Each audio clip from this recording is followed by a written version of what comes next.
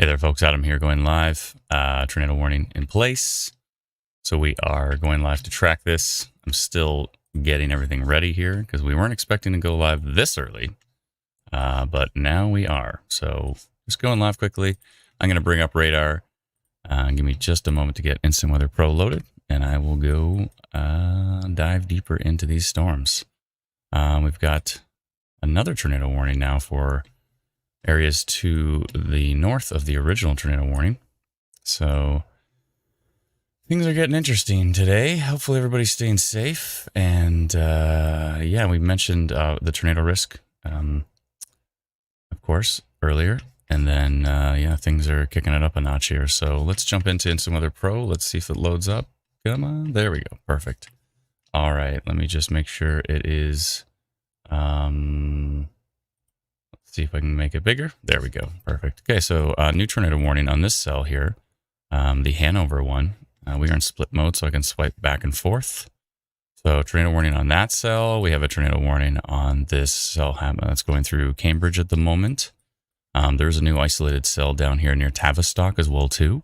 There's a new isolated cell down here as well. So we've got a bunch of isolated supercells that we are concerned with, of course.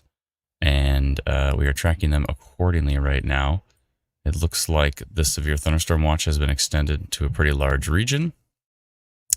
Looks like there was a squall watch on water. The only reason we would share that is if it had a tornado risk in it. So I'm sure they mentioned water spouts or tornado risk on that one. And yeah, so we've got multiple tornado warnings right now. And I hope everybody's staying safe this morning.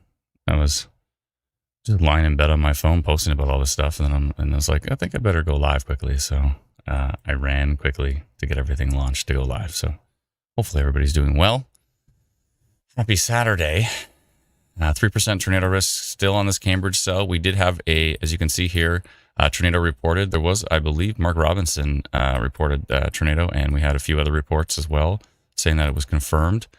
So that's not great. And yeah. There's that. I'm just going to ask Brennan here. Give me a second in the background. Ask Brennan to notify the live stream. I'm not sure if he has yet or not, but I'm just going to ask him here in the background. Give me a second here. Oh, I see a new report from Alana here. Give me 1 second. Hold on. Let me just ask Brennan to notify this one. Okay, so multiple tornado warnings at the moment. Brennan did mention tornado risk in his forecast, with his forecast map showing isolated tornadoes are possible. I did post a radar update this morning and said that isolated tornadoes cannot be ruled out.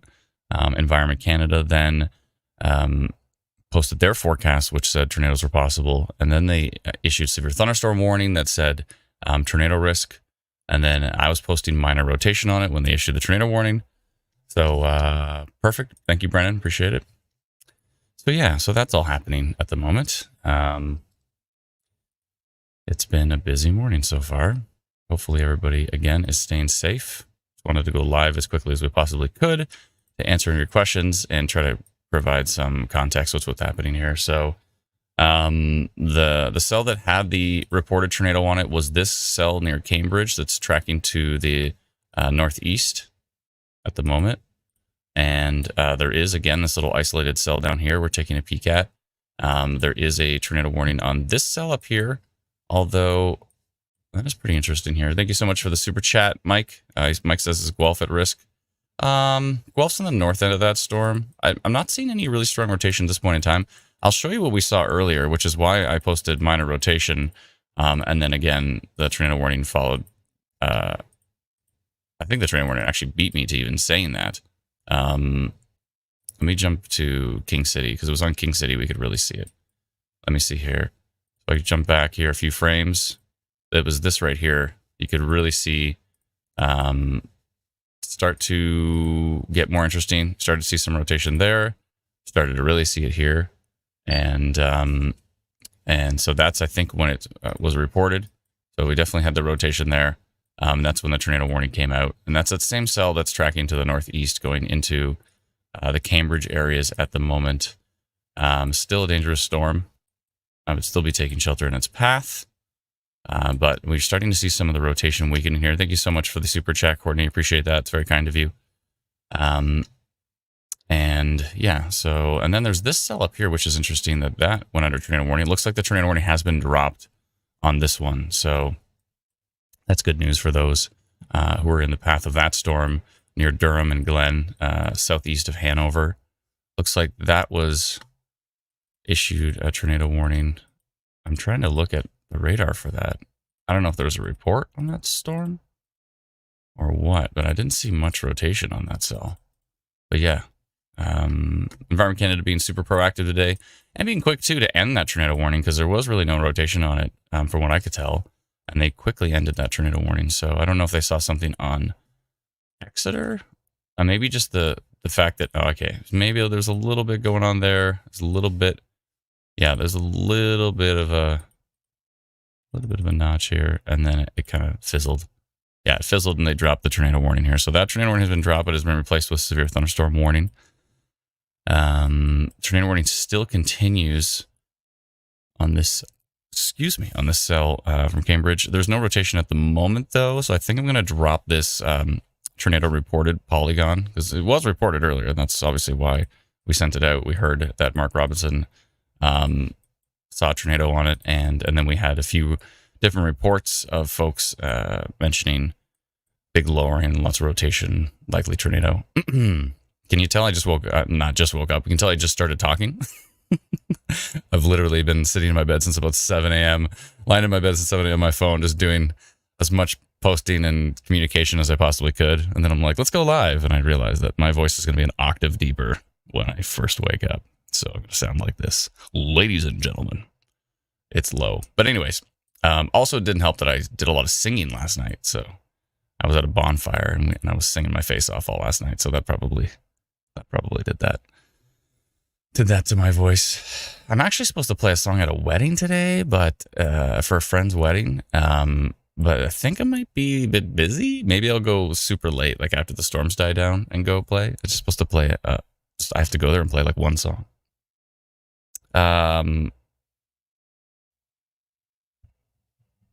Interesting. Okay. So that tornado warning continues, and I want to get rid of that tornado reported polygon now, though, just because it looks like the rotation is weakening, at least at this point. Still looks relatively decent on U.S. radar. It's still pretty grumpy looking cell, but it looks like the rotation has weakened at this point, from what I can tell. Although there is still an interesting CC drop there, but I'm not sure if that's associated with it. But yeah, it's very possible this touchdown looks like Mark knows his stuff. And oh wow, Stadella, hopefully I pronounced that right, says definitely tornado hit AYR area. A bunch of videos of it in various groups. Yeah, it looks like it was very, very possible there. It looks like they've dropped the tornado warning. It's been downgraded to a severe thunderstorm warning here, but this part of the tornado warning continues. Interesting. So they left the tornado warning continuing to the west, maybe for these cells, and maybe for this, but it looks like maybe they've dropped that tornado warning. Brennan, can you confirm that? I saw something on my watch that said replaced. Oh, sorry, it's pronounced air. I'm literally just spelling it out if I forget how to pronounce it. But Hassler tornado warning drop. No, thank you very much. Pronounced air. Okay. Thank you very much. Appreciate it. Yeah, so this is Brooke says Alora still has an active warning. Are you checking on our app? Because our app is the place to check for sure.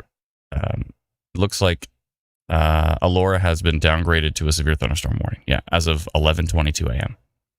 So yeah, and I know there's Riverfest. We're actually covering Riverfest today. We're covering the weather there.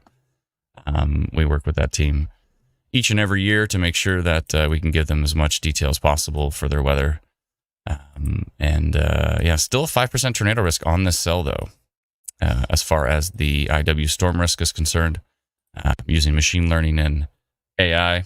I guess we've all heard the term AI at this point a million times, but yeah, it's using AI to basically take historical data and compare it to the storm that we're looking at right now to try to give an idea of the overall risk now, and stretching out to about 30 minutes. So it's kind of a nowcast, which is like a really, really short range forecast, basically. But yeah, still seeing actually that just increased to 5% tornado risk on that cell. So still watching that closely. I am going to get rid of the tornado reported polygon. Oh, wow. Yeah, there was definitely, I'm starting to see some of those reports now. I wasn't able to watch them all. By the way, I'm also using another Pro Radar app right now, and they still have all of the tornado warnings. Like none of them have dropped. Anyways. And it looks like you can see on Instant Weather Pro, every tornado warning has dropped now. So Instant Weather Pro, if you want to actually have the most recent data right away and not like eventually, then you might want to subscribe to Instant Weather Pro. You can do that at instantweatherpro.com, by the way. Thank you to all those who have subscribed. If you do use Instant Weather Pro, let us know in the comments how you feel about it. We've been doing some incredible improvements to it. Actually, there's one update from my developer I want to show you a screenshot of. Right now, when you click on anything, you just see like severe thunderstorm watch, and that's it. But now you're going to see every type of alert, and there's going to be a drop down. You can click it, and then you can scroll all the details. So that is already done. Just needs to refine it slightly and then push it, and we're good to go. Let's see here. Craig says, how do we get that radar you use? I was trying to read the storm in the absence of your live cast, and it's difficult even with the upgraded radar. So the upgraded radar on our free app, Instant Weather, is different from Instant Weather Pro. However, Instant Weather Pro is going to be coming into the Instant Weather app. That is all done and tested. We just have to finalize the login subscription stuff. So that's all done as well. But if you head over to instantweatherpro.com, you can subscribe to it. So it's $99 for the year. It's like $8.25 a month. But I think I'm a little biased here, but I think it's the best Canadian radar program that exists. And it's a website. So it works on your computer. It works on your iPad. It works on your phone. It's great. And you can check that out at instantweatherpro.com. Anyways, so it looks like all the tornado warnings have been dropped. That polygon has been dropped here. I think, let me make sure. I'm going to go in the background here and just make sure I get rid of the tornado reported polygon. And what a busy morning. Tornado reported polygon. And kudos to Environment Canada, by the way, with the quick tornado warning. That was like super fast. That was great. I have a feeling Brad's on the desk, but it might not be Brad. But if it is Brad's awesome. So let's see here. I'm going to get rid of the tornado reported polygon. I'm going to, maybe I'll leave the minor rotation. No, I think I'm going to scrap it. Although that 5%, maybe I'll just leave that for a couple of frames. I'm going to leave that minor rotation detected just for a couple of frames. You never know. So I'm just going to leave that for a bit. But yeah, there's a lot more storm development expected. If you've taken a look at our future radar on the Instant Weather app, you know, this isn't it. There's more that's going to pop up. We have storms going throughout the afternoon. It looks like, based on that photo I'm looking at right here with the giant cone funnel. Hold on a second here. I bet you it's not going to be long until Brennan puts up all the stuff and all the reports. And once you see this cone funnel, that if you're not on Ontario Storm Reports, by the way, on Facebook, if you're not on Facebook, you might want to get on Facebook just for Ontario Storm Reports. It's such a profound reporting group. It is unbelievable. Yeah, there's 329,000 community members now on Ontario Storm Reports. So it's a Facebook group, which means anybody can post to it. And it's just a great way to, share your reports and see reports from the community. But the photo I'm looking at that Megan ShowkowY posted of a large cone funnel, very picturesque cone funnel, looks like it's stretching. I can't see the surface, but it looks like it's stretching right down to the ground.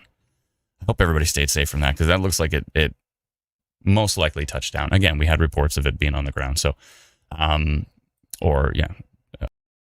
if you're reporting a tornado, you're saying it's on the ground. That's different from a funnel cloud. This storm's kind of sitting in the same spot. Here we go. Brendan's got all the stuff up on the screen. Thank you very much. Photo of tornado taken. What was that again? Oh, is it going to remove the report? That looked like somebody driving, but maybe that was from the passenger side. Photo of tornado taken by a friend, but rest of photo from my husband in air. Yeah, you can see that bottom picture. So, Brent, if you click on that bottom right picture there, you can see very clear cone tornado. Is that damage? Yeah, that is that. I'm guessing this is damage. It's hard to tell for sure, but it looks like there's damage there. Yeah, but like the home hardware and air got hit. Oh, no. Oh, goodness. You know what's interesting is the rotation couplet was actually northwest of air. But I just like, I looked at the map and I'm like, what's the closest location I can see? And I'm like, it looks like air. So I just typed air. I said a minor rotation in air. And then eventually we said tornado reported near air. And it looks like it did touch down in air. So hopefully everybody in the air area is okay. Brennan, can you click on that photo at the bottom right of that Leanne Bradbury report? That's on the screen right now. If you get a chance, I know you're busy doing a bunch of stuff, but if you can click on that and zoom in. Yeah. So there's the tornado, right there. So big cone tornado, very clear, stovepipe kind of cone-ish tornado. By the way, again, I'm using another Pro Radar app. I hate to complain nonstop, but it still has all of the tornado warnings on it. I like to compare between our Pro Radar app and some of the other ones just to see what's going on with them, but they are slow. They load Canadian radar data slow, and they update alerts like molasses. Anyways, but thankfully, oh my goodness, is this actually happening right now? Is this not a hook echo right here? I mean, it's going to be 0.01. I knew for sure because it was a gray IW storm risk, but that's wrapping up into quite the little supercell right there. I mean, you have to remember too, the storm risk is usually one radar frame behind. Sometimes it's about half. It's like 3 minutes behind. It's 1 to 3 minutes behind. But it can update pretty quick. It updates, I think, every 2 minutes. But so let's say it's 2 minutes behind. So we can actually see in advance of the machine learning calculating the tornado risk. We can actually look at this and say, oh, okay, we've got ourselves a big hook echo here developing supercell northwest of Palmerston right now. Tornado watch has been issued. Tornado watch coming out. Oh boy. US radar is not happy with that cell. That is southeast of Guelph near Aberfoyle. It's starting to rotate again. Tornado watch has now been issued for a lot of different regions. We can actually back up and take a peek at this. But whoa, see, this percentage has gone higher now. 7% tornado risk on this cell now. The cell's kind of hanging.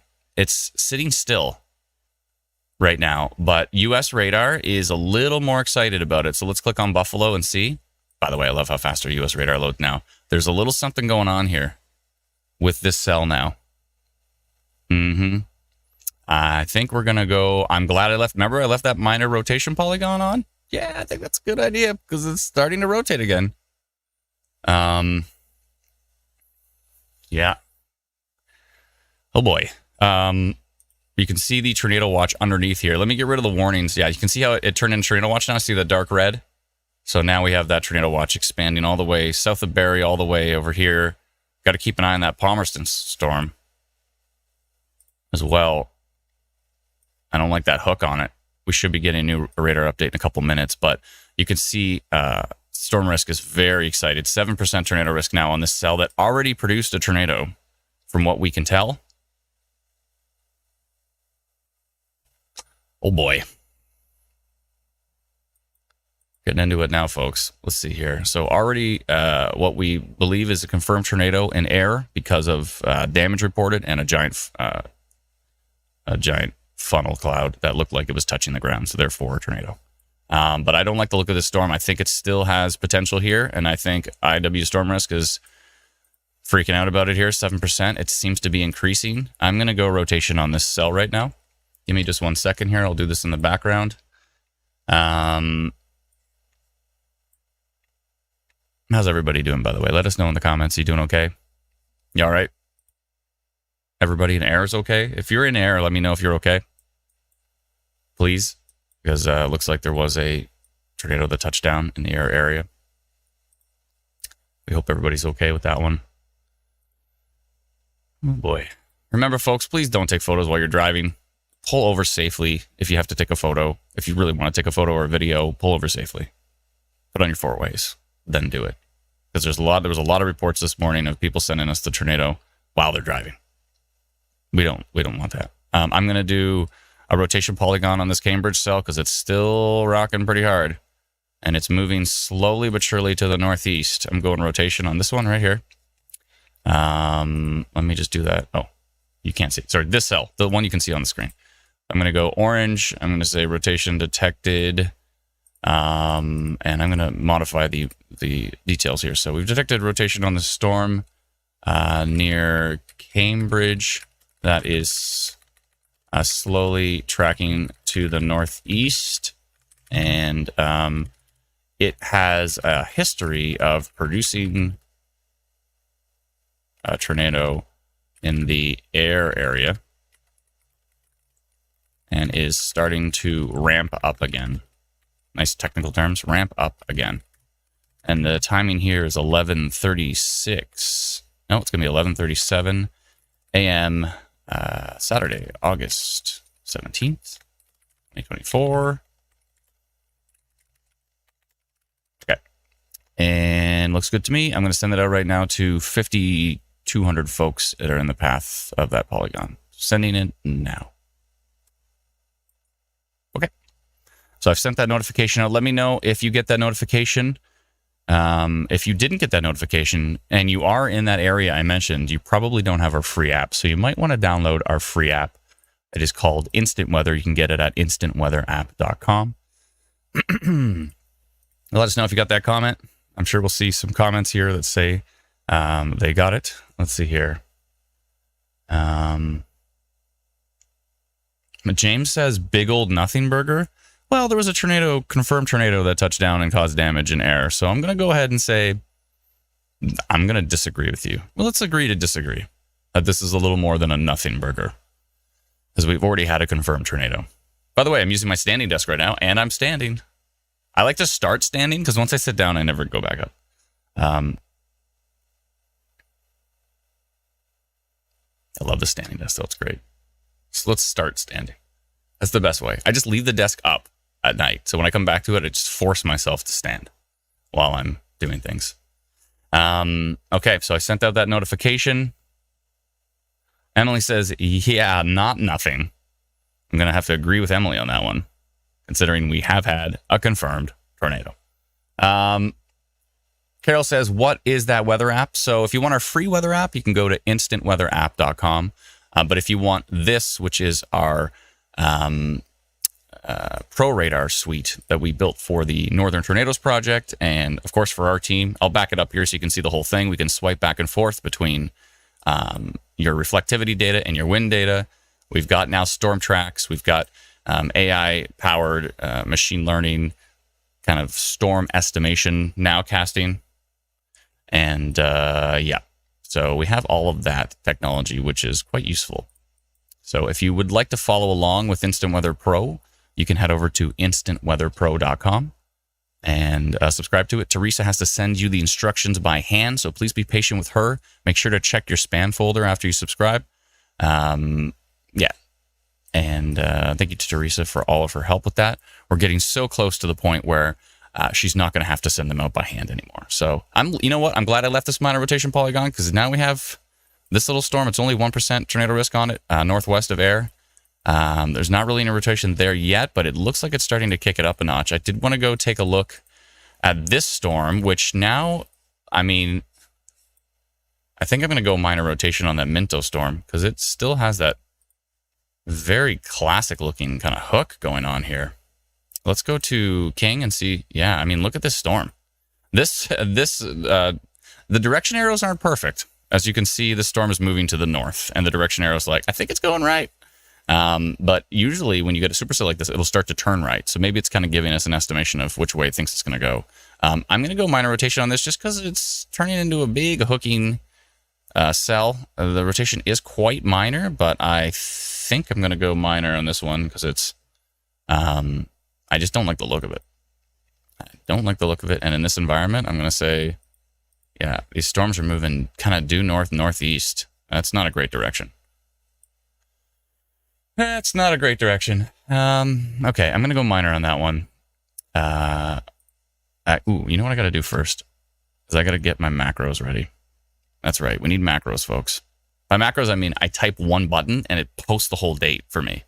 So I type date 1 and it goes PM dash Saturday, August 17th, 2024, and then I type date ON, and then it does the hashtags like hashtag OnStorm and hashtag WX. So I do those little things to speed up my process. But I have to set them up first, which I didn't this time. Tisk. All right, date 1. Are we into the afternoon yet? We're still in the morning. Okay, so PM. Let's go Saturday, August 17th. There we go. Okay, and so that one's done. And do I have a date 2? Where's my date 2? I use date 2 for the AM and date 1 for the PM, and sometimes I forget which one's which. Okay.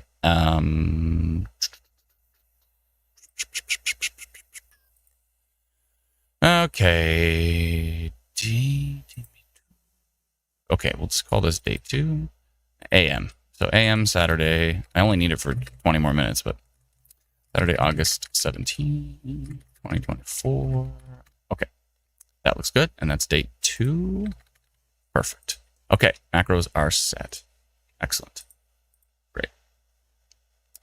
Okay. So back to my admin panel in the background that you can't see. Oh, let me adjust my radar before Brandon gets mad at me. Let me jump to the map and take a peek at that storm northwest of Palmerston. It's kind of moving to the north. Let's animate it here so we can see. I think it's moving. Is it moving due north? Yeah, see the storm track started to go to the northeast. Aha. Storm track updates every 2 minutes, so if it's not right the first time, it usually gets better. So let me just clickety click and do something like this. I'm going to do this, and I'm going to say minor rotation. Okay, you can't see what I'm doing, but it's happening in the background. Minor rotation detected on the storm near Minto, northwest of Palmerston, tracking to the northeast. And the timing here is 11:43. Date 2. Date ON. All right, there we go. Okay. Cool. Looks good to me, and I'm going to send that out now. Perfect. So if you did not receive that, again, you probably don't have our free app. If you're like in Mount Forest right now and you didn't just receive a push notification from us regarding that storm, then you probably don't have our free app. So I would recommend going and downloading it. Let's see here. Colleen says, the WRPS post on Twitter, storm update. There are reports of a tornado touching down in air, damages to the roof of the home hardware. The business has been evacuated. No physical injuries reported, thank goodness. North Dumfries fire is attending due to smell of natural gas at this location. Oh, road closure. Greenfield Drive between Trussler and Northumberland is closed due to trees and hydro poles down. So it looks like we did have some significant damage from the tornado that touched down in air. And we're not even in the afternoon yet. We weren't thinking, oh, Barry's got a tornado watch now. They've extended the tornado watch into Barry, and I'm sure surrounding areas as well. Oh, boy. Oh, boy. So we're not even in the afternoon yet. We've already got tornado watches, and we've had a confirmed tornado. So good morning, everyone. How are we all doing? Hopefully everybody stayed safe with that tornado that touched down earlier. I sincerely hope so. Yeah. So there's that. Yeah, so I went minor rotation on this Minto storm, and just as I post it, I'm actually seeing more minor rotation right down here near the hook. So I don't like the look of that one. I still don't like the storm down that was northeast of Cambridge. We're still at a 6% tornado risk on that. Also a 30% severe wind risk and a 2% hail risk on that one. The storm that's northwest of air right now is only a 1% tornado risk. It's starting to look interesting. It's not going to affect air, though. It's going to move to the northeast, so air is good for that one. We do have more development here to the southwest. We've got now. Oh, was it Tornado Watch? Oh, the Tornado Watch was actually for Lake Simcoe, but it covered to Barrie. clarify, it's for Lake Yeah. Simcoe. Oh, you know what's silly? It doesn't, in our push notification, it didn't say on water. It just said Tornado Watch. Did it? Wait, what about when you go into the app? Let me see. Let's go into the app together. So confirm Tornado Watch. Let's see here. Oh, it does say on water. Okay, good. At least it says it in the app. Yeah. And all your emojis are like going, they're bigger than, they're bigger than the, they're bigger than the little box. We're going to have to make these boxes bigger to fit Brennan's emojis in here. But Tornado Watch on water, Squall Watch on water with a mention of water spouts. Yeah. Thank you, Alana, for taking care of Riverfest there. I was tasked with that yesterday, but Alana's on the ball today, tracking that. I know Brennan's probably going to help out as well, too, or maybe Alana can tackle the whole thing. It's going to be a long day for her. I think we're only starting that coverage there for them at 1, but yeah, big concert happening there at Riverfest in Elora, and we cover their weather for them each and every year, and huge thanks to Mike and Spencer and the whole team there. And let's see here. And Dave, of course. Let's see. Yeah, so I'm keeping an eye on this Minto storm right now. And what's going on here? What? Okay, nothing happening yet. Everything's trying to hook today. There was a rainfall warning, aka flood warning here for the Bruce Peninsula, because they're getting a boatload of precipitation today. And again, kudos to Environment Canada being on the ball today. I know the Tornado Watch is coming out after the tornado warnings, which is usually frowned upon. But you know what? They were on the ball with the tornado warning. They were on the ball with a severe thunderstorm warning before that mentioned a tornado risk. And even before that, they updated their forecast to include a tornado risk. So kudos to Environment Canada. I have a feeling Brad was involved in that, but maybe he wasn't. But nevertheless, whoever was on the ball there, Environment Canada, kudos. We appreciate that, and it's good to see them getting the word out quickly about this stuff. I shared it as quickly as I could. I posted Environment Canada's forecast on our pages that mentioned the tornado risk. I did a radar update before that said there was that tornadoes cannot be ruled out today. So yeah, lots of heads up. If you follow us, then you knew what was going on well before it hit. So yeah. Good to track us down on the social medias, of course, on Facebook and on Twitter. And I even think I posted it to Instagram and also Threads.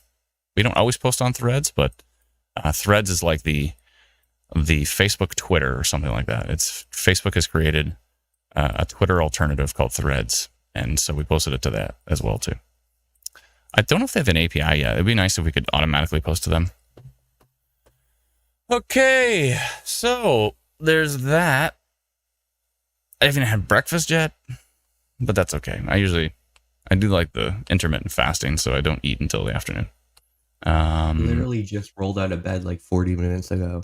I know Brennan rolled out of bed, like rubbing his eyes, going, "What? There's a tornado warning!" And I'm already trying to fix my hair, like running downstairs, like going live, and that's all good. Brennan's been on the ball. He posted a forecast yesterday that mentioned isolated tornado risk for the area. Kelly says, "Did a touchdown in Cambridge?" I'm not sure, but we know that there is we know that there is damage reported in the air area. Which is not far from Cambridge, of course, when you see Cambridge here, and you can see this is air right here. So we did have damage in the air area. Yeah, and then we've got new storms moving through that area, but right now I think it's just rain. Crossing my fingers, it's just rain for those folks at the moment. You know what's interesting, too, is the meso-analysis, the environment is not even that strong. There's like there's a little bit of supercell. I didn't see much VTP. I'm going to go take a peek at it right now. Look at that report beside me, by the way. That is the funnel cloud I was looking at earlier, right there. Is that a video? That is a video. Oh, there's a video of the tornado right there. Whoa. You can see the clear slot to the right. You can really see that cone. Where are they filming? Move to the right. Why are you not filming the tornado? Film back to the tornado. What? No one wants to see the tree. No one wants to see the tree. The tornado. There we go. Okay. Yeah, look at that. Oh my goodness. Whoa. Thank you for that video, Jillian. Appreciate that. Confirmed tornado earlier in air. Damage to, was it the Home Depot or the Home Hardware? I think it was Home Hardware. Home hardware, yes. Yeah, the Home Hardware. Yeah, tornado damage. And kudos to Mark Robinson from the Weather Network, because he did report tornado when it was happening. He said tornado near Dumbro now. That was 42 minutes ago. He reported that. So kudos to Mark for confirming it. We sent out the notification. Tornado confirmed on that one. And yeah, kudos to everybody who reported it in Ontario storm reports as well, too. We appreciate that. It's community effort, right? If we can get the word out as fast as we possibly can. Also, you know what? We don't mention this enough, but kudos to those who share the update. I don't think you realize how profound it is when, if you see us post like tornado warning or a forecast for tornado risk or any of that kind of stuff, you know, if you just see it and go, okay, cool, or you hit the like button, that's great. You comment, cool, all that stuff is great. But when you click the share button and you share it on your wall, the difference between when people share our updates and when they don't is monumental. Like, let's say we post something important and we only have a couple of shares on it. It reaches like maybe, you know, in the best case scenario is like 30, 50,000 people or so. When there's like 1,000 shares on something, it reaches like 2 million people. So if you share your important updates of ours to your wall for all your friends and family to see, that is so significant. If you are on Facebook with us as well too. And same thing goes for on Twitter. If you retweet, or on YouTube, if you share our YouTube live stream, all of that stuff is super important. Or if you share our Twitch stream, you know, any of that stuff is critical. So we appreciate everybody and all their efforts trying to help us get the word out. That's been our goal since 2013: raise awareness about tornadoes and severe weather. And without you, it doesn't happen. So thank you so much to everybody in the community for all of your help. This storm still seems to be the one that machine learning is most excited about. 33% severe risk on that storm, which is the one now northeast of Cambridge, up by Badenoch. One of those. It's either Badenoch or Badenoch. I'm not quite sure, but it's something Baden. Not seeing super strong rotation there. There was rotation earlier, especially from the U.S. radar, but that has weakened a little bit. It's still kind of going east of Aberfoyle. The U.S. What the U.S. is excited about with the rotation. I'm on the Exeter. Actually, let me go back to King City. Yeah, see, King City's got some stuff going on down here. It's not super duper strong. This is interesting here. Oh yeah, but it's kind of in the middle. This is why the swiping tool is so useful with Instant Weather Pro, is you can swipe back and forth between rain. Let me try to do this. So rain, that's right, and then wind, rain, wind, rain, wind. So it's nice to look back and forth between the two, and then we can also switch to different products as well too, like correlation coefficient, which is what we call CC. Oh boy. I'm seeing a little rotation notch southeast of Moffat, northwest of Campbellville on U.S. radar. Let's go to Buffalo and take a look at it. The Buffalo radar is seeing a little bit of a rotation notch. Right down here, I think. Yeah, you see that right here? Let's go to tilt 2. Still something going on. Tilt 3. Come on, tilt 3. Where are you? Come back. Come back, tilt. Doesn't like us on tilt 3, but let's go back to tilt 2. Yeah, it's there. And tilt 1. Yeah, I'm seeing that right there. And it's right here on this part of the storm. What are we at now? 6% tornado risk. So just west of Campbellville, I'm seeing a little bit of a rotation notch there on that cell, which is west of Campbellville. So this is west of Milton. It's kind of heading towards the Milton area. Heading up towards maybe Brookville and Boston, Ashgrove. So this is basically just west of parts of the GTA, just west of Mississauga. And I don't like the look of that. I don't like that little notch right there, because it doesn't look like noise, and it's right on that cell. I don't like the look of that. So this might be strengthening a bit. A little tiny bit of rotation here near Puslinch. I'm not sure. Northwest of Creef? Crieff? Push Lynch and Creef. Push Lynch and Creef? Yes. All right. That was close. Thank you. Yeah, but I don't... This is starting to turn into kind of a classic S, which is interesting. Oh, yeah, we still see that little notch there. So we're waiting for the next update on that one. Let's go back to King. Is King picking up on it? Not so much. They're about equal distance. I guess Buffalo's a little further away. So King would actually give us the best idea of if we're seeing rotation here. Yeah, it's that Campbellville storm, though. But it's under my rotation polygon right now, so that's good. All right. Let's see what's happening with our Minto storm. Looking weaker, which is good. I'm glad I only went minor on that one. It is looking weaker. The storm tracks are really starting to understand which way it's going, which is good. Going that way.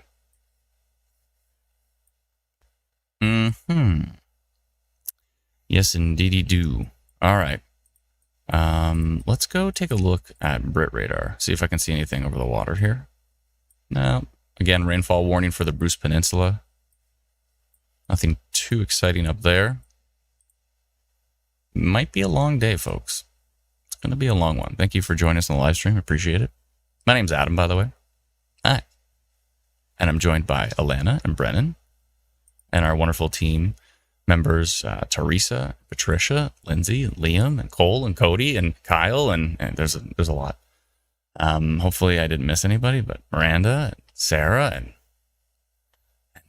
others. There's more than that. And Dave Patrick coming out of retirement today out of nowhere just to let us know that Mark Robinson confirmed a tornado. And Dave Patrick shows up, he just randomly shows up out of nowhere when it's important.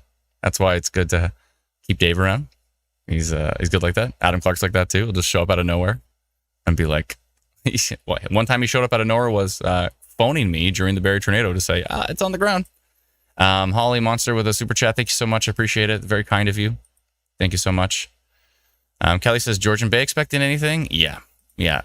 Based on future radar from what we saw earlier, it looks like there could be certainly some storms popping up in that area. Data for that, and the latest NATO cast has like the whole southern Georgian Bay shoreline highlighted in green, or in like the gray. Green. Oh, in green. Oh, really? If you look on the image I just sent in the chat. On team chat, let me take a peek. Yeah, one sec. Oh, I see it. Whoa, they really did upgrade it. Wow. All the way from like Godrich all the way to Lake Simcoe. NATOcast is a AI-based kind of machine learning tornado forecasting data thing that we use as one of our tools. Wow. Trains were tipped over? Yeah, JC that's an air. Eileen in air. It tipped a train over. Look at this video right now beside me here. That's a train tipped over. Yeah, you don't tip over train carts unless you're a pretty powerful tornado. The worst ones can loft them, but even tipping them over, you got to be pretty strong to tip over a train. That's pretty strong. I'm still seeing that rotation northwest of Campbellville on U.S. radar. Boy, why isn't this charging? Did I not plug it in? Gonna need to plug that in at some point. Where did my cables go? So disorganized this morning. I'll figure it out. Whoa. There's a tweet from North Dumfries' Twitter account. It says a possible tornado has touched down, and it shows it on the ground. Why do they say possible? The good old possible tornado. The good old possible tornado. It drives us nuts when it's like if it's like a funnel cloud and you can't see it touching the ground, saying possible tornado or saying funnel cloud, that makes perfect sense. But when you have a video with a debris cloud on the ground and we've got all these reports of damage and you say possible tornado. They even mentioned like covering their butts so they're not the ones claiming tornado when the experts haven't looked at it yet. It's a tornado. Anyways, by the way, Brennan, can you bring this up maybe on the live stream? Pretty please. So it's at North Dumfries, spelt Dumfries, Dumfries, at North Dumfries. It's clear, like it's cone tornado on the ground, debris cloud on the ground in that photo, clear as day. That's the first photo I've seen of it on the ground. Of course, we've had lots of reports of damage, so we know a touchdown, but tipped over trains. Jeez. Hope everybody's okay. That's the most important part. Things can be replaced, people cannot. Okay, I'm seeing a little something going on here. There's a little something. Oh, and that went away. Okay, good. Let's go back to, do we have a new frame from King? Okay. It's not as exciting from King City Radar right now, this cell. We're still at 5% tornado risk on it. It's not as exciting. This storm is kind of mixing and moving around. The rotation I saw on US radar looks like it has weakened a bit. Just the lightning on this storm is ridiculous. Just ridiculous right now. Lots of lightning. Yeah. Tornado watch in place. Tornado warnings have been issued but are now dropped. But of course, we did have a tornado that touched down in air earlier. Again, we hope everybody's okay. A possible tornado? No, I'm going to go ahead and say it's a tornado. I've seen enough evidence. We've done this long enough. That would be a tornado. I'm going to go ahead. I'm going to put my neck on the line here and say, I think it's a tornado. Let me know, chat. Do you think it was a tornado too? Let me know.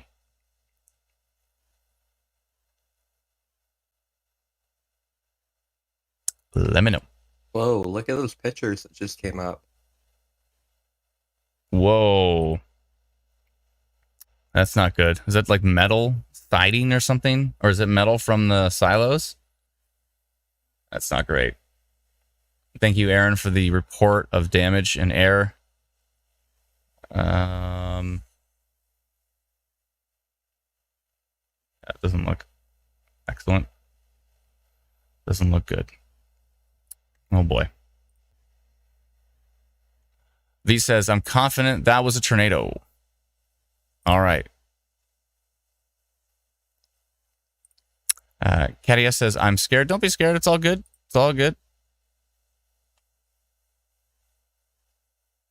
It's all good. We're on it. We're watching closely. Diane says, CP24 just showed a funnel cloud touchdown in air, but didn't say tornado. It's okay. If they want to play it safe, they can play it safe.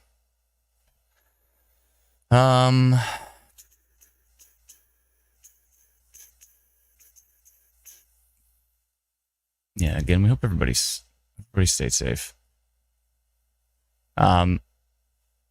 Nicole just shared a link and said live video of the tornado. Maybe she meant, oh, was it a live? Was somebody went live and filmed it? Is that what that link is? I can't see it. Nicole, what page are you on? Because we're live on 3 different Facebook pages, so I don't know which one. Live video of the tornado, says Nicole Crozier.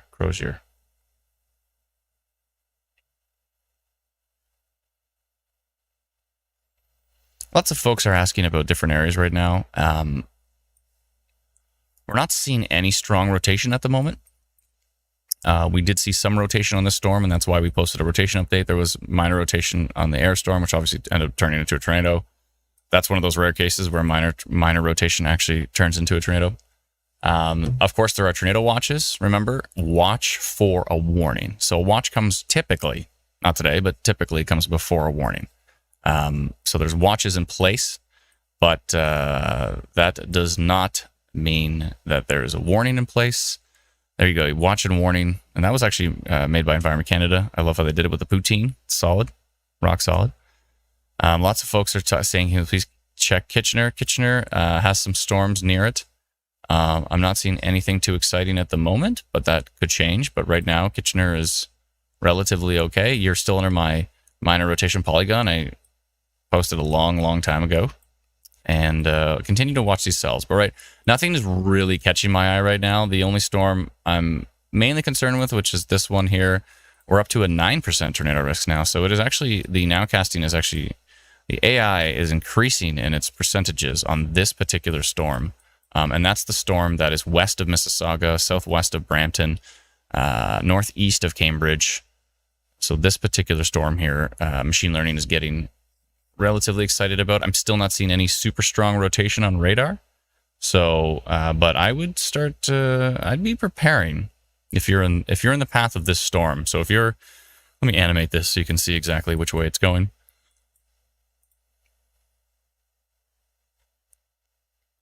So if you're in Milton or Ashgrove, Brampton, if it decides to shift a little bit east, Carlisle, Ash, Oakville, Birchwood, Mississauga, if you're in the path of this storm or near it in the Milton area, basically northeast of Cambridge, I would say now's probably a good time to start preparing. I'd be preparing to take shelter with that one. Preparing. Again, we don't see any super strong rotation yet, but that is the same storm cell cluster. I know it has changed quite a bit. That's the same one that produced the tornado earlier near air.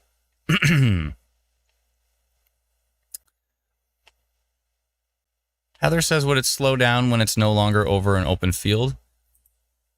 It all depends on the speed of the parent storm. The parent storm is gonna dictate how fast the tornado moves. It's not gonna be a surface-based thing. It's going to be, is that storm moving quickly? The tornado is going to move quickly. Is the storm moving slowly? Then the tornado is going to move slowly. There's an interesting picture right there from Jenna McMurray. Thank you, Jenna, for sharing that. You can see it beside me here of the tornado earlier in the air area. And yeah, very classic cone tornado earlier. Wow. Looks like a severe thunderstorm warning has now been issued for Mississauga and Brampton. And let me just take a peek at that. Just a severe thunderstorm warning. They did not mention a tornado risk on that one at this point. That could change at some point in time, but right now, right now they have not mentioned. So we've gone down to an 8% tornado risk. That changes every 2 minutes. So it's gone down to 8 from 9. Hey, Adam. Yes. Just getting an update from my in-laws who are in Push Lynch. They're saying that quite a bit of road flooding because of the amount of rain on that storm there. Yeah, and it's not moving anywhere. Yeah, that makes perfect sense. That's right. Okay, thank you for that update. So in Push Lynch here, Atlanta has family there, and they're saying, of course, flooding. And that makes sense because watch how long the storm has been on top of that area. Yeah. These are 6-minute updates. So it's been there for like today because flooding, other than the tornado risk, because these storms there's going to be several rounds today. Mm-hmm. And we're already seeing training storms. That's right. Yeah, they're kind of moving slow today, which is interesting. Now, you also mentioned Milton getting hit. From what I'm seeing, it looks like it might clip the north end on the north side of the 401. But I'd be more concerned for areas like Speyside, Ashgrove, Hornby, and to South Georgetown. Because it's just the majority of it seems to be hanging out north of the 401. Mm-hmm. Yeah, bit of development that makes sense. South into Milton, but it's I feel like the bottom of it is kind of it keeps building. You see there's like these new pop-ups that come out of nowhere. I know I'm moving this really fast. Let me slow down my animation here. Let's go down to 1 times. We'll go 1 times. So you can see these like little pop-ups come out of nowhere. Yeah, they're see trying. That popped up out of nowhere, and they're like merging into the parent cell. Actually, I don't like the look of that. I don't like the fact that this is merging right into. It's turning into a flying V just by a cell popping up here and then merging right into that cell right there. So I don't like the look of that, but so far, on a second here. Yeah, so anyone who's hanging out at Kelso today is going to be getting pretty wet too. What's going on at Kelso? Anything?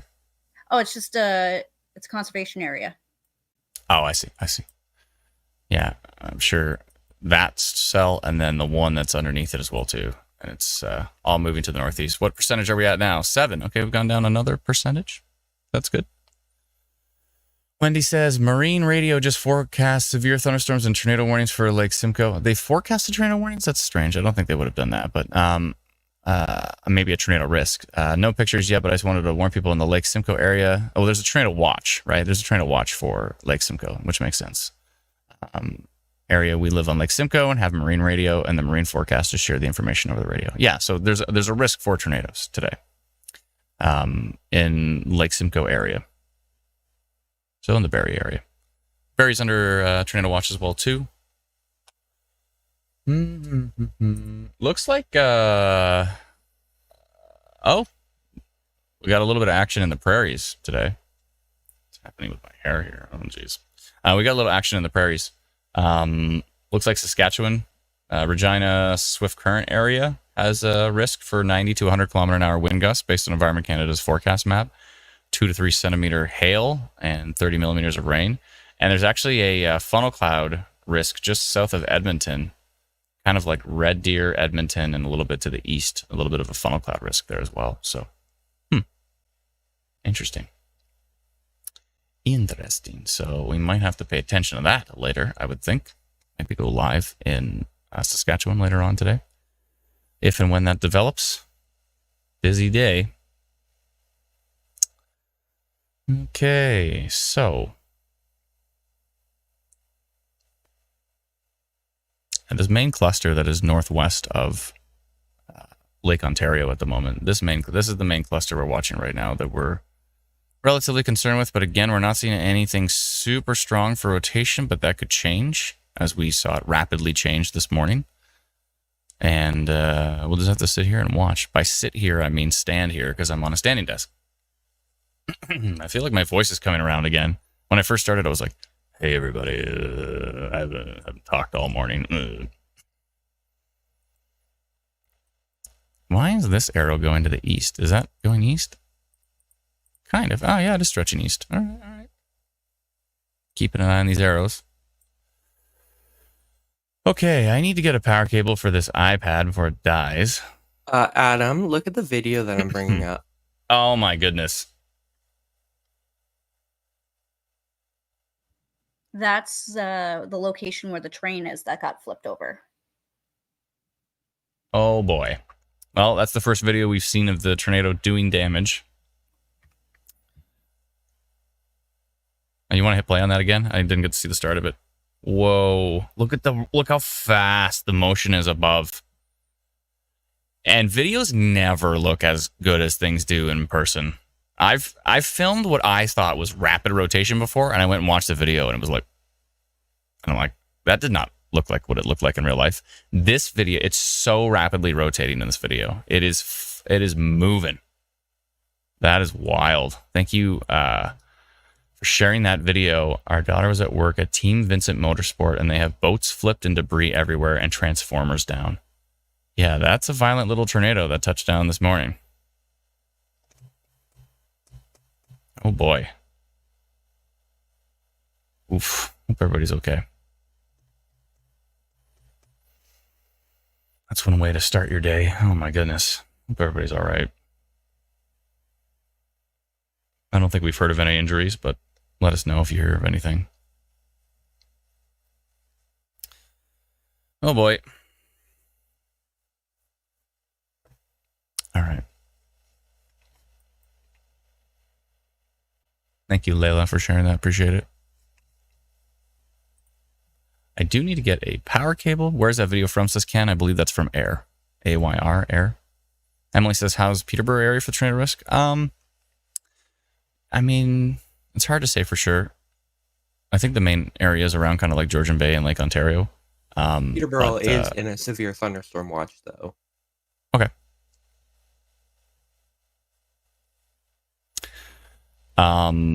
Tomorrow looks a little more interesting for Eastern Ontario, and I think Peterborough was included in that, in Environment Canada's risk for tomorrow.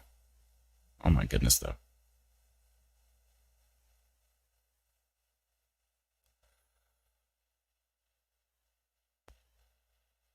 Oh my. Just going through the comments here. Everybody's asking about their area. It's hard to say for sure. You're like, is Angus, someone says, is Angus going to get hit by a tornado? We don't know. We know that there has been a tornado today already, and we know that the environment is going to strengthen into the afternoon. And the environment wasn't even that strong this morning. Another one of those, it's kind of the same thing that happened in Niagara. It was just like, yeah, supercell's not even at a 2, it's at a 1. From what I saw in the models yesterday, I haven't looked yet, it looked like the environment was going to be stronger in like the mid to late afternoon hours, especially up towards Lake Simcoe. Yeah, actually, I'm looking at future supercell, and it highlights a kind of a bullseye 2 around the Midland area, that's where I have to go to that wedding today. They have a wedding in kind of east of Midland today, and it's like highlighting a bullseye of strengthening environment right around that area. So that's not great. Oh boy.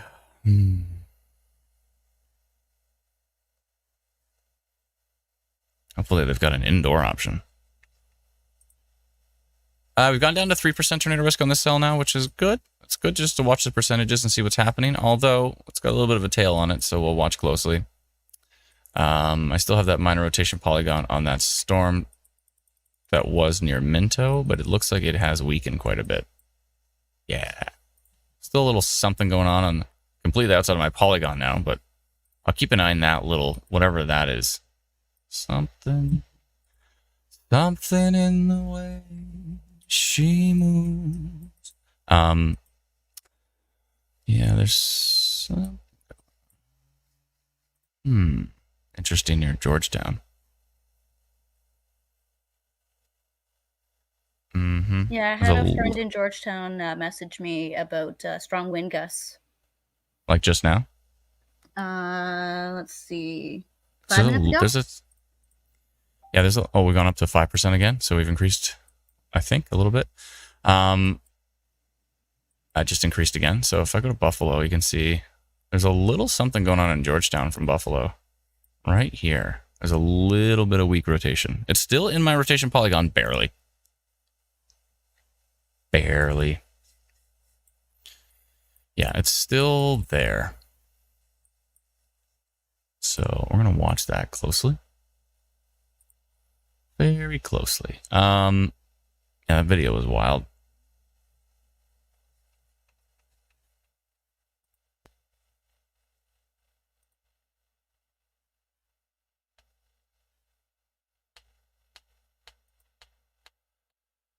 Oh boy.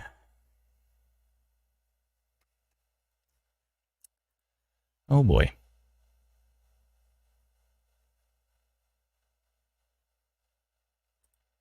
Heather says, question, like the video from Air, do you stay in your vehicle when you see a tornado that close, or do you get out and seek shelter? So that's a long-standing question, and there's debates of, do you go and like line a ditch and cover your head, or do you stay in your vehicle? The thing that is the most fatal typically in tornadoes is flying debris. The worrisome part about a vehicle is if it could get lofted. And that usually only happens in very violent tornadoes. Usually only EF2 or stronger can loft a vehicle, usually. I think an EF1 can roll a vehicle, but EF2 and stronger could literally loft it. And if you're going up in the air in the vehicle, then that's not great. So it's hard to say. That's a very tricky situation. You got to kind of play it by ear. If you can kind of see the direction the tornado's heading, if it's moving like left to right, you can actually see it's going that way, go the other way. But if you can't tell if it's moving left or right, it might be coming directly towards you. And that is tricky. If you have time, you want to get to a sturdy shelter. So if you're at a store or something, you might want to go inside and try to find sturdy shelter, like an interior bathroom inside or something like that. Hopefully they maybe have a storm shelter at wherever you happen to be at. If you're kind of in the middle of nowhere and you can't find a sturdy shelter, and it's a giant wedge tornado, that'd be a different story. If it was like 1985, May 31st, you would not want to be in a vehicle during those situations. But again, it all depends on where you are in the vehicle. Because people have survived in vehicles because the vehicle is kind of a little metal box, and sometimes it can stop the debris. But when debris is flying quickly, though, it can pierce a vehicle. So But I mean, lying in the ditch with your hands over your head, you're just trying to avoid those really strong winds that are typically higher up off the ground. But I don't know. There's really no good. I don't have a good answer. There's no great situation there. You have to play it by ear and see what's going on. Each circumstance is going to be different. It's like we have to almost like play out a whole bunch of examples and say what you do in A, what you do in B, what you do in C.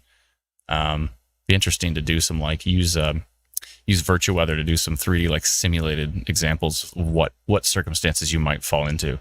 I prefer the best one is don't travel when there's a tornado risk. That's not always the case. Not everybody can do that. Some people have to travel for a living. They have no choice but to travel.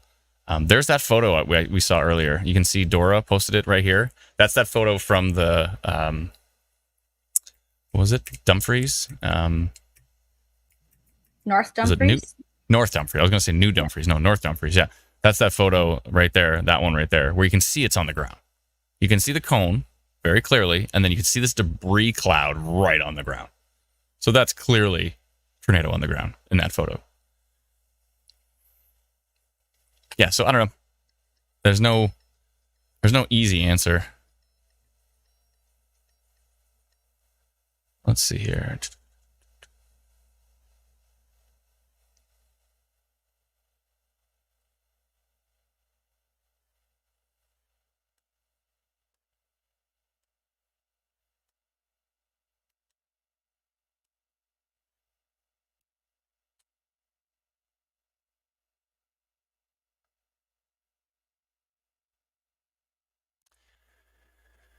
Okay.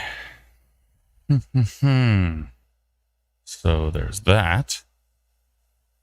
Tiny little bit of rotation near Huttonville on US radar, which is what I'm looking at right here. This is just there's a little tiny pocket. And if you swipe over, it's like, it's right where this part of the storm is hooking a little bit, and you see a little tiny pocket of rotation. Let's go to tilt 2. There's a little something going on there. I need tilt 4. Hold on, let's go back to tilt 1. Okay. There's something going on with that cell. It's just about to leave my rotation polygon. I might go minor rotation continued on that one. Whoa, where did how do you pronounce it again, Alana?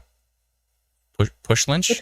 Push lynch. Like almost like there's an H, right? Like a push lynch. Okay. Plus. Oh, it is. It's push lynch. Okay. Yeah, I sometimes throw an H in there just from saying it too fast. I see. That's what it is. Okay. Push lynch. Yeah. Machine learning just went up to, well, it was higher, but it just dropped down to 6% tornado risk, though, all of a sudden now on that cell. It just got real excited about that cell over push lynch. Interesting, though, because, again, I'm not seeing super duper strong rotation there. Oh, I'm looking at it from Buffalo. Let's go here. Okay. Interesting. I'm not seeing super strong rotation there, but again, this is a nowcast, which means it's kind of trying to give us a heads up. There has been some circumstances where I'm like, oh, that's interesting. Why is the tornado risk going up from machine learning, but we're not seeing any rotation? And then like 2 radar frames later, there's rotation. And it's like, okay, you knew things that we can't see because you're ingesting so much data that we're not paying attention to. This is being calculated based on height of the storm, lightning intensity, if it's increasing, the vertical wind shear. There's a lot of factors going in. We're kind of looking at like lowest level of radar. It's looking at the entire radar picture. It's looking at a lot of different data. So there's things that the machine can see before we do. Because maybe it starts to rotate really high up, or we're not paying attention to the higher up in the storm, and then that rotation starts to dip further and further down, and then we see it. So that's why it's really cool to be able to see what the machine is thinking with these storms. Excuse me.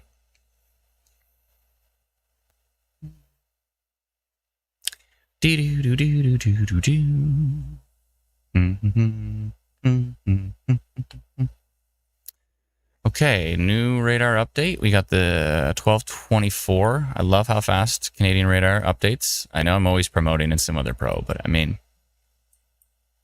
it's like awesome. So just going to put that out there. And SimWeather Pro is awesome. I'm biased, but I think it's the truth. I think it's the best Canadian radar available. Just going to put it out there. Julie says we got a warning to cover in South London. Anything going on in South London? Let's go. You got a warning? I don't think so. I think there's only a watch there right now. Do you mean you got a watch? Is there a warning in London? Here, let me refresh. I'll hit F5 and see if I'm missing something. No, I only see a watch for London. That would not be a warning. That would be a watch. Linda says, yes, Adam, it's fantastic. Thank you so much, Linda. Appreciate it. Thank you kindly.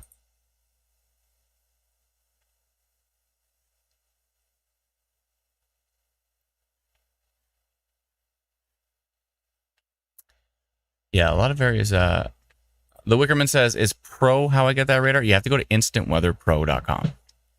So it's a subscription. It's $99 for the year, which works out to $8.25 a month if you divide it by 12.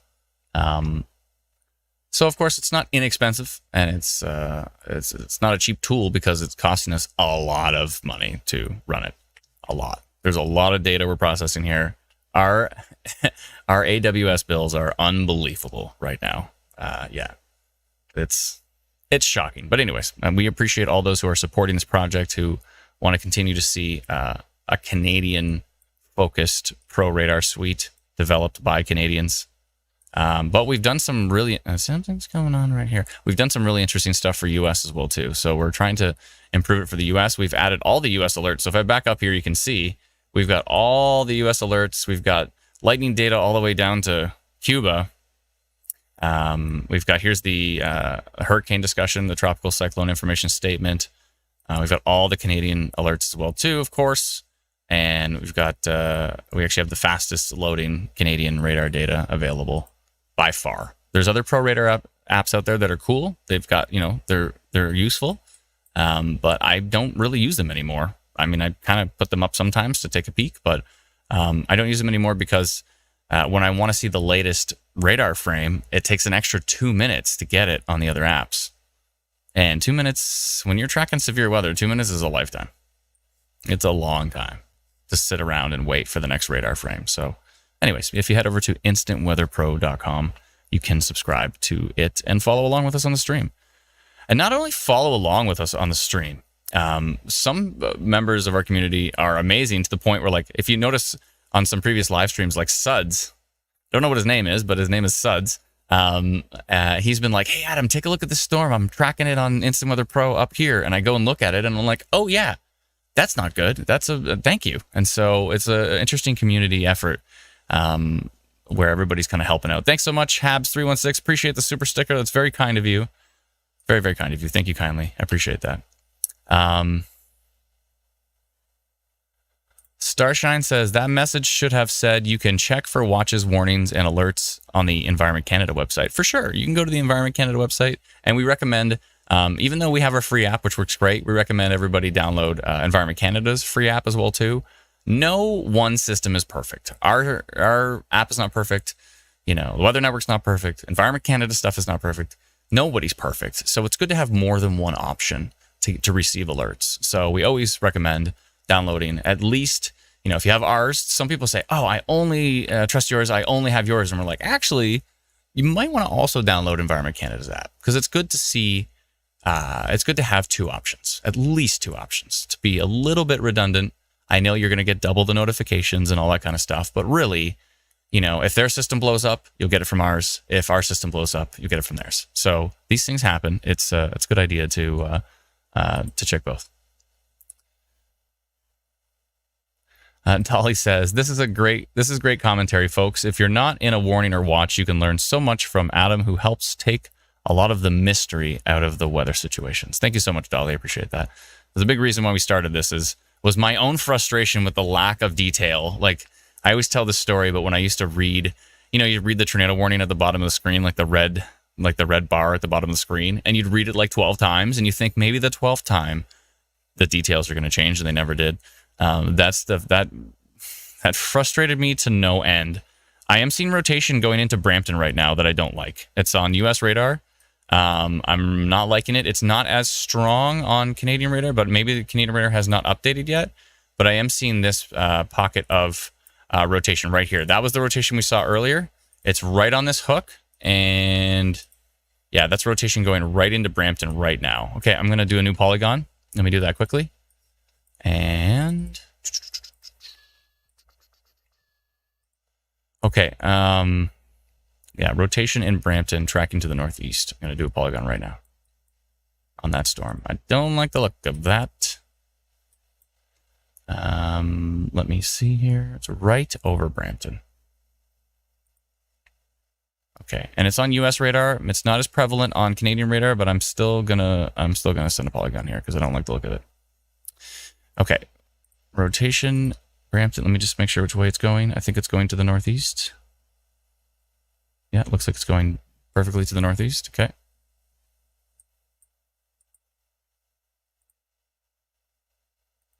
Okay, I'm gonna do a update for Brampton here. Rotation detected on this storm near Brampton, tracking to the northeast. And the time here is, finally, we're in the afternoon, 12:31. Okay, looks good to me. I'm going to send out a notification to all those in the path, and it's done. I've practiced that a few times. Let's see here.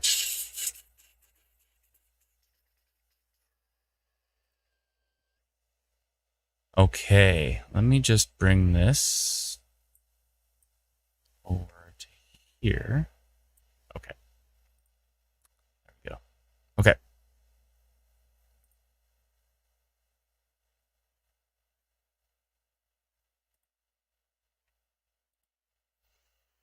Okay, let's see here. Just going through the comments. Sorry, there's so many comments to get through from all our different platforms. Smith says, I've got Instant Weather and ECCC app on my phone. Perfect. That works good. It's good to have more than one. Definitely. No system is perfect. Holly says there's a short video in Ontario Storm Reports of Gen D of the air tornado forming. Okay, thank you for that. What's going on with Ontario Storm Reports right now, Brennan? It seems to be blank. I think he stepped away to get a bite to eat, but I don't know what's going on with OSR. It'll probably refresh. It'll refresh. If it doesn't, we're just going to look at a white image. Hey, there you go.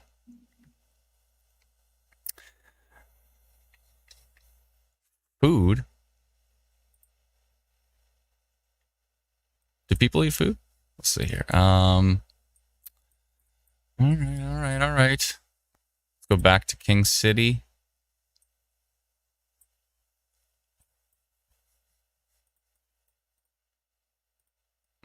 What's going on here? Might be a good reason for the swiping. Yeah, there's a perfect example. This is why the swiping tool is so useful in Instant Weather Pro. Is if you look at Kelso right now, if I look at here, I go, oh, is that rotation? It's probably wind farms or something, but let's see here. It looks like something. It's like, is this something? And then you swipe over and you go, oh, it's in between these two storms. So it's probably just noise. Because there's a lot of noise on radar that you have to be careful of.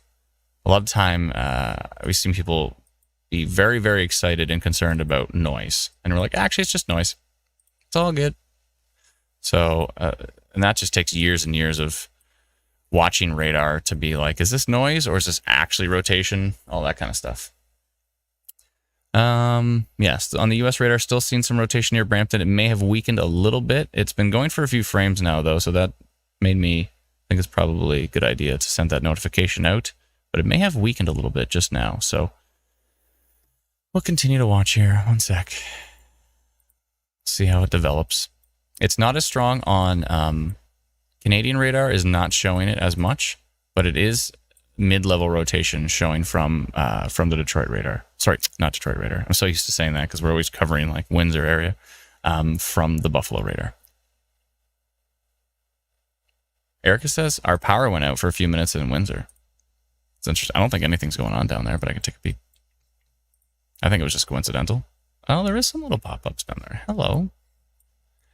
Hello. Nothing exciting, though. By the way, our US radar loads so fast now. Our dev team, I love our dev team. They're so amazing. Like, I just click a US radar that nobody else has loaded, and it just, boom. It's just instantaneous. Oh, it's instant. I like when things are instant. I don't like waiting for data. I don't mind waiting, like in a waiting room or something. I don't care. I'm usually just on my phone watching weather, but waiting for data drives me nuts. This is a really interesting question. Bradley Taylor says, will there be a tornado warning in Barrie? If so, what time? Actually, it'll be exactly at 5. No, we can't predict timing on tornado warnings. Barrie right now is good. There's a tornado watch in place, but there's nothing going on right now up there. Sophie says subscribe. Thank you so much, Sophie. Appreciate that. Thank you kindly.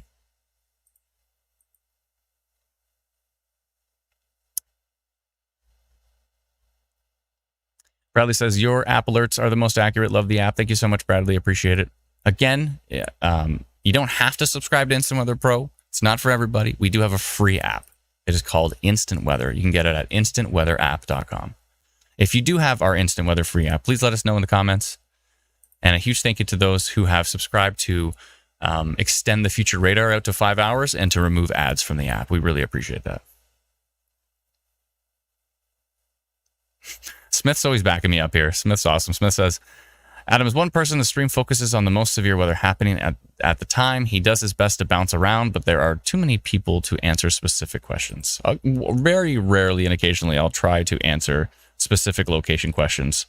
One of the reasons I don't always do it is because if I answer that, you know, what's happening in London or something, then that just opens up the floodgates to everybody asking me at the same time what's happening in their area. And as Smith has mentioned a few times as well too, the comment feed is so much better when you let us know what's happening in your area. So instead of being like, what's happening in Barrie? You're in Barrie.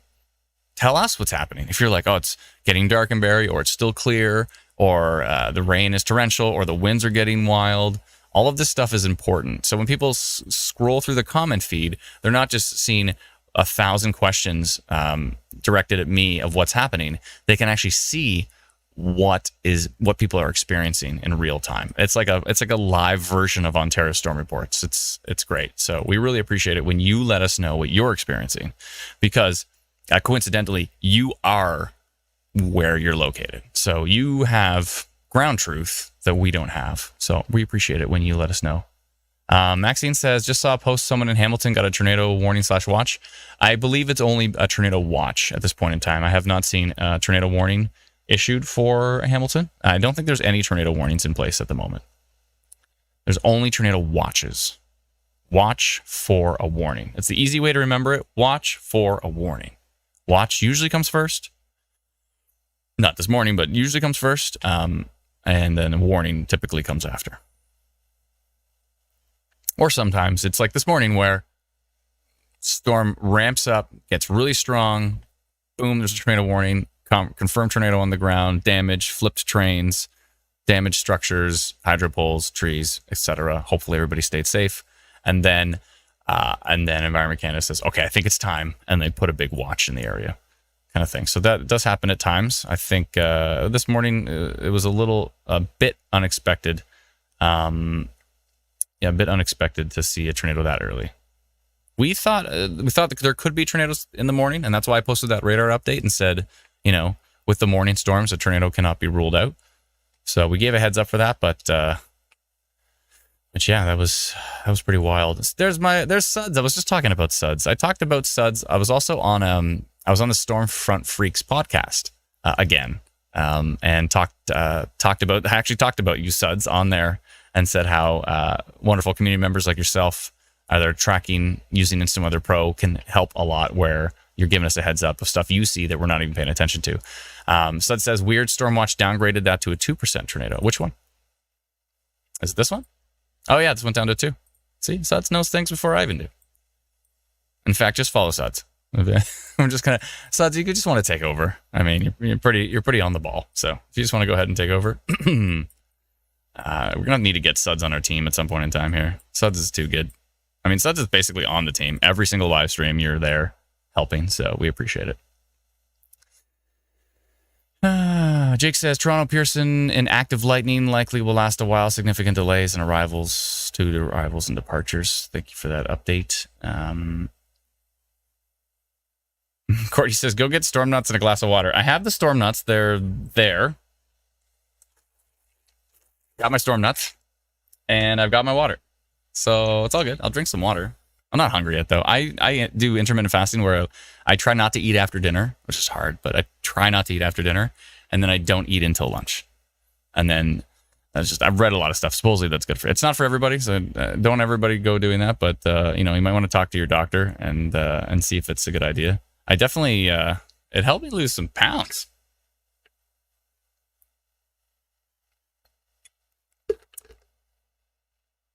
Definitely helped bring the waistline down a bit.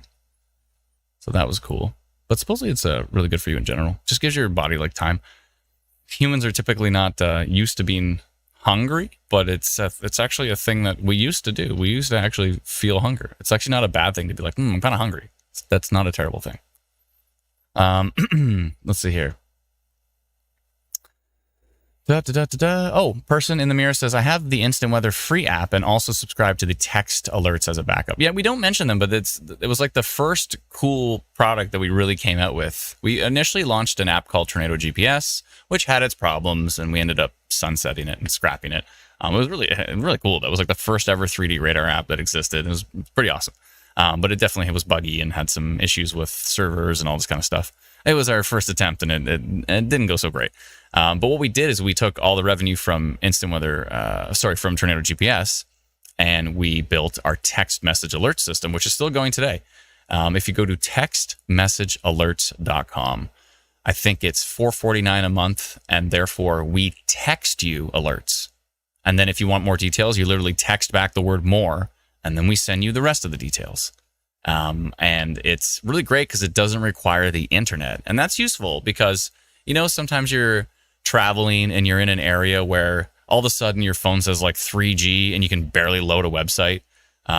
Text messages typically still work even in those kind of crappy cell phone signal areas. So especially for people in rural areas, but people who also want, when things are bananas and everybody's hitting the cell phone tower at the same time and power goes out so your Wi-Fi's down and everybody's hitting the cell phone tower because there's a tornado warning and you're trying to load any website and nothing's happening. Like for those moments, text message alerts are like the critical thing because they typically will still come through even when things are super, super slow. So at least they'll have the best chance because a simple basic, it's literally called SMS is, what is it again? Is it simple messaging service? Or is it simple or is it something else? I'll double check it. What is the definition of SMS? SMS, text message. SMS meaning text message.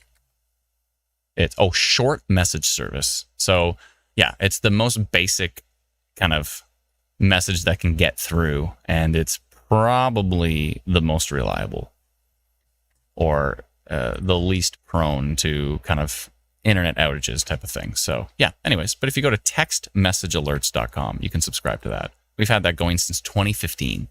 It's been pretty rock solid since 2015. Let us know in the comments do you subscribe to text message alerts. Stuart says, loving Instant Weather Pro Stormers feature as these storms roll in from the west. Thanks so much, Stuart. I love it too. It's great. It's fantastic. Mark says, what elevation setting do you use? And what's the difference in the data you might see? So yeah, typically I look at the lowest, because the lowest level is the radar trying to scan the lowest possible, and then it scans a little higher, a little higher, a little higher, a little higher. So right now, for example, I'm on King City radar, and the elevation at the bottom says 0.5275. So that's the one I use. But if I go up to tilt 2, now we're getting into 0.9. So it's good to compare tilt 2 to tilt 1.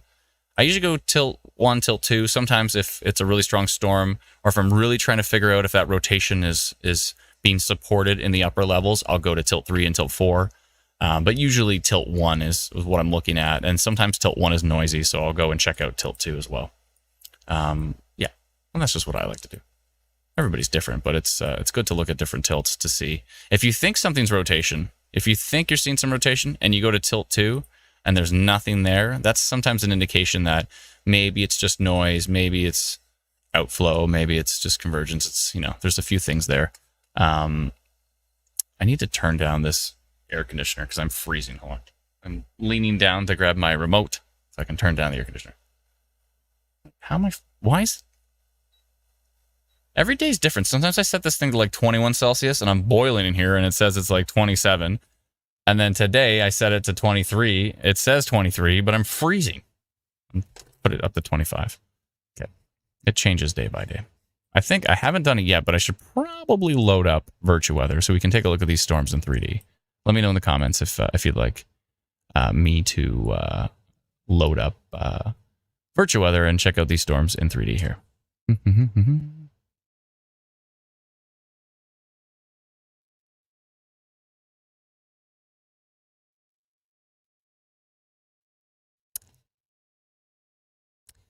One second here. I'm just going to check something in the background.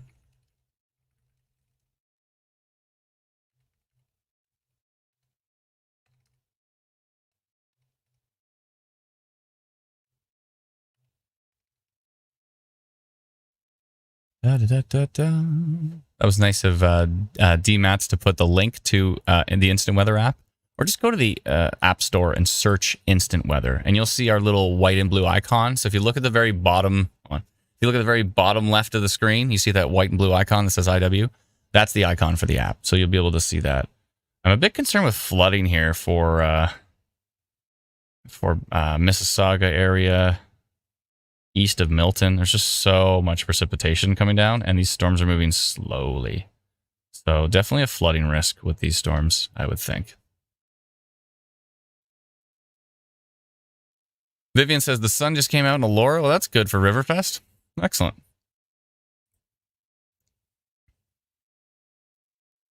Eric says, why is there no warning before the warning? Did you mean watch? Why is there no watch before the warning? Is that what you meant? Please let me know. I might miss your next comment, but please let me know if Eric responds. Eric Braun. Okay. Try to remember that. Going through the comments here, yada, yada, yada. Phil says it's ways for weather. Pretty much. Let's see.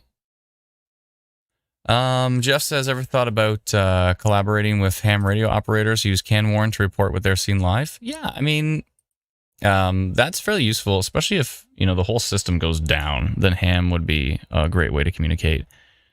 Pretty rare that happens, but that would definitely be a good thing. I'm CanWarn certified, have been for a long, long time. I think I still remember my number off by heart too. It's ON. Yeah, I'm not going to say it, but I do know my CanWarn number. Yeah, that could be interesting. Yeah, I should probably have that. Have to make sure that we have someone who's ham radio certified on the team. We might have one or two. I probably have one or two. Yeah, but they'd have to be on their full-time listening kind of thing, but yeah. So it says polygon cleanup. Yeah, it's probably a good idea. Let's see here.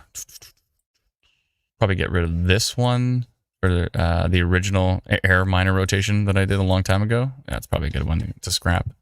All right. See, Suds is more on the ball than I am. Minor rotation. Let's see here. Okay, I'll get rid of that one originally. That was at 10:45. Scrap that one. Okay, what else?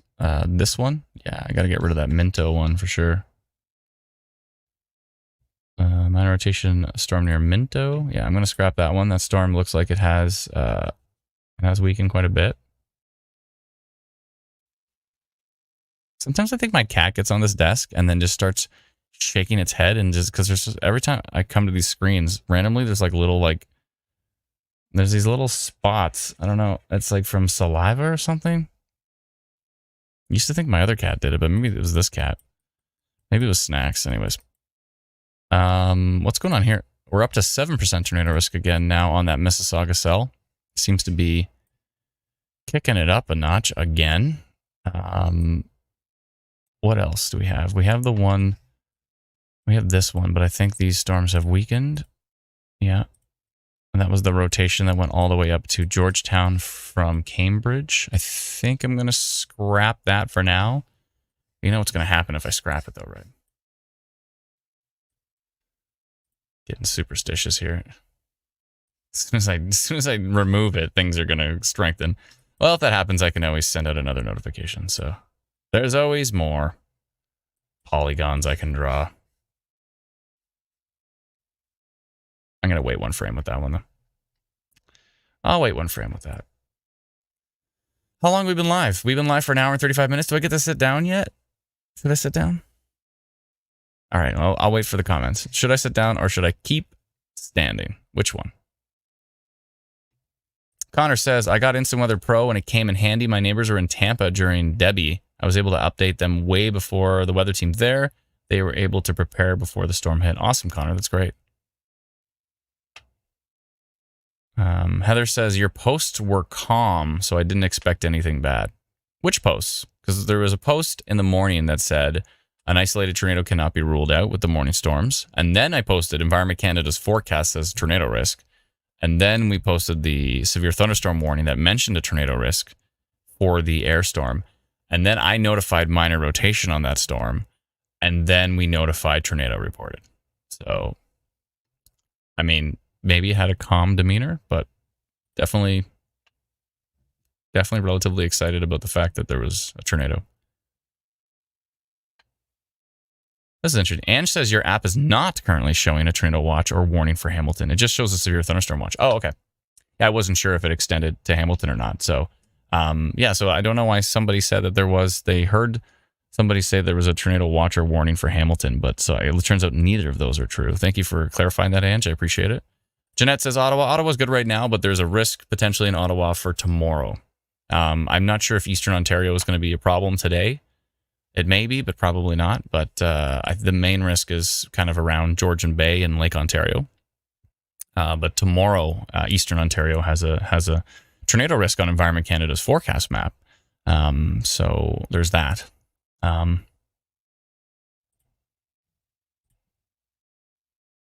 Let's see here. Just going through the comments. Emily says, woot, storm nuts. I must be way behind. I need to scroll further and faster. Sorry if I'm skipping over a bunch. Brenda says, I use their free app and have used it for a long time now. Awesome. Thank you so much. Appreciate that. Any places that we're talking about taking shelter right now? No, but we're keeping a close eye on the storm through Mississauga. Machine learning seems pretty excited about it. And there's some elevated rotation on it, actually. Oh, yeah, look at that. That's from Exeter, which is pretty far away. But, yeah, I mean, it's strong winds in there right now. We're not seeing anything tornadic at this point, but our IW storm risks is pretty excited about the percentages over that storm. Let's see here.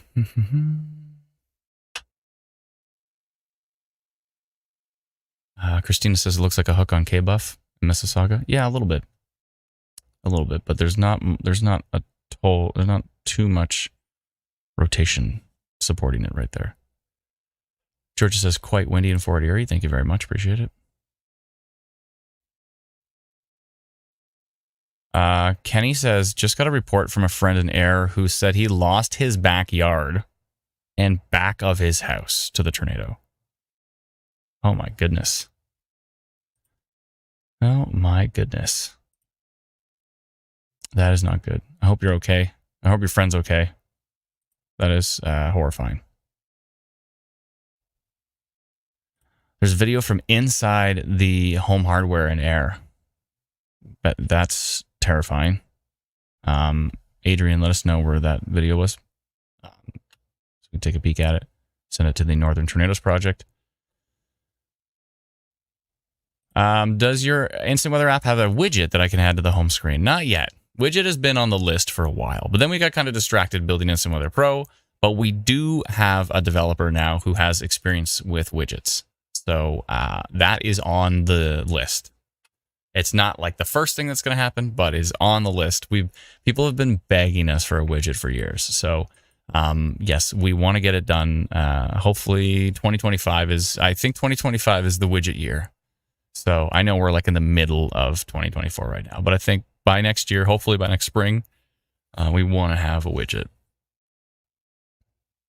But development's been going really fast right now. So our new developer, who actually is the main developer for VirtuWeather, has come over to also help us with Instant Weather and has been just popping out features left, right, and center. It's been really exciting. So as you can see, got the storm risk ready, got it was the, I don't know if it was the last live stream, but it was a recent live stream where all of a sudden the arrows just showed up in the middle of our stream. I hit refresh and they were there. I was like, what?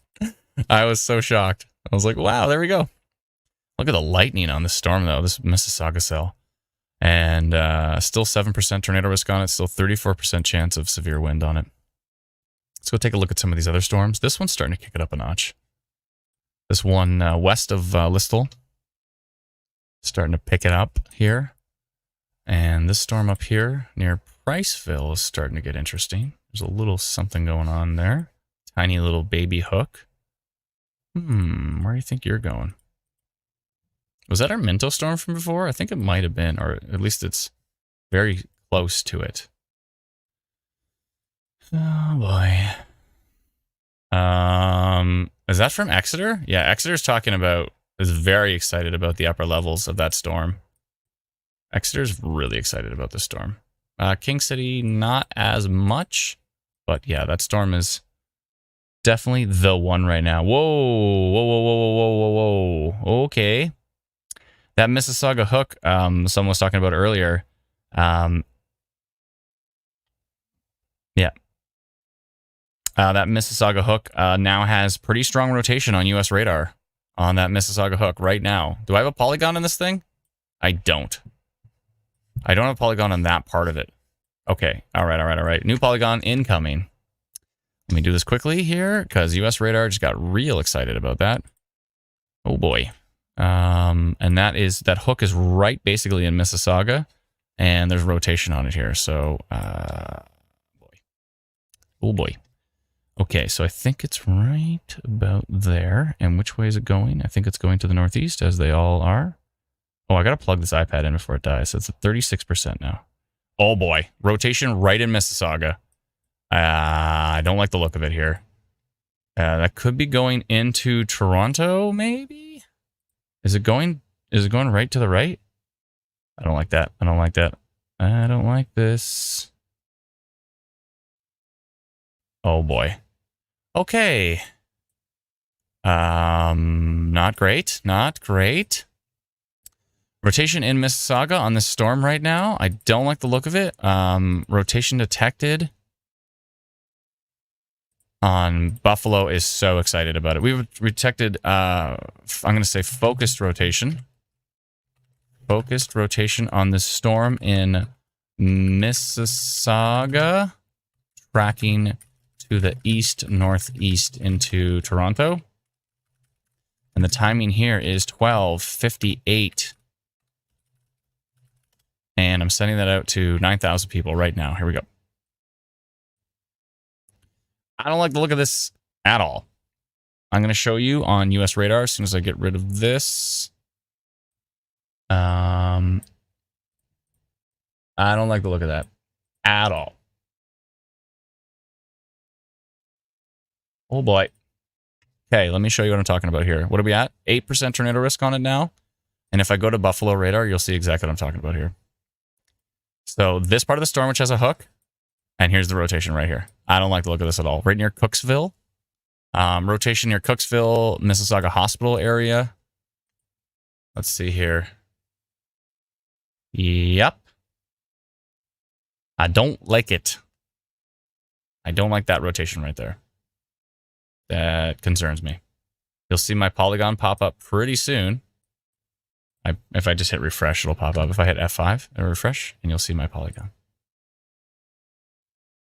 There it is right there. There's my polygon. Rotation detected. It's tracking to the east, northeast. It's going that way. It's going right into Etobicoke, I think. I don't like the look of that. What are we at now? 7% tornado risk on that storm. Oh boy, that's not great.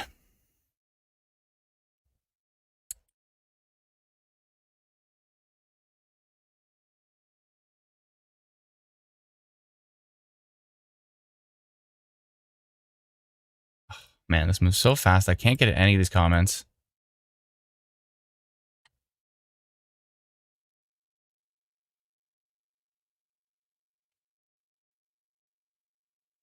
He says, am I reading radar correctly? To me, it looks like the worst of it is going to miss Midland. There's definitely a chance for Midland storms later on today. I wouldn't base it on the current storms you're looking at right now. I would base it on kind of the future development. There's definitely a risk for Midland later on today, just based on all the model data I've seen.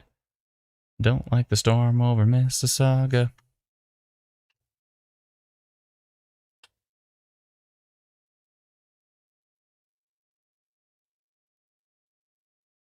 Look at this report right beside me from Marissa. It says, I'm not sure exactly where we were on the 401 at 10:43 a.m., but we ended up driving right through. Oh, yeah, they were right beside the tornado.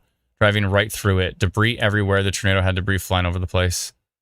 Multiple police were headed that way shortly after. We saw a semi-truck on its side. Not sure if it was related to the storm. Probably. It was definitely a crazy experience. Oh, my goodness. That's not great. Thank you for sharing that report. Oh, boy. Excuse me. Let's see here. Let's see. Treasure says, yeah, Mississauga is bad.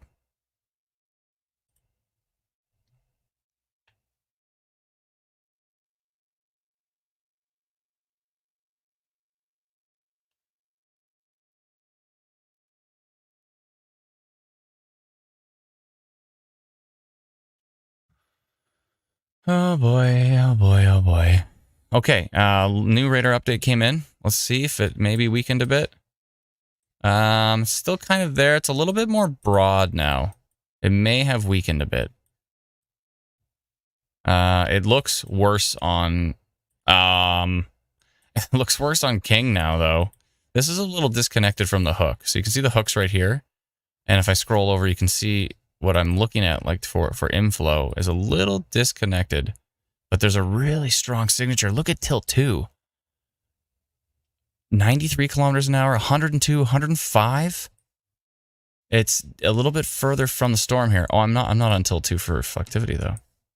See, that's connected to the precipitation. I don't like this hook. Like, look at this hook. That is a pretty clear hook. I don't like this really strong inflow happening right now. 6% tornado rates. On Twitter, I believe this. There's like a million cool. Potential wall cloud plus lots of rising scuds seen on the Mississauga storm from Lake Ontario. Cole told Twitter before us. Cole? Mm-hmm. You did a poll. Should I sit down? I did. And 80% said yes. How did you do this poll? Did you do it on StreamYard? No, on YouTube. Okay. 80% said I should sit down. It's actually down to 73 right now, so you're losing. That was Cole. Oh, it's down to 73? So they think I should continue to stand up? Potential wall cloud plus lots of rising scuds seen on the Mississauga storm. Thanks, Cole. I mean, it's actually good that I reported it to Twitter first. Hold on. I'm going to tag him in our team chat and say. Hold on, Cole. Were you going to tell us?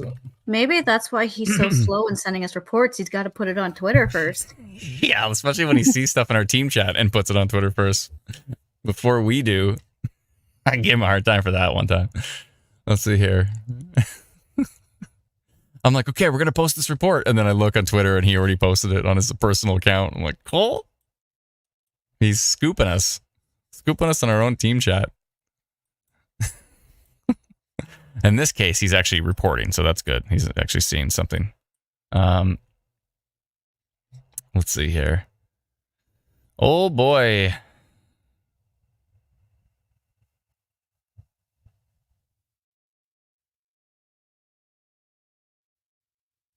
Interesting. Okay. Oh, Angelic says we can do polls here, too, on Twitch. That's true. True. We can do them on Twitch, too. We gotta dive deeper into the Twitch. Latest U.S. update doesn't. Oh wait. Okay, still something going on there. I don't like to look at that storm. We'll wait for the next radar update here. Let's see what it looks like from Exeter. Let's see, Exeter looks like not good, but it's really far away. King still has some really strong, interesting stuff in a hook, and it's the closest radar. And then we have Buffalo, which is a little bit closer than Exeter, I think, and usually has a pretty good look over Toronto because it just looks over the water. Look at all my rotation polygons mixed into one. I love that they mixed them. That's so cool. I didn't even ask for that. I didn't even ask for that. It's a what, sorry? It's a fun shape. It is a fun shape. It's like here, and then it's here, and then up. It's so cool. I didn't even ask for that feature. Nothing like when like dev adds a feature I didn't ask for, and I like it better than what I would have told them to do. Normally I would have said leave them all separate, but you know what? It's kind of cool when they're like that. Yeah, so still seeing rotation on US radar. Now it's east of Mississauga into southern Etobicoke, so basically right into Toronto. Hopefully this weekends. That would be great, says Brennan, who's in Toronto. Brennan, I'm putting words in your mouth here, but I'm sure you don't want it to strengthen as it's coming towards you. Okay, it might be weakening. The latest frame does not look as... Oh, I'm on tilt 2. My bad. Yeah, see, I'm still seeing that there. Let's see what there's the latest frame. Yeah, I think it might be weakening. So that's good news. Still 5% tornado risk on that storm. Let's see here. Big lightning strike just... Oh, big lightning just striked a light post. And no power where I am in Mississauga, says Michelle. Thank you for that report. So yeah, still seeing a tiny little bit of rotation on that cell. Hopefully it does nothing. That would be great if it just moved over the water and didn't produce anything. That'd be fantastic.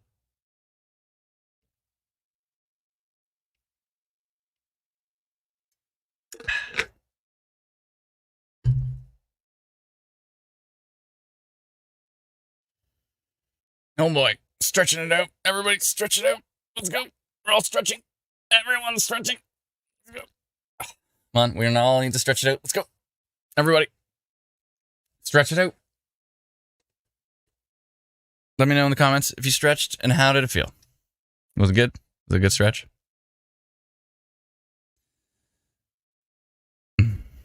Bro, this isn't Ontario. Yeah, man, we're on Terra Storm Watch. We're in some weather, Ontario. Katie says rotation on the water in Mississauga. On the water. On the water? Is there a water spout? Can you clarify what you mean?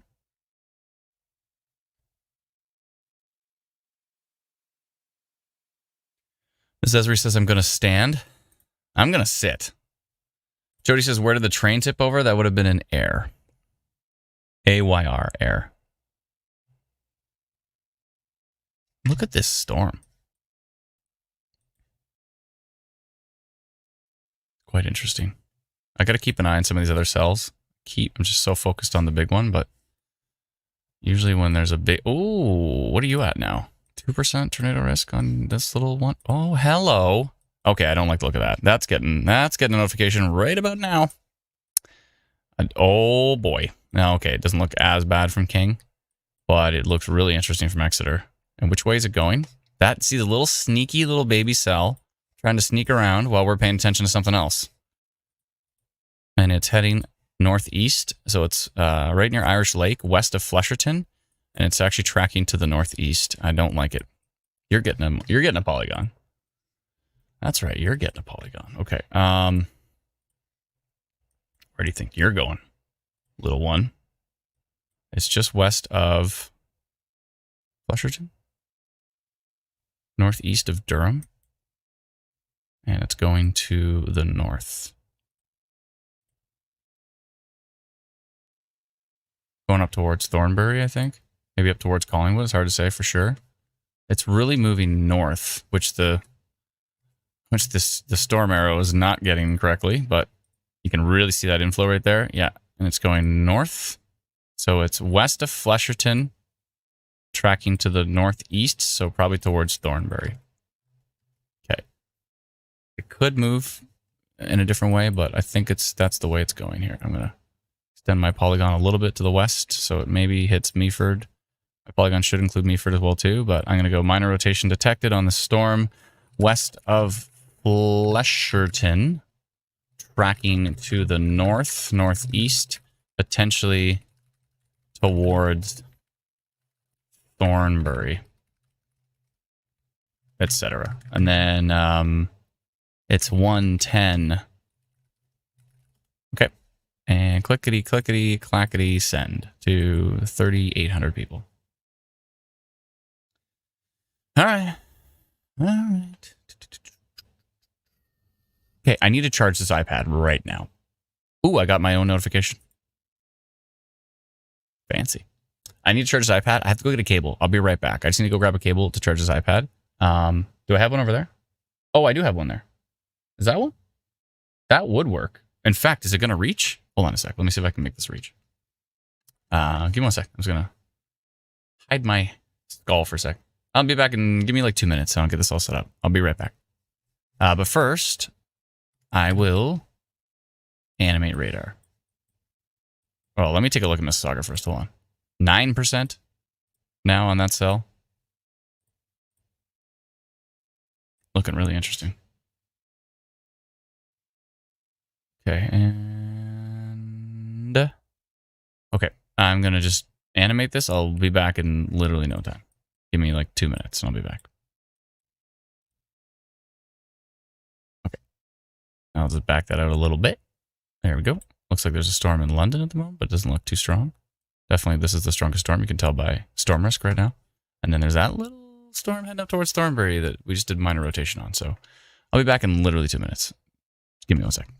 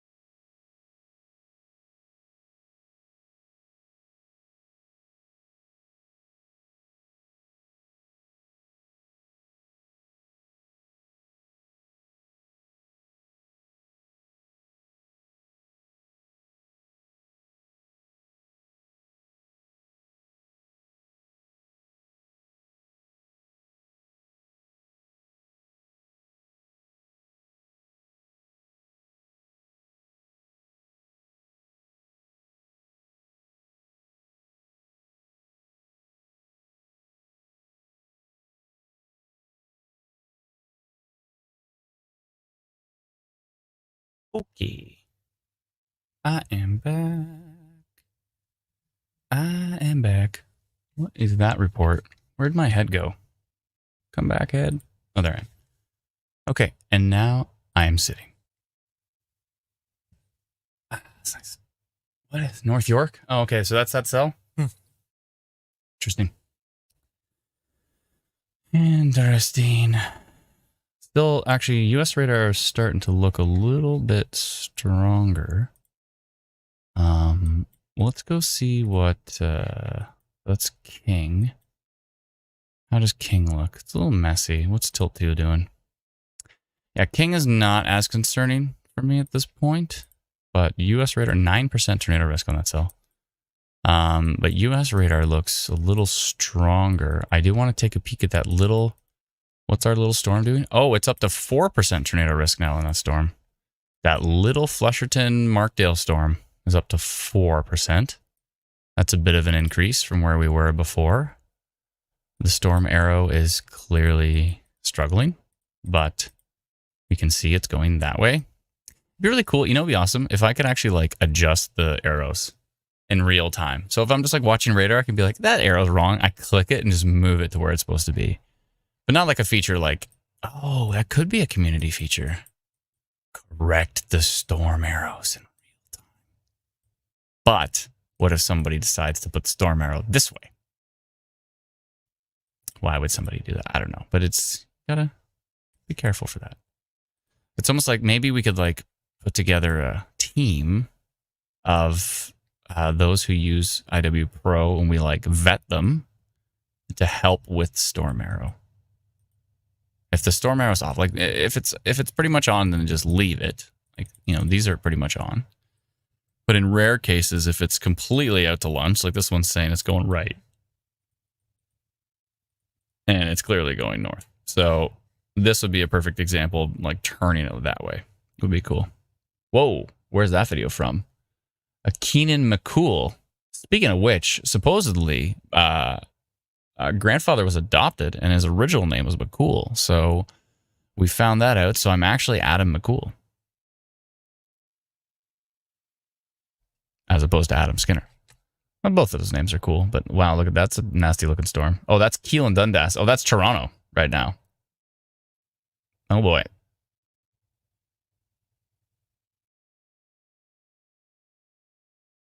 Yeah, this was definitely taken by the driver. Severe Which we don't thunderstorm appreciate. warning was just issued for Owen Sound. Owen Sound. For what? Oh, for this cell? But that's maybe going up that way and then it hits the Owen Sound area. That's probably what it was. Yeah, it is for that cell. Okay. Yeah, it's that one. Excuse me. Yeah. So they put a severe thunderstorm warning for that one. Let me just hit refresh and we'll get that back. It refreshes every 20 minutes, but sometimes it's nice when you know something's coming. Yeah, so that is under a severe thunderstorm warning now. Thank you for that update, Brennan. What's this little cell doing west of King City? Hello. What do you think you're doing? Where do you think you're going? How's our little cell over here doing? 5% tornado risk now on that cell. Was there a severe thunderstorm? Was there a tornado mention on that severe thunderstorm warning, Brennan? Tornado risk? Not that I know of yet, but it it's is. still It is. like is it? It is. Yeah. Look at the little icon at the top left that says tornado risk mentioned, severe thunderstorm warning. I just clicked it on Twitter and it opened up the link to our website. I was just looking at the description on Environment Canada's website. But it should say, we wouldn't have said that unless it said there's a tornado risk on it. No. What does the description say? Although it says, remember severe thunderstorms can produce tornadoes. So maybe that prompted that. Yeah, I think I think the logic, it was a long time ago when we made it, but I think the logic was it at least needs to say tornado twice because they always do that cookie cutter. Like, don't forget tornado, severe thunderstorm warnings or severe thunderstorms can produce a tornado. So I don't think on that one we would say it, but at some point in time it should say something about a tornado. I'm going to go look up. Let me see. If I go to Owen Sound. Yeah, you're right. I just checked the description on our Facebook page, and yeah, it does say a tornado is possible. A tornado is possible. There you go. That's right. Yeah. The complete description wasn't on the Environment Canada website. Oh, yeah, because it has to be translated to French, right? So, yeah, Brennan, you should use this really great app. It's called Instant Weather, and it has the full description right away. It's just easier to like copy and paste like the regions from Environment Canada's website onto the alert bar at the top of the live stream. Oh, I see what you mean. That's why I use Environment Canada's website. Ah. Because it gives me a whole list of all the locations. You know what would be... It's when we've been talking about for a while, but we need to launch the website version of our app, and then you'll be able to copy it from that. It'll be a lot easier. So, and then you'll get the full details. Hooray! If it had a list of all the locations instead of just that one location. It does have a list of all the locations. Oh, I see what you mean. Oh, I see what you're saying. Because we pull out the location list because we're showing it for each individual area. Oh, I see. I need the regions. You need the regions. That's right. That's right. Okay. Now, don't we say the regions on Facebook?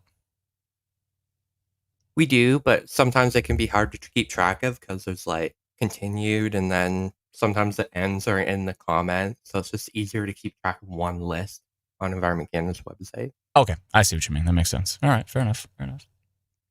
For your unique use case, it actually makes more sense. Except for the description part. That's the part that doesn't help. All right, so we continue to watch this storm. 10%. We've hit 10% tornado risk now on this Mississauga storm. It's moving so slow. Is this another flooding event? Hold on, let me speed this up. It's training. Oh no. For those who don't know what training is, it's like where the storm looks like it's moving away, but it's still building right where it was. The storm is training over the same area, which means there's going to be a flooding risk with it. Oh boy, not again. Not again for Toronto. Toronto doesn't need any more flooding. They do not need more flooding. Oh boy. Oh, oh, it looks like Dr. Sills just said in our partner team chat that he's leading a survey team to air right now. And this is and I mentioned this last night on that podcast. Was it last night? Sorry, 2 nights ago on that podcast, on Stormfront Freaks podcast. I mentioned that it's so awesome that the NTP exists because the speed at which Dr. Sills and his team are able to go out and check out damage before it's even cleaned up is remarkable. So it helps the fact that they're close to London because, of course, the NTP is based out of Western University. So they can't get to every location that fast. But, you know, Air is quite close to London, so it's not too far for them to go. And they're already leading a team. So they're heading out to the home hardware area. And he was just saying, if there's any damage that he's missed, let us know. So if you know of any damage that we might not know about, we know the trains were flipped. We know that there was a transport truck flipped. If there's any damage you think that we don't know about that we can let Dr. Sills and his team know about, that would be useful. So please let us know. Melanie says, not that anyone cares, but we're at a G2 geomagnetic storm. And people care. People, every time we post about the space stuff, people love it. I seem to really enjoy that. And I've been able to go see some really interesting northern lights because of it. So, yeah. People care. Speaking of that, there's a super blue moon on Monday. Oh, the super blue moon. That's right. Mm-hmm. That is right. It's like, isn't it supposed to be like super huge? Is it? Because they've talked about these super moons before, but I go and look at them and I'm like, that's not that big. But then randomly on like a Thursday, I'll like be. I remember I was heading home that one time and I had to pull over to send a notification, or not a notification, but post on the pages because I saw the moon coming up over the horizon, and it was like I think it's when I was coming back from London when I did when I went and saw the Twisters movie with the NTP. And it always looks big when it's along the horizon. Right on the horizon, it was just massive and orange. I was almost like, what is that? And I'm like, is that the moon? That's ridiculous. Anyways, so every time it's been like, oh, it's supposed to be a super duper moon, and then you're like, it's not that big. But then randomly, it's like, look at it when it's in the middle of the sky. Then it's not going to look that big. It's not going to look that big when it's close to the horizon, though. It's so amazing when it's so huge. And then you take a photo of it, and it looks so small, and you're like, darn camera. Like to my eyes, I guess we zoom in or something. I don't know. To my eyes, I'm like, it looks unbelievably huge at times. So,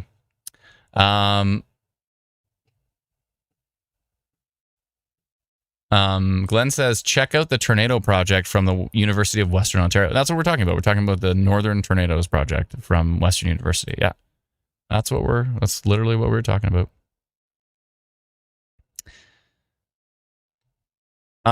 Cameron says, on the back roads to Toronto, power lines are down, trees are ripped out of the ground. My warehouse is all over the road.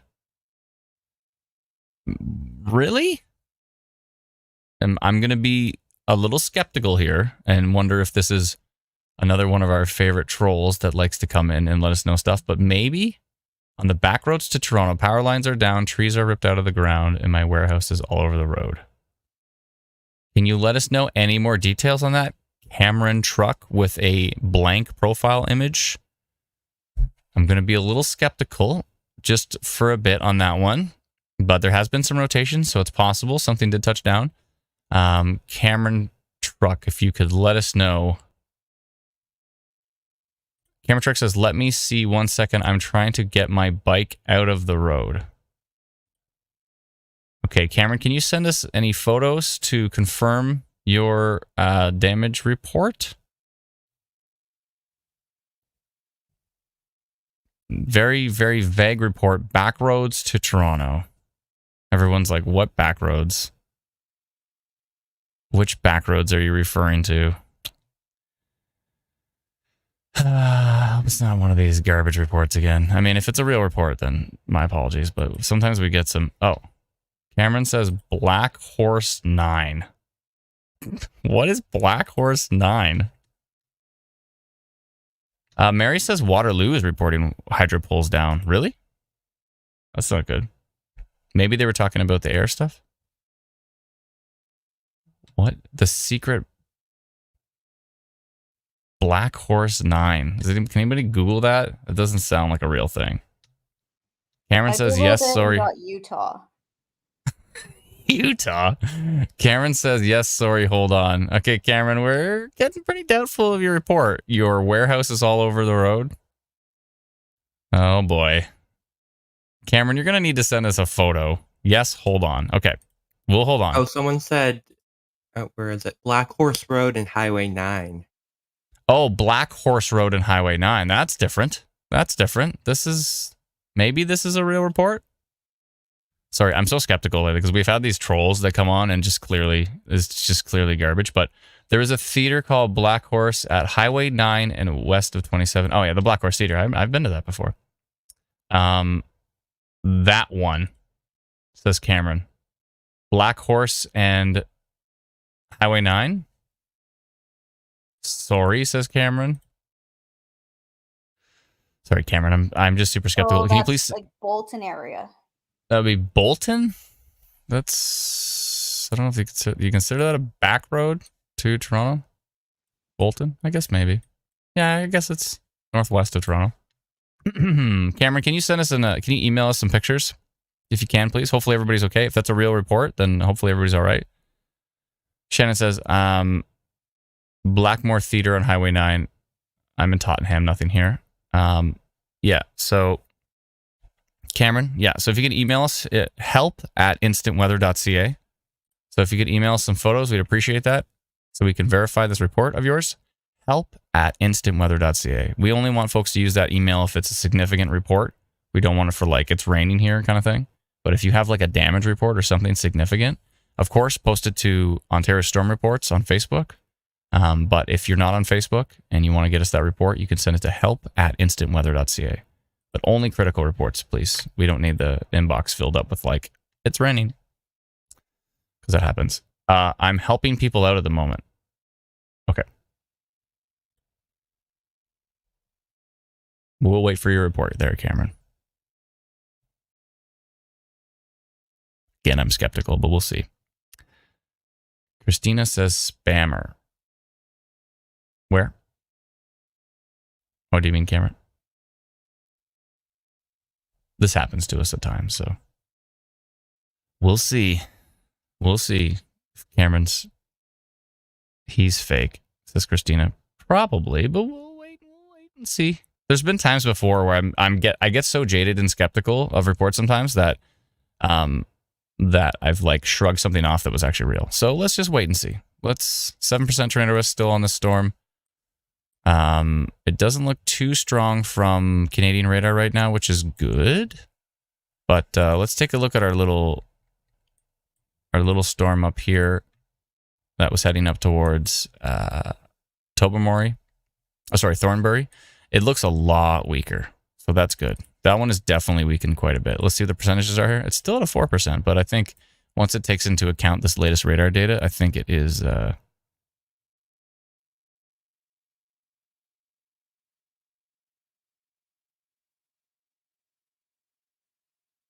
Sorry, just looking through some of the comments. Christina says some people just have nothing better to do. That's right. It happens. It's sad, but it's true. That's okay. We'll just take it one step at a time here. We don't need to jump to any conclusions. We'll just wait to see if Cameron, once he's done helping people is a good thing. I mean, you're texting us a lot for the fact that you're helping people, but you sent us about 12 messages while you're helping people. But anyways, no, listen, we'll see. We'll see if Cameron is a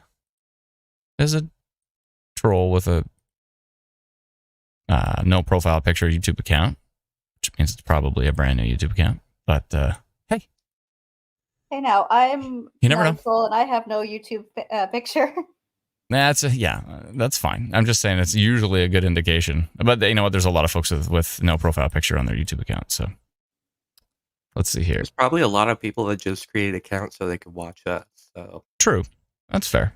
Yeah, it's all good. We're gonna wait for Cameron. He's helping people, and we're gonna wait to see if he sends us a report. So Cameron, when you can go ahead and send a report to, I mean, literally, you just take the tiniest little photo of some damage or something and send it to us. That'd be great. Anything at all. Northern Spirit says, to be fair, my YouTube is over 10 years old and I think I don't have one. That's all good. Oh, here's some details from Mark. Says, supermoon just means the moon is at perigee, closest to us in its elliptical orbit, but usually only appears about 5 to 10% larger. Second full moon in a month is known as a blue moon. The more you know. Oh, cool. Thank you for that update. Appreciate it.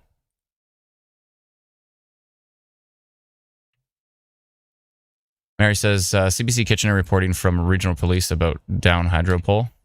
Okay. Hopefully everybody in Kitchener is doing okay. I think that was from the storms earlier, I would assume.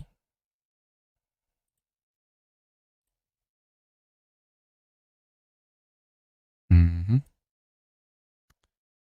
going on up here by Port Elgin? Sorry if I'm flying around the map a lot, folks. I do that because I have to check a bunch of different storms. So I might be a little erratic in my movement, but that's how it goes.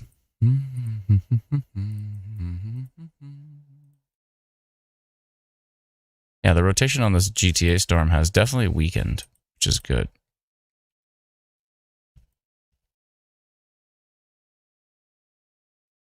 Very broad on K-Buff. So I think I'm going to get rid of all those rotation detected polygons at this point. I would think so, because I'm not seeing anything exciting. So I'm going to scrap all the rotation polygons, including our little 3% over here, our Gray Highlands one. I think it's weakening. Yeah, it's not very exciting, which is good. We don't want exciting. We want not exciting. We want boring. Boring is better. Okay. I'm going to scrap all of those. Every rotation polygon I've got going on right now, I'm getting rid of. And I don't have to think about it. Rotation detected in Cambridge, gone. Rotation detected Brampton, gone. Rotation detected Mississauga, gone. Minor rotation detected Flesherton, gone. Goodbye, all my polygons.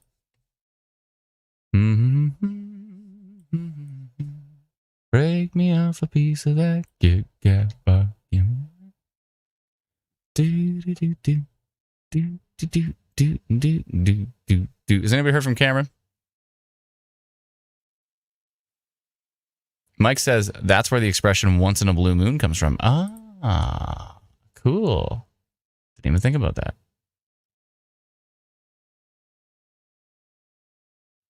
Ryan says, what's up with the polygon from Puerto Rico? Yeah, sometimes these polygons from Puerto Rico have some problems. Yeah, this one. There's a weird parsing issue sometimes. So you can see this one. Let's see what it is. Okay, I need to copy this so we can get rid of them. Yeah, you can see it's a parsing issue for the lat long. So it decides that the polygon goes all the way up to like Northwest Territories. I just have to go into our database and get rid of it. But yeah, it happens. It's an occasional weird bug that happens. I'll deal with that in a bit. I've scrapped every rotation polygon. They should all be gone on the next update. This updates, the polygons update every 20 seconds. So it'll be gone. Elizabeth says, you said something earlier about Midland being hit later on. What's the update on that? There's no update. Just saying that future radar was showing some storms up near Midland later. And some increasing activity for storm development. So we'll see. It could be this storm maybe down here. It could be the, this particular storm may eventually head up that way towards Midland. It's kind of heading in that direction. So there's going to be another line of storms coming through. It's going to be busy afternoon probably of us watching radar. We'll see. It's already been a pretty busy day. Started off the day with a confirmed tornado in air and did some significant damage. Hopefully everybody's okay. Has anybody heard from our supposed... Jane B says, Weather Network saying rotation detected in High Park, Toronto. Yeah, there was some rotation in Toronto. We mentioned that a little while ago. Right now it seems like it's weakening. Matt says, a video of tornado touchdown south of Kitchener headed towards Guelph, semi-flipped over from the 401. Don't know if this is a new or old report. That's going to be, Matt, that's going to be the air tornado, most likely, I would assume. It's based on radar right now. I'm going to think that's the tornado that happened earlier.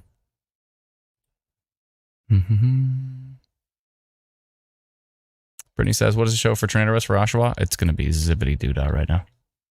Those, I can just tell, they're all really, really like not 0.01.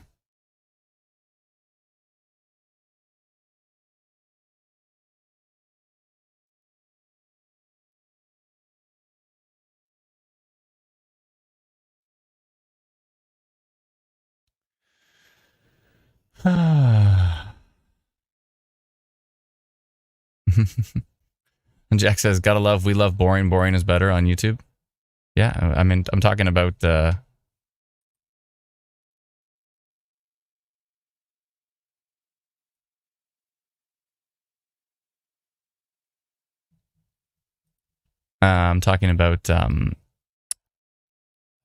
was I talking about? Oh, sorry, I got distracted by more. I was talking about we love boring for severe risk. We don't want people getting hurt. We want things to be boring.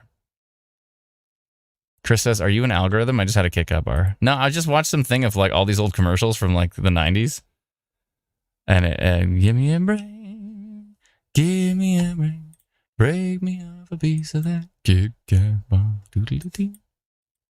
Anyways, it just got stuck in my head.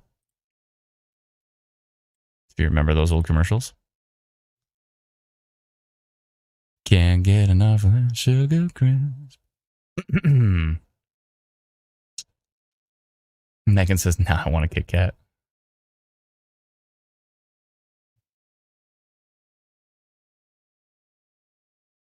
Starshine says, I think the down power lines that the WRPS is talking about were the air tornado. That's right. That's right.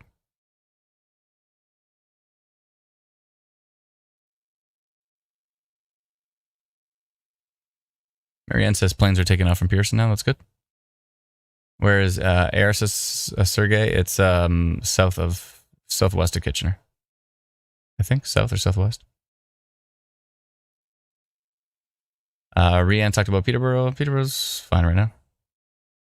Might see storms later, but we'll see. Tornado Watch downgraded. Which one? Tornado Watch was downgraded?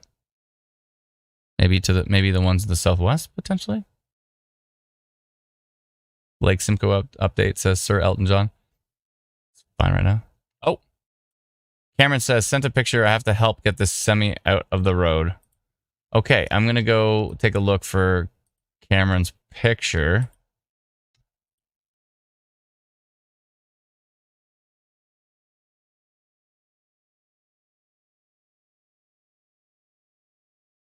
Well, there's a semi truck flipped. That's not great. And there's one that's across the road and kind of stuck. Okay. And can you let us know where this is? Yeah, Cameron, if you get a chance. I know you're busy. But if you could let us know.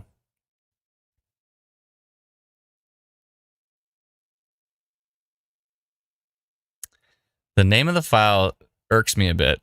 Image3.jpg. is not a way that your phone wouldn't save a file. But anyways, I'm going to do a reverse image search on this one. Let me do that quickly here. Okay.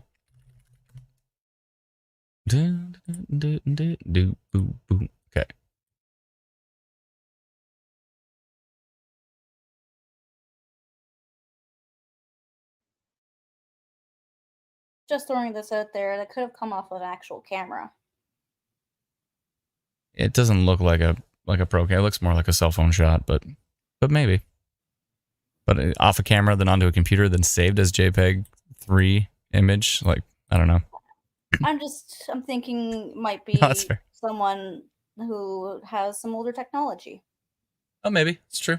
It looks like funnel cloud advisory has been issued south of Edmonton.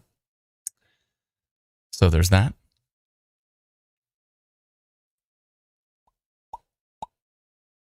Thank you, Cameron. You said your warehouse was destroyed, Cameron. If you could send some photos of that too, we'd appreciate it. And if you could let us know exactly where it is. Cameron says we have a flipped semi-truck down the road and one in the middle of semi in the middle of the road. Yeah.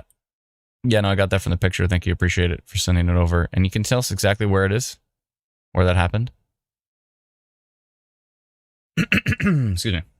Brennan reversed imaged that, and it came back from Indiana.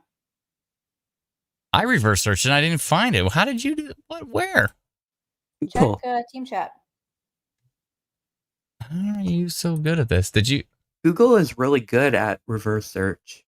I did Google reverse search and all I got was like a bunch of trucks that look like that one. Okay, that was definitely from Indiana. So, Cameron, it's been a peach, but you're about to get banned. Goodbye. Cameron is now banned. The photo that Cameron sent us, which was called image3.jpg, which right away makes me go, nope. And it's from Indiana. Brennan found the photo from Indiana. Wah, wah, wah. Cameron's gone. Peace. Good job, Brennan. I swear, I did reverse Google search, and this is what I found. Oh, find image source. Oh, I didn't click find image source, and then it showed exact matches, and now I see it. Oh, yep. It was definitely from 2020. Cameron did some good work trying to find an image for us.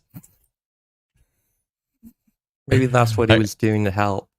Yeah, that's what he was doing to help. He was trying to help get the semi photos off of Google, and he meant the road. When he said the road, he meant Google. That's what he meant. I got some choice words for Cameron, but I'm just going to go ahead and say, please don't send us fake reports. I mean, I know you're bored and you have nothing else to do in your life if you're sending us fake reports, but please, like, go do something else, anything else. Take up a sport like knitting. Do something, please, with knitting. Your time. I love how you said sports, and the first thing that comes to your mind is knitting. I ripped that off of somewhere. I forget what it's from, but it's like, you should take up a new sport like knitting. I don't know, it's from a movie or a show or something. It's that's not me. I can't take credit for that one. It's an old one.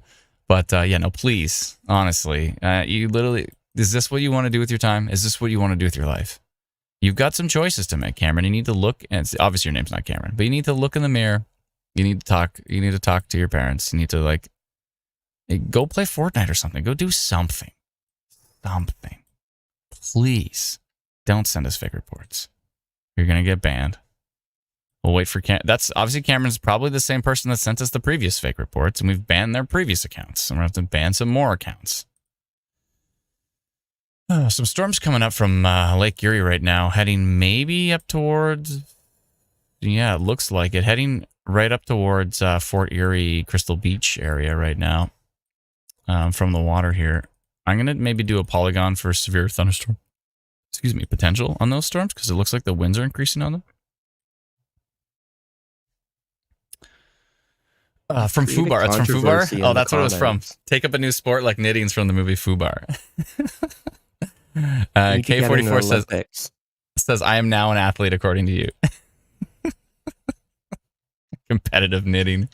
That would actually be interesting. Okay. I'm going to send a polygon to our friends in the deep southeastern Niagara region. Just a severe thunderstorm potential with those storms coming up over the water, just because they're looking kind of interesting. Kind of. I'm going to go up to maybe like Niagara Falls with this polygon, down to Buffalo, Yeah, probably not even going to go that high, but yeah, anyways, I'm just going to send that whole area a little severe thunderstorm potential. I could smell that. I could smell that scam report from so far away. The second I saw it, I was just like, it was just too. Everything has exploded. There's stuff everywhere. You know, I don't know. Like, I mean, I'm sure we're at some point in time we're gonna get reports like that, but usually they come in with some photos or something. And usually there's like multiple people that say it. Because look at this report. It's a populated area. Look at the report from this Markdale page. That's a pretty low hanging. It looks like some low scud, but it could actually be. Oh, it's a video. Oh, it's a video. Yeah, I want to see that again. Can you play it on that again? That looks like a little bit of maybe a wall cloud. Where'd you go? It was yeah, there you go. Yeah, I think it's probably scud, but it almost looks like it's trying to develop into a little wall cloud. It's kind of rotating. You can see it there. It actually is kind of rotating. In fact, it's definitely rotating because you can see the stuff behind it moving to the left. And so we're talking about this report that's right beside me right here. Yeah, that actually is a little bit of a wall cloud. Markdale, that was on that little storm we were talking about. The storm that had a little bit of rotation. I'll go take a look at that again, but okay. We're carefully monitoring this storm that is located. There's a rainfall warning for Toronto now. Over Lake Erie that are tracking northeast into parts of the Niagara region. And the timing here is going to be 1:46. All right. Oh, these scammers. Actually, now that I have Cameron's email, I think I'm going to send an email back with some choice words. Some choice words are going to Cameron when I get a chance. I'll see. I'll try to be as professional as I can and only use 7 or 8 swear words. Wait until after the wedding once you got some drinks in you. Yeah, then I'll really lay into him. I know. Actually, I think I'll go the reverse. I'm going to go the reverse, which is I'm going to go with empathy. I'm going to say, I hope everything's okay. Obviously, you feel like you need to send us fake reports to make yourself happy or something. I'm not sure, but you might want to talk to somebody. I think I'm going to go the empathy route because I think that's the way the way you should go. Getting mad at somebody for doing something horrible is, it doesn't get anywhere. But if you're empathetic with them, maybe you can try to convince them to go talk to somebody. So hope everything's okay with your camera. Maybe in a pretty dark space, and there's a lot going on we might not know about Cameron, if that's Cameron's real name, which it's not. Okay, it's going to be 1:48 p.m. I'm going to send a little notification to our friends in Niagara. There we go. I'm sent that out right now for those storms. They look like they're increasing in strength as well too, so keep a close eye on those. I think my son is banging on the door, so I will be right back. Give me just a moment.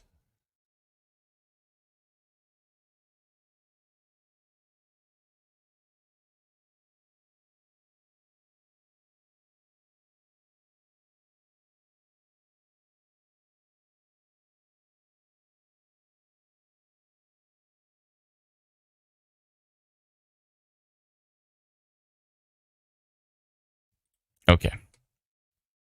I'm back.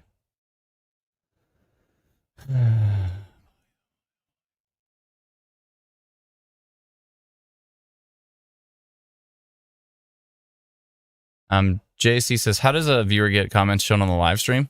Well, you just did. So you answered your own question.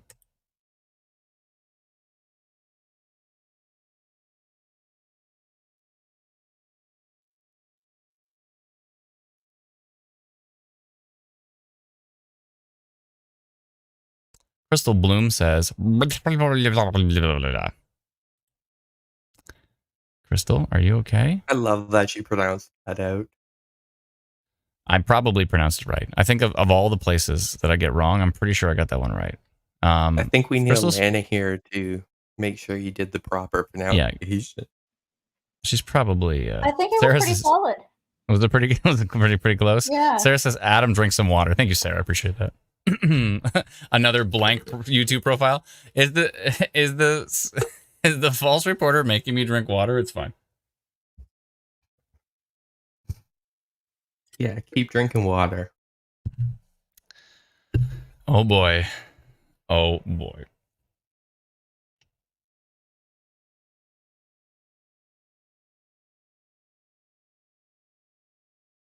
Ash says I got that one. Yeah, did I know that one, Ash? Thank you. Appreciate it. Thought it was pretty close.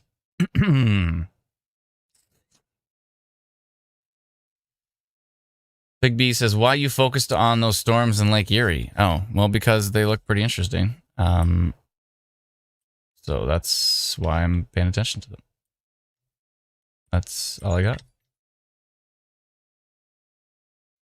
Okay. Yeah, it seemed decent. I mean, there's a couple of them down here. The tornado risk is low, but 14% severe wind risk. This one down here is even stronger. Looked even stronger, but actually, sorry, it is the one to the north that's stronger percentage-wise. What's going on with that one? Hello. So yeah, it's been an interesting day. Again, we hope everybody stayed safe from the confirmed tornado earlier that happened in air. Oh my goodness. The flooding in Mississauga is unbelievable. We had a feeling that was going to happen. And it sure has. I think I'm going to do a polygon for significant flooding right now. Significant flooding reported in Mississauga. Yeah, the rainfall warning that Environment Canada issued mentions 50 to 100 millimeters of rain for Toronto. Brendan, you got to go look at Twitter right now. And maybe you can retweet on our account here. There's a car basically completely underwater. People are trying to like push it. The flooding is ridiculous. Ridiculous. Sounds like a normal day in the GTA. Normal day in the GTA. Getting flooded out. The concrete jungle does not fare well when it comes to flooding.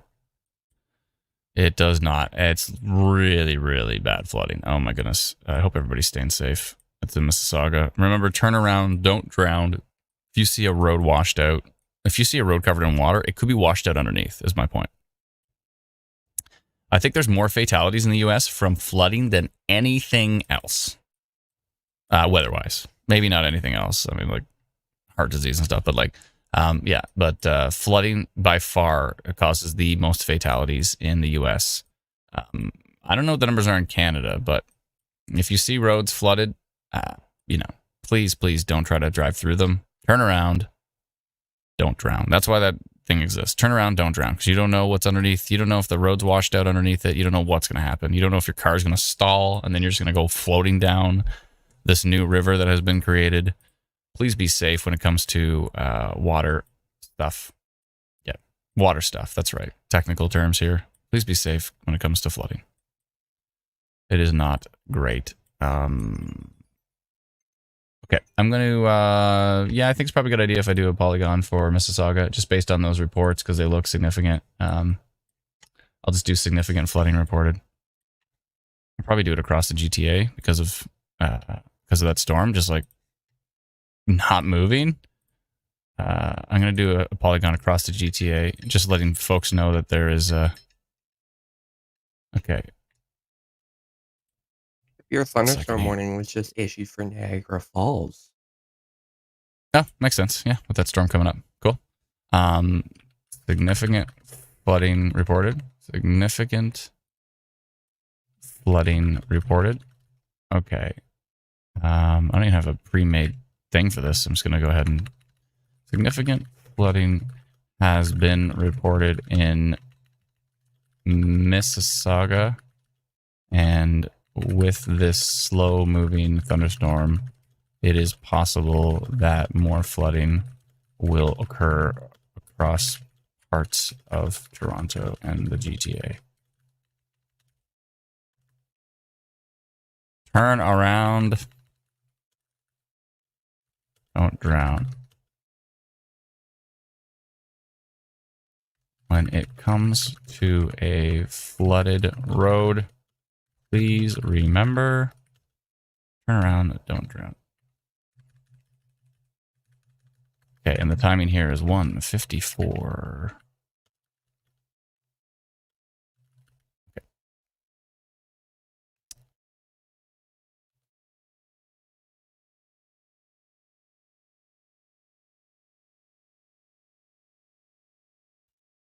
Okay, let's see here. All right.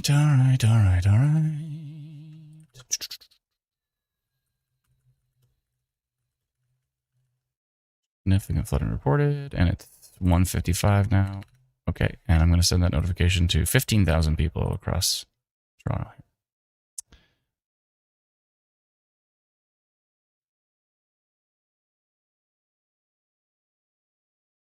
Okay.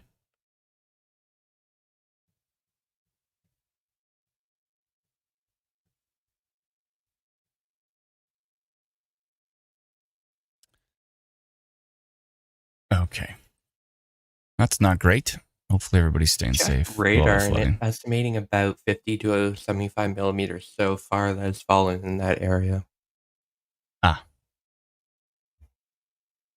Matt says, wasn't there a Cameron spoofing and goofing on the last live week? Yeah, I mean, they change the name every time, but yeah, it's obviously the same person.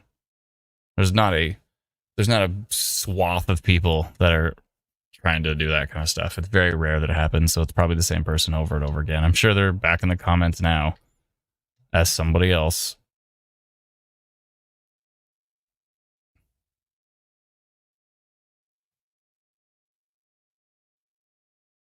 Joe says, it's amazing people think their Toyota Yaris is a monster truck and can drive through deep waters like that.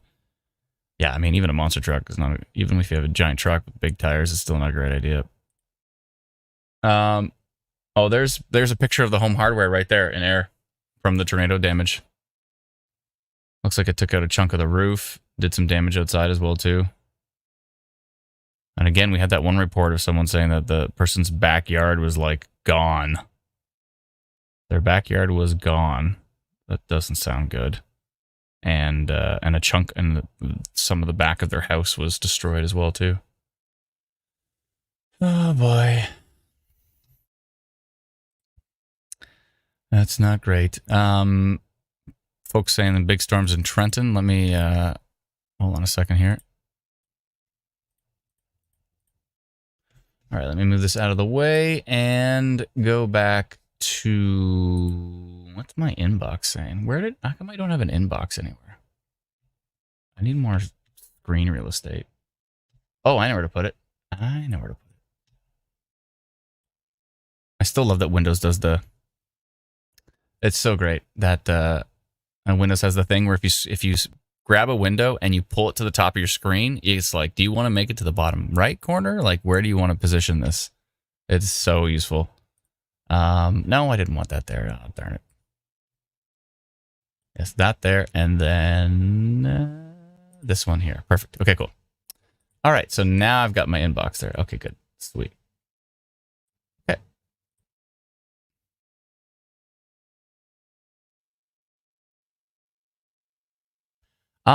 Jay Hickey says, when will the arrows be available in Instant Weather Pro? Are they not available? Did we not push them to the main one? Hold on, I'll go check in the background. Did we not? Oopsie. I don't have them. I don't have the dev version. Oh no, we don't. Oh, so Storm Risk is there, but let's see. Oh, but the arrows are not? Oh no, the arrows aren't live? Not bad. We'll push that out like Monday.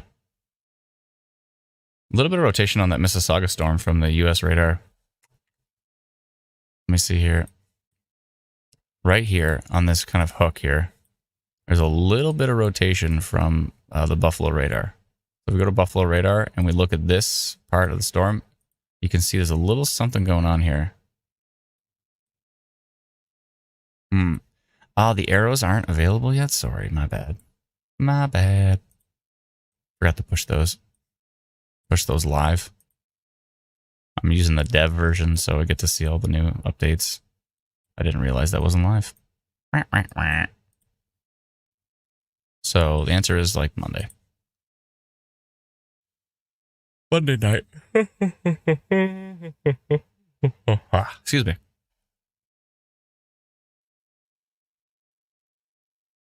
We've been live for 2 hours and 44 minutes. Stud says, push the button. Stuart says, you're still a good product manager, Adam, in a winky face. Are you sure? Okay, Cadius says, where's the flood in Mississauga right now? Flooding pretty bad.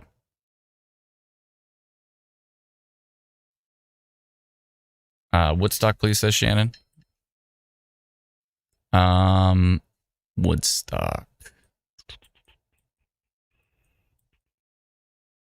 Okay. There's nothing going on. You're fine. If I'm not really talking about your area, then you're probably okay. I mean, if there's something significant happening, let me know, of course. But if I'm not really focused on your area, chances are it's not so bad. It's not a guarantee, but chances are. I'm hearing some folks saying there's lots of thunder and lightning over in Trenton area. Looks like we might get some storms in eastern Ontario. They look pretty boring, though, as far as storm risk is concerned.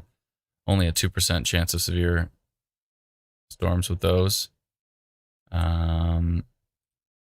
Mainly these storms in the GTA are still the main focus at the moment. Still 16% tornado risk? 16? This is one of those times, again, where you're like, well, there's not really that much rotation on this cell. And then 2 frames later, there will be. We'll see. We'll see. You can see my new polygon for significant flooding reported. Hello. Something going on there. Something in the way she moves. Do-do-do. Do-do-do-do. I'll just hum it so we don't get a copyright strike. There's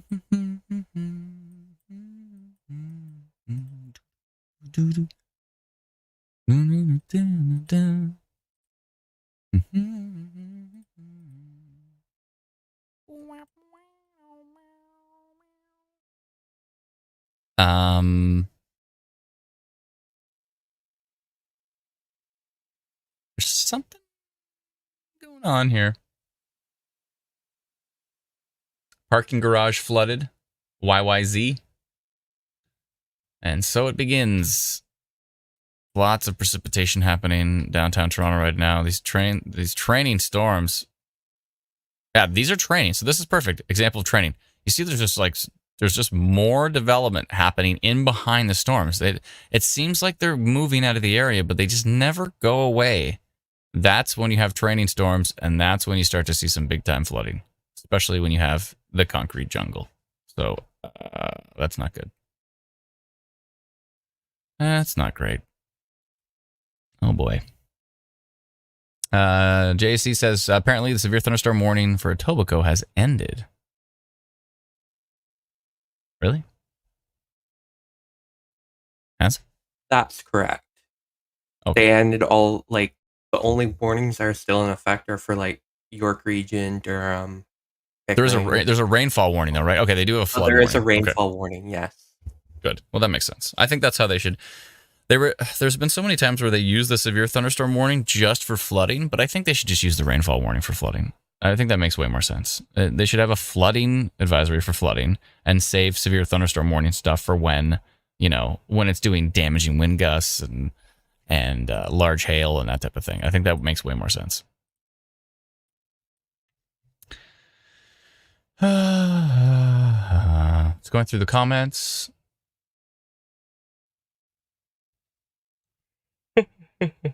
Excuse me. Eric says, is there no tornado amber alert anymore?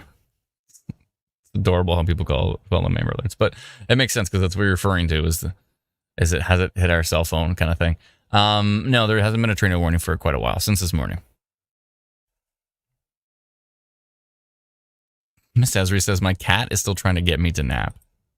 I didn't want to bring up some sad news, but Oreo cat passed away. Our favorite social media influencer cat passed away. It's sad.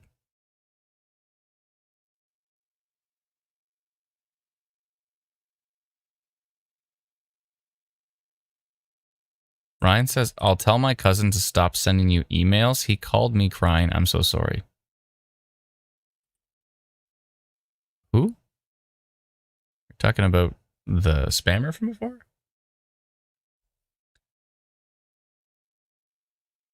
Lori says, why no live stream earlier when tornado alert came from Environment Canada? We went live shortly thereafter, Lori. But we weren't expecting to go live in the morning.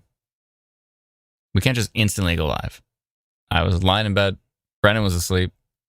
I was posting all morning about the tornado risk, but I was still lying in bed. But then I rolled out of bed and started fixing my hair and put on a shirt and then ran downstairs and went live. So I went live as fast as I could.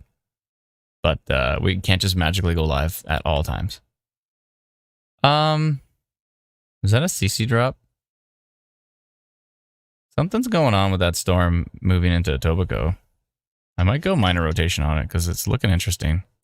5% tornado risk on it. Yeah, I'm going to go minor rotation on that cell again. I don't like the look of it. Minor rotation on the cell that is just northeast of Mississauga, heading kind of towards North York, is it? Oh, yeah, it's rotating for sure. If you animate it. Oh, okay. Okay.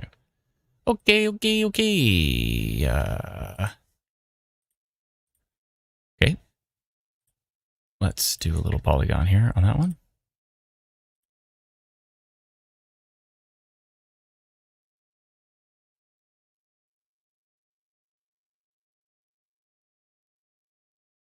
Brennan, go in K-Buff and animate the storm that is near Etobicoke. Actually, I'm going to go rotation on it because I think there's a little bit of a... Hold on, rotation detected on the storm northeast of Mississauga, or kind of like near... Is it northeast or could still be Mississauga?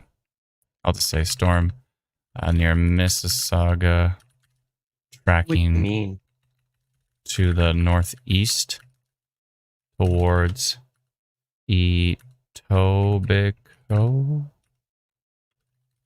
Sorry, what did you say, Brent? I see what you mean. I said. Oh, you see what I mean? And if you animate it, you can really see it rotate. I'm going to go rotation detected. 207. Okay. And sending. Yeah, there's a little bit of a... And if you check out correlation coefficient, there's a little bit of a drop right where that meso is. I wonder if Tom Steff is on that one.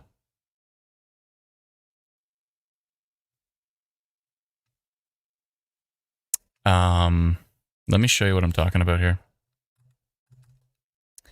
So many polygons, so little time. Okay. And it's got a hook on it right here. I mean, look at this hook. 6% tornado risk on that cell. And if I show you K-Buff, you'll see what I'm talking about here. Excuse me. This little thing right here. So if you watch, that is definitely some... It's broad right now, but it's worth mentioning because it is definitely spinning around. This right here. You can see it curl. It's still pretty soft, but it's seen some rotation there for sure. It's got a hook on it. I don't like it. It's got a hook on... It's definitely got a hook right here. Hopefully nothing, but decided that it'd be a good idea to do that. Based on K-Buff, so it's more like mid-level rotation.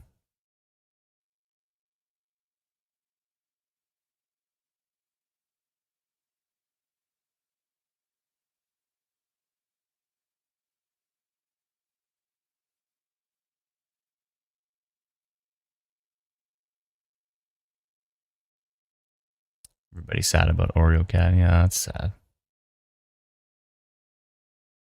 Miss says pantless. Do you have pants on? Oh, I put shorts on. What is that photo from? Ajax? Interesting.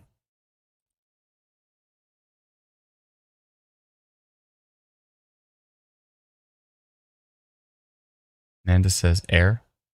Yeah, Air had a tornado earlier this morning.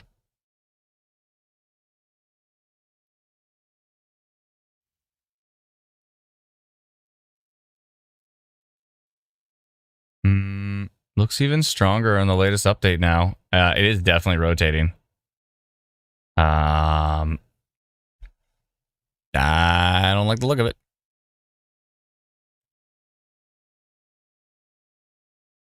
Wait for that next King City update.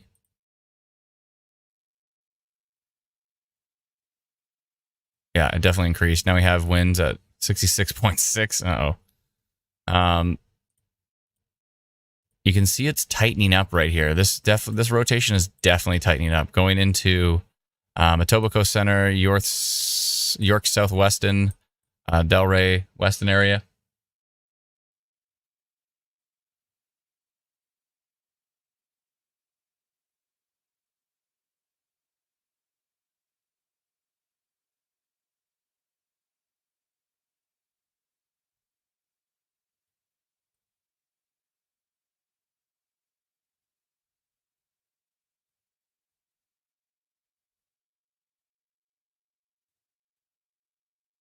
Still 14% tornado risk on this. What am I smelling? Is somebody cooking something? Something smells amazing. Somebody's cooking something. And why is it coming all the way down here? Maybe you're just hungry. No, I'm not just hungry. It smells like Chef Boyardee or something. Like, what's being cooked right now? It smells amazing. I am hungry. Speaking of which, I have to eat breakfast at some point. I should probably go eat some food before these storms get any worse. Whoa. Okay, never mind. Too far away. What's going on down here? Hello. Maybe not.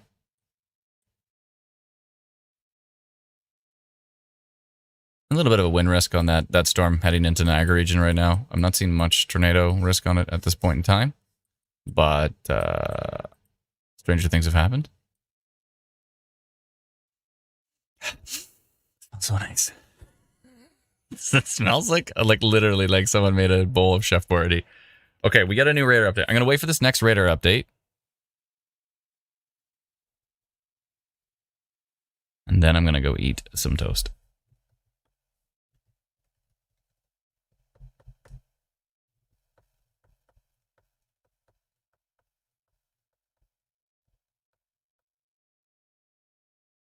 Sweet one says it's way past breakfast. Go have some lunch. Yeah, no, I gotta eat some point. Christina says Saturday is no pants day.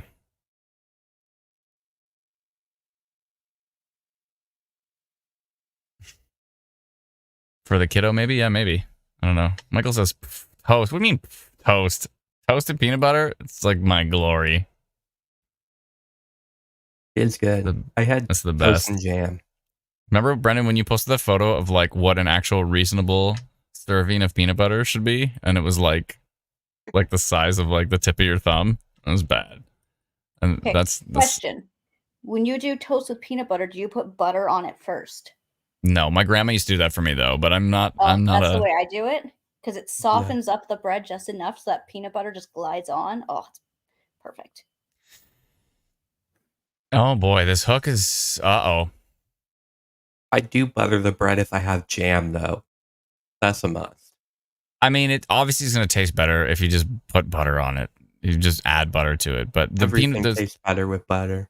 There's the like Dempster's like whole wheat. Well, I don't know what it is. It's like the 12 grain or I don't know something. But anyways, like the Dempster's bread with the peanut butter on top of it. That combo alone is just fine. And I don't need to add butter to the situation. We don't need I love everyone more. That's just tuning in right now, and we're just like discussing bread. We don't need.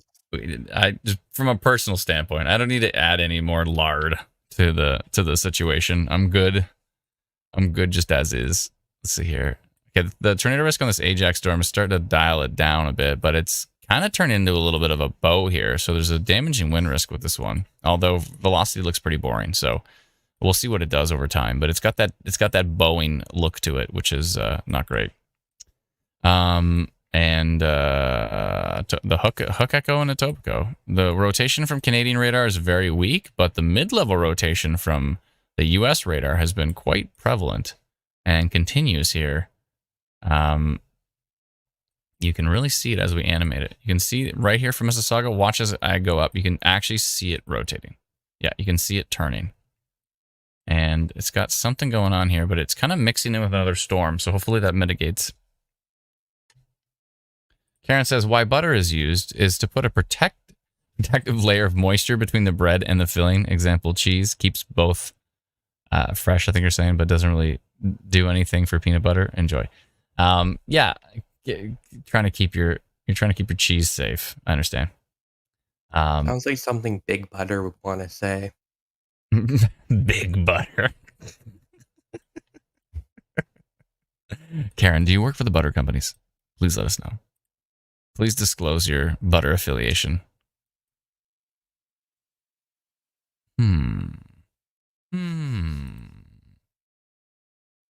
All right. I think it's about time that I huffed some peanut butter into my face. Also with bread.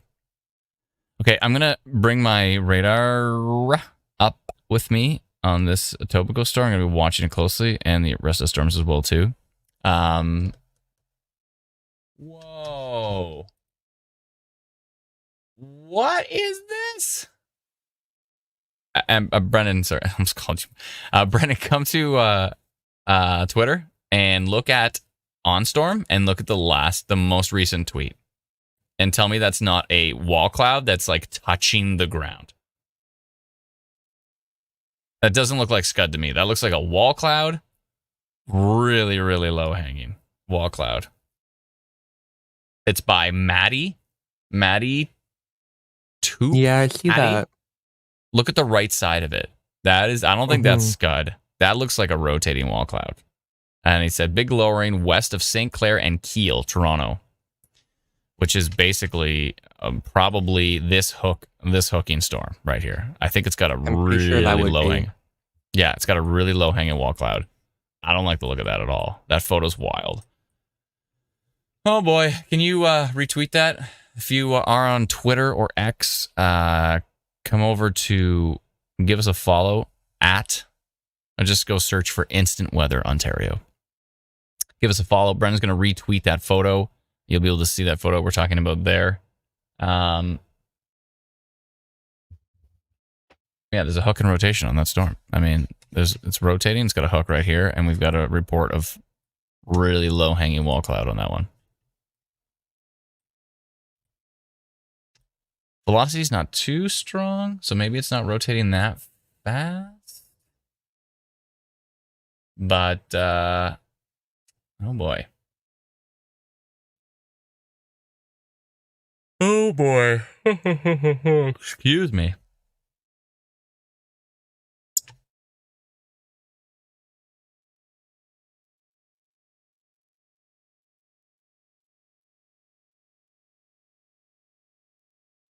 Hi, Katie. The only risk I'm focused on right now and concerned with at the moment is this storm over Etobicoke.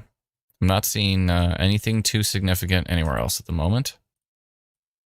She was talking about Georgia. Not seeing anything at the moment. Are you talking about the state of Georgia, or are you talking about Georgia, the town?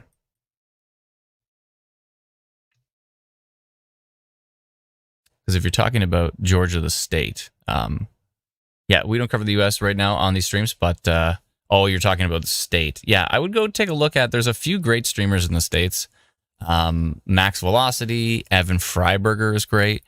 Ryan Hall. There's a whole bunch of skilled streamers in the U.S. We do want to eventually expand our coverage to the U.S., but to cover the U.S. properly, we need literally a team of 5 people. 5 Mets that can cover the U.S. properly.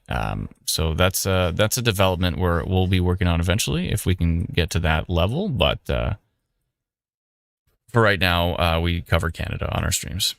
Hard enough covering Canada. Yeah, the U.S. to that 1,200 tornadoes a year on average in the U.S. It's there's for a single human to cover that. It's ridiculous. And so for Evan Freiberger and Max Velocity and Ryan Hall, I mean, kudos to them, because it's like burnout city to try to cover all that stuff. So they are doing a wonderful job covering storms in the States. But yeah, give them a look for coverage over there. We especially like Evan Freiberger. He's awesome. He's cool, and he's always he promotes this every time somebody asks him about Canada. He sends them our way, and every time people ask us about the U.S., we send them his way. Let's see here. Ms. Esri says, Ryan Hall had a tour of his whole house he has set up. Yeah, it's a whole village behind that stream. It is, for sure, but he's still basically the guy on the stream. So he basically has to be live all the time, which is a lot. Oreen says, Vince Walletti. Yeah, there's a lot of great storm chasers. By the way, also, I forgot, how did I not mention Reed Timmer? I mean, he's the GOAT, right? He's the greatest of all time. So Reed Timmer is... and actually, Reed Timmer's been getting into those kind of like Ryan Hall streams. So he has a guy. Reed Timmer's like storm chasing while he has I forget the gentleman's name, but he has someone tracking, watching radar as well while he's streaming. So it's kind of like a combo stream. But yeah, definitely follow Reed Timmer. He's the GOAT for sure. Let's see here. Dar says Max Velocity. Yeah, Max is awesome as well too, for sure. Yeah, I mean, follow them all because they can't always all be live at the same time. So, if you want to track storms in the States, it's watch their streams. It's pretty wild. Let's see here. Cal says, any warnings for Kitchener? You might want to download our free app because that'll tell you for sure if there is any warnings for your area, warnings or watches. So you can get our free app at instantweatherapp.com. Download it. It's free. instantweatherapp.com. And then you'll be able to see if there's any Canadian alerts for your area. Let's see here. Just taking a look at look how low that's hanging. Look at this photo right beside me here. Look how low that wall is hanging down. West Etobicoke right now facing north. Yeah, that is ground hugging at the moment. The U.S. radar looks like it's the rotation we see on U.S. radar looks like it could be weakening here, which is good news. There's still a little bit of a hook on Canadian radar, but U.S. radar seems to be weakening on that storm, which is good. We don't want it to strengthen. We want it to weaken. So there it is right there. It was looking pretty interesting these past few frames, but it is especially that frame right there. But it looks like it has weakened quite a bit, and so it may be dialing it down. But then we've got all of these storms to the west. Looks like there's a big storm on top of Elora right now, where we're covering the storms for Riverfest here in Elora right now. We're currently covering that. Alana is taking care of that at the moment. I appreciate that, Alana. Thankfully, nothing too significant on those storms at the moment. No, just the odd lightning strike, which I have advised them about. Okay, perfect. Yeah, I would definitely let them know like the distance of the lightning strike if you can measure it out. Let them know how close they are and stuff like that. All those details are super helpful for them. But I'm sure you're all over that. Let's see here.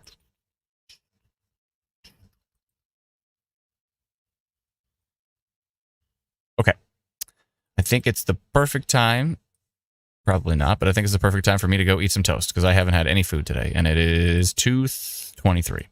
So I think I need some food in order to sustain myself for the rest of the stream. Yeah, I don't know, Brendan, if you want to take over, if you want to just put on some tunes, and I will be back in 15-20 minutes.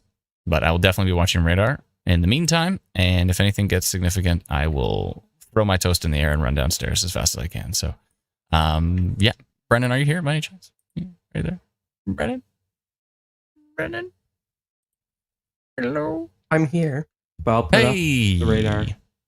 Okay, perfect. You want to do that? Yeah, that'd be great. Background. Okay, no worries. All right, if you can do that, that'd be great. I will be back in no time, folks. Thank you for hanging around, and I'll see you very shortly.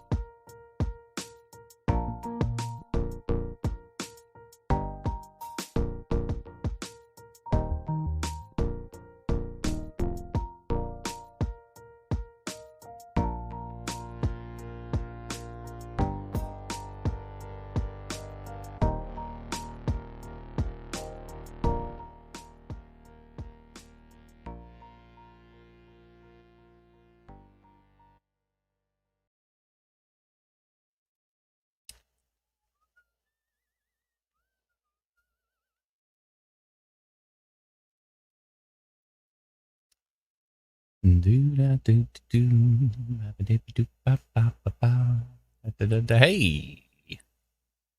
it is I.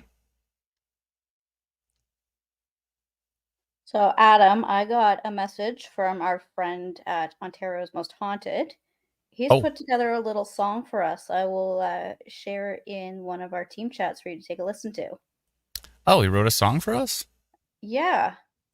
That's cool. Yeah, it's actually pretty dope. Sweet. All right, wicked. I can't wait to hear it. Is it like acoustic guitar-y kind of stuff, or is it like... No, it's a like rap. Oh, it's a rap? It's an instant weather live stream rap. Whoa. Yeah. That's kind of cool. Sweet. I can't wait to check that out. Nice. Looks like are things clearing up a little bit for our friends in Elora? Yeah, there's a cell to their northeast that's still producing a bit of lightning, but they're seeing some significant clearing, which is great. Oh, that's good. It's definitely not the end. You can see all these storms coming in from Michigan here.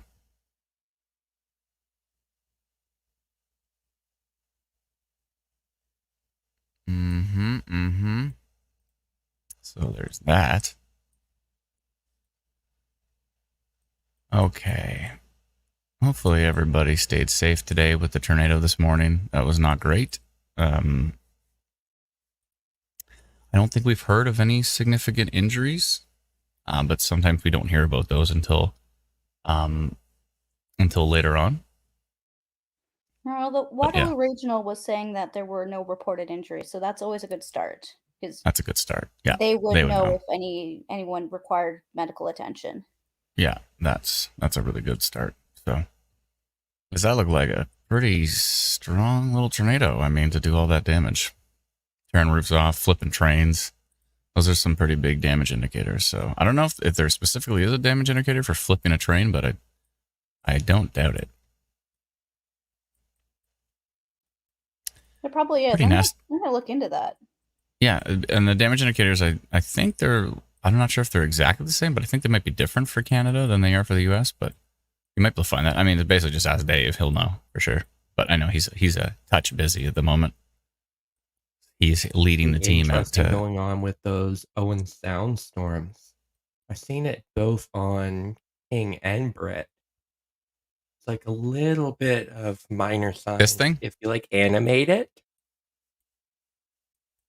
Let's see. Oh, you mean that Owen sells this part? Yeah, you can also see it on see if I can find on Brit. There. Yeah. Let's see. Almost looks like a little convergence or something. I don't think it's anything too significant, but yeah, it is kind of spinning a bit. That's pretty weak though. I think it's okay. 0.01. Pretty low. 1%. What's our, what do we got for Supercell here? Okay, we got Supercell, and then it's building up to a 2. I think the storms are going to get more interesting as they head up in towards Simcoe County. That's when things probably get a bit more interesting. And it looks like, yeah, we should have Supercell of 2 around that area. We should have at least a little bit of Sigtor, not too much though. I wonder if, this might be one of those events where it's a kind of a one-off. I mean, I hope we don't get quoted for that because things go down the drain, but it might be one of those one-off moments where we have kind of a mesoscale accident. Oh, how about that? Storm update. Yeah, no physical injuries have been reported throughout Waterloo region. All right, that's great. I just looked at the damage indicators as listed on the National Weather Service website. Yeah. And it's all buildings or like hydro poles and trees. So nothing related to trains. Oh, this is from Brit. This scared me for a sec. I was like, is this the current rotation on this storm? But this is from Brit, which is a real big distance away. So if we take a look at the closest radar, there's like no rotation. But there is some upper level rotation from it. You can really see it from a distance to see if there's upper level rotation here. Quite a bit of upper level rotation on that storm. Yeah, right there, west of Pontypool. But yeah, that's from a radar that's quite far away. It made me a little nervous for a second there, but I realized that probably elevated. All right, I'm going to get rid of that rotation, excuse me, that rotation detected polygon I have for Etobicoke. Excuse me. By the way, my toast was amazing. Credit Valley Conservation just put their flood warning to their highest level. High flows from precipitation has resulted in increased water levels. Water levels will remain high and may become unsafe, especially around culverts, bridges, and dams. Keep family and pets away from water courses. The Credit Valley Conservation has just posted as updated to flood warning. So lots of precipitation today, folks. Flooding is the main risk. There is some risk for damaging winds. There is still a little hint of some tornado potential, but we might be looking at mainly a flooding event moving forward. We'll see how this does develop. Still tornado watch in place, of course, but we'll see how that does develop over time. I'm going to take a peek at some of the latest model data in the background here.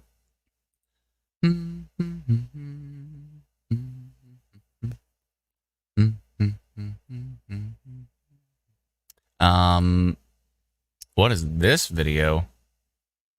Cooksville Creek is about 2 inches or so away from flooding the road. There's a children's park in the water somewhere. Oh, that's not good. Where's Cooksville? Cooksville? Where's Cooksville? Anybody know? I believe that's Mississauga. Oh, okay.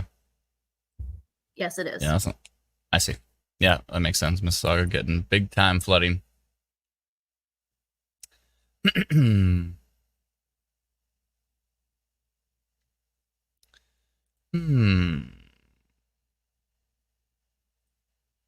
What's going on here? Where do you think you're hooking to?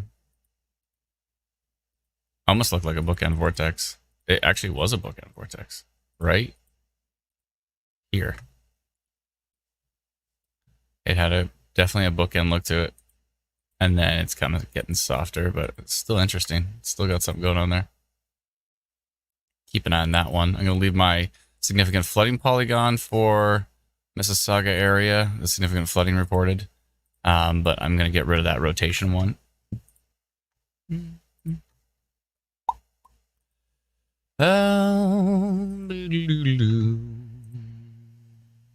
Well, there's some good news. All the severe thunderstorm warnings have just ended.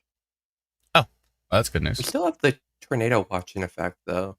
But we'll have to see what happens with that.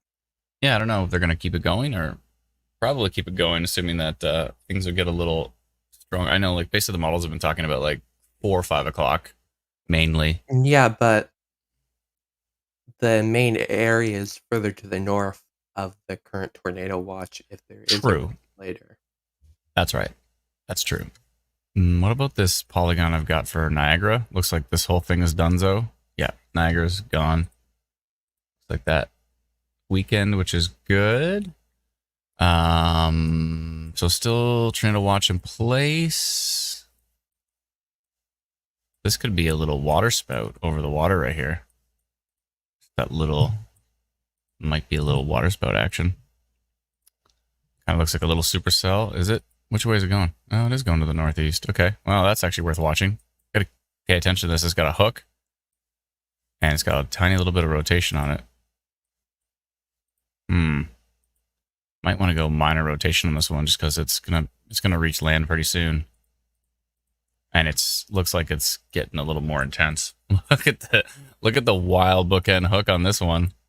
Right here near Pontypool, but thankfully overall the rotation is quite weak on that one. That's the one that had that from Brit radar. That's the one that had what looked like rotation from a distance.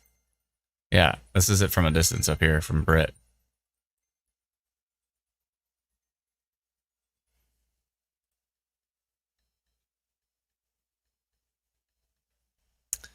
Okay. All right.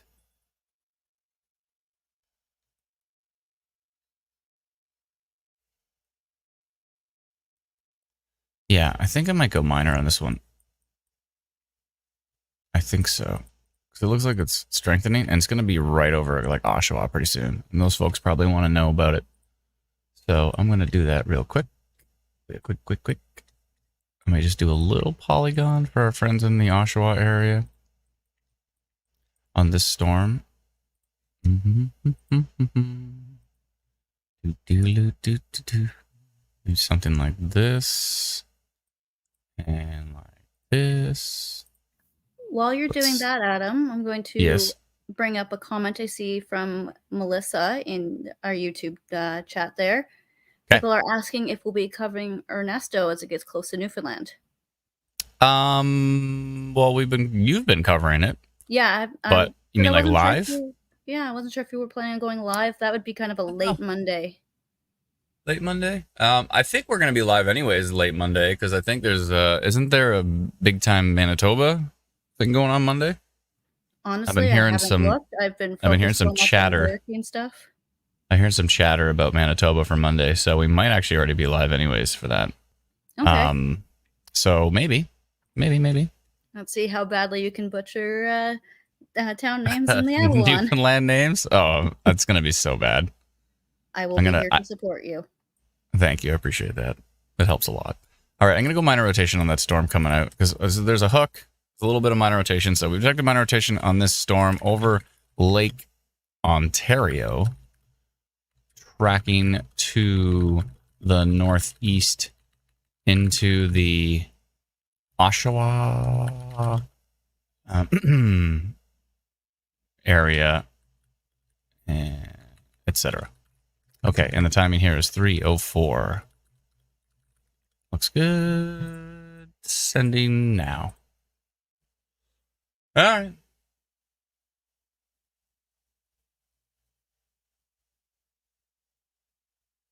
All right. Keep an eye on that one. Doody-doo. What is this video? Oh, the Mississauga flooding?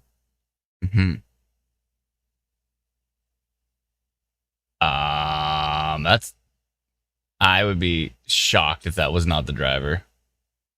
What is this? Is that rain? That looks like a rain shaft.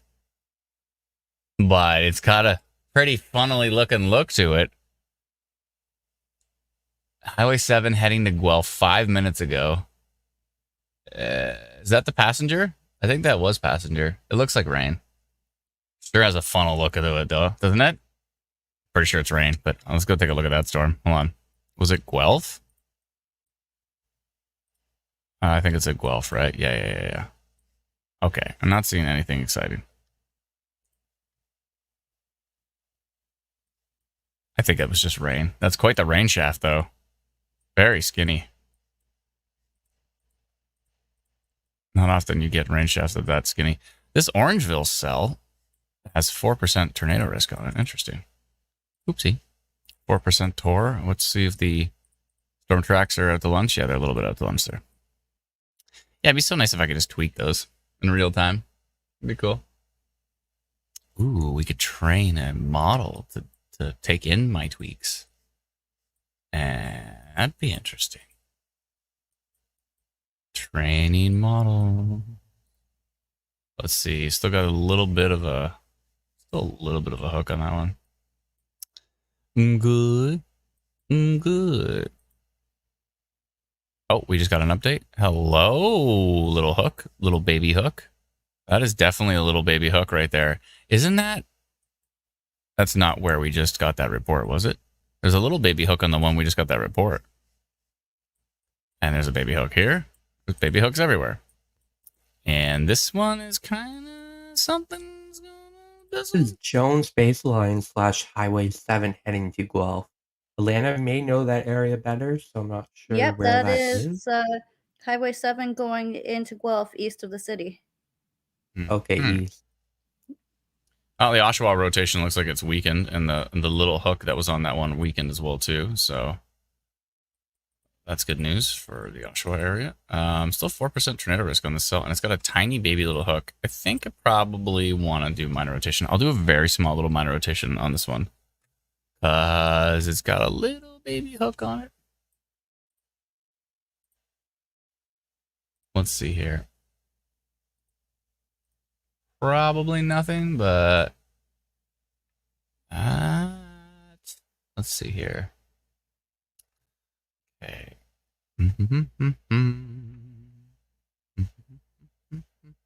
I think it's this cell. You can't see what I'm looking at, but it's just, yeah, it's just near Orangeville. That's right. It's just southeast of Orangeville. That's the one. I think that's the one.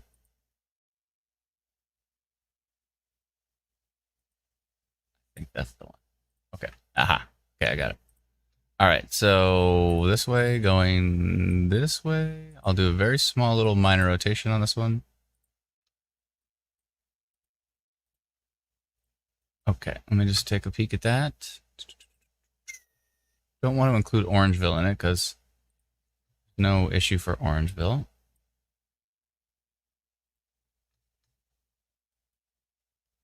It's mainly Caledon Village area.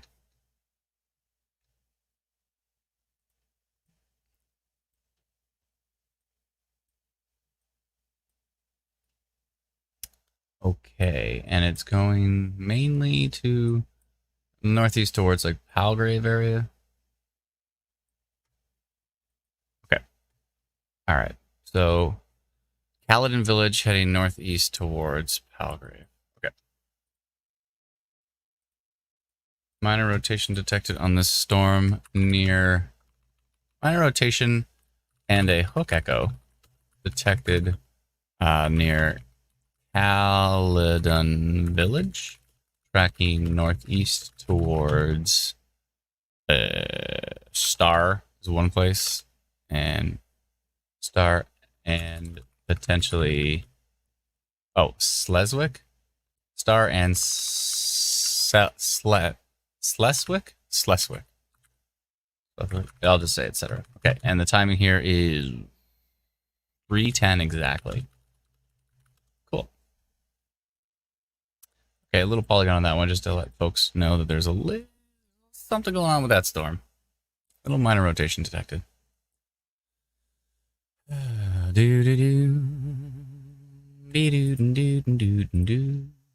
Okay. Oh, I didn't plug my iPad in. It's gonna die. It's gonna die. Plug it in. There. Aha. Much better. Okay.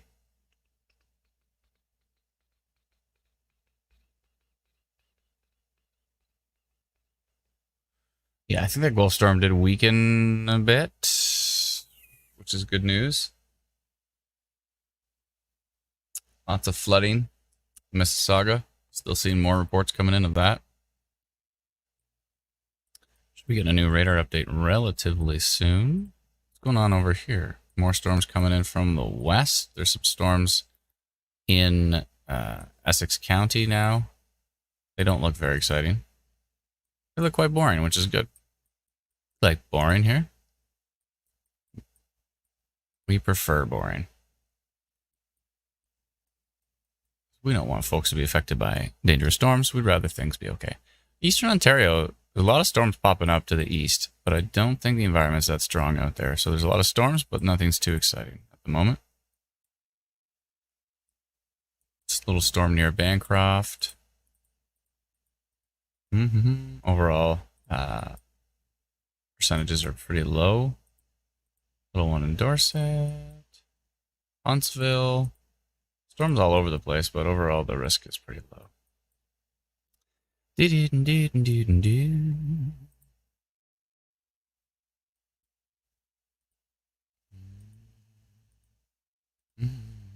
Still that hook that I'm a bit concerned with on that storm near Caledon Village. Don't like the look of that. The rotation in general is weak though, which is not too bad. Again, this is why it's minor rotation, because it's got a hook, it's got some weak rotation. It's worth giving a heads up, but often minor rotation turns into nothing, and occasionally, like the minor rotation we posted about this morning, turned into a violent tornado. Doesn't always happen that way, but once in a while it does.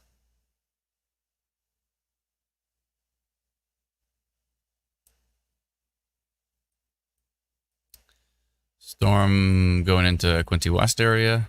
Looks pretty boring. Lots of boring storms. I'm going to leave the Oshawa minor rotation just for one more frame. We get another frame update, then I'll tear it down. We should be soon. I see the little pulsing green. If you have Instant Weather Pro, you'll know what I'm talking about. I see the little pulsing green thing that says it's going to get a new frame. And there we go. New frame. Oshawa looks nice and boring, which is good. I want to see what our little hook echo is doing here. Wow, that went down the drain, which is good as well. And what else is happening?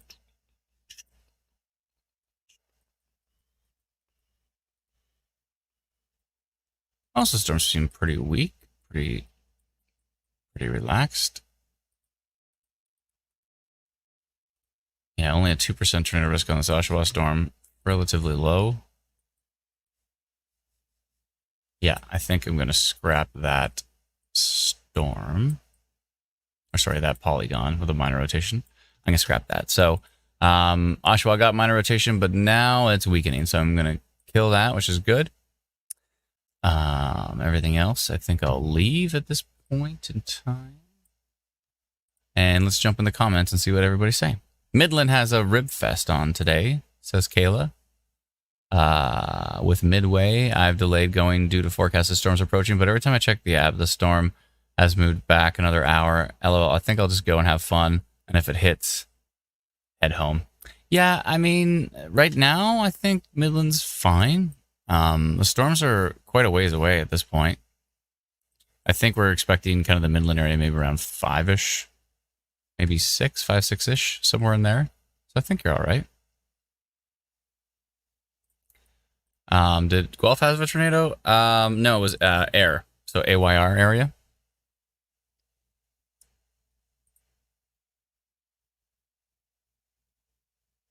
Scott says, yep, just a boring storm in Quinte West confirmed. Yeah, there might be a little hail on it, but other than that, it's pretty boring. Stacy says, on radar towards Lindsay, it almost looks like a little yellow and red question mark. A little, oh yeah. Yeah, look at the bookend vortex hook on this little, I mean, it's weak. But it's definitely got a really cool looking bookend vortex hook to it.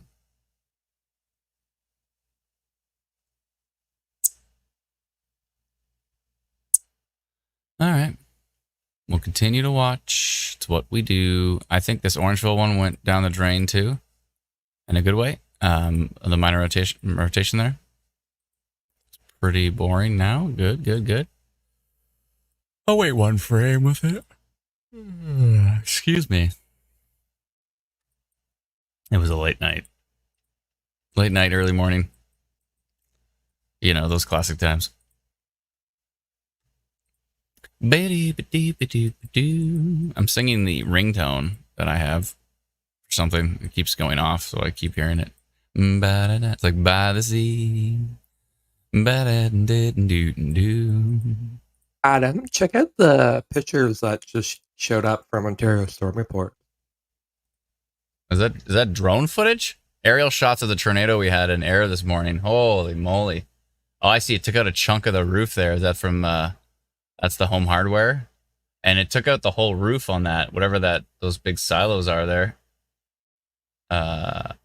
What happened, Brennan? Oh, you're zooming in. Okay. Whoa. This must have been the gentleman who said his backyard was gone. Oh, look at all the trees down. Holy.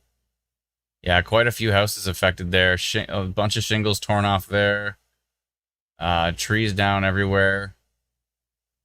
Oh boy, that doesn't look good. Those are some huge houses. Oh my goodness.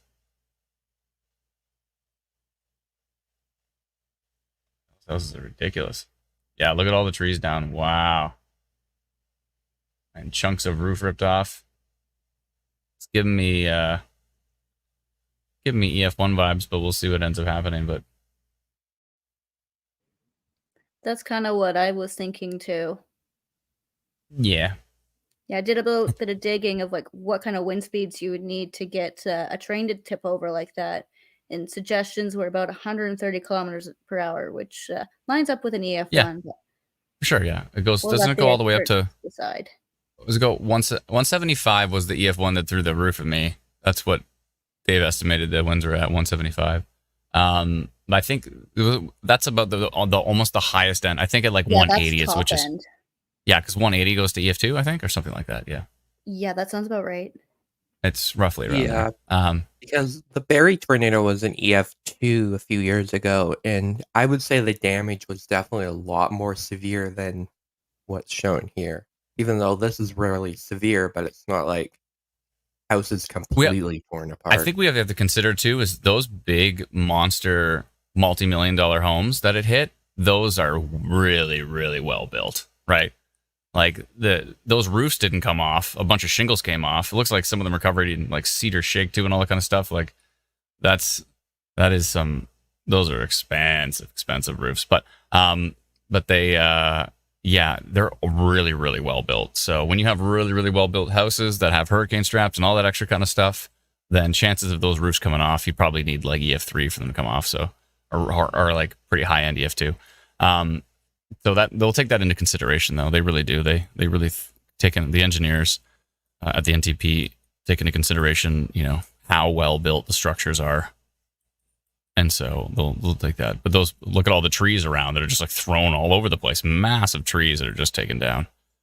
Pretty wild. So yeah. Anyways, hopefully everybody stayed safe with those ones. Hopefully they got to the basement in those particular cases. Obviously, not great to have their whole backyard and chunks of their house destroyed, so it's pretty brutal. Hopefully everybody's okay. Okay, I know I just took a break, but I'm going to take a short little one again. I will be back in like 15 minutes. I'll be back in no time. Just watching these storms as they develop. Nothing looks too super duper strong right now. Still flooding risk for parts of the GTA as these still seen precipitation within that same polygon that I drew a long time ago. And stuff in Essex County looks boring. A lot of these storms are looking boring, which is good. I think we might get some increase in activity as this storm line starts to move into the Georgian Bay area, Midland area. We'll see, and if we don't, then maybe this morning was the show. We'll see. I mean, besides the flooding, of course, and still some more lightning activity and some damaging wind potential, but we'll see what happens as these storms move to the northeast and go through the Georgian Bay to Lake Simcoe corridor and all that kind of stuff. So that's where it could get interesting, but we'll see. But okay, Brennan, can you throw back up the thing, and I'll be back in just a little bit. Thanks so much, everyone. Bye-bye.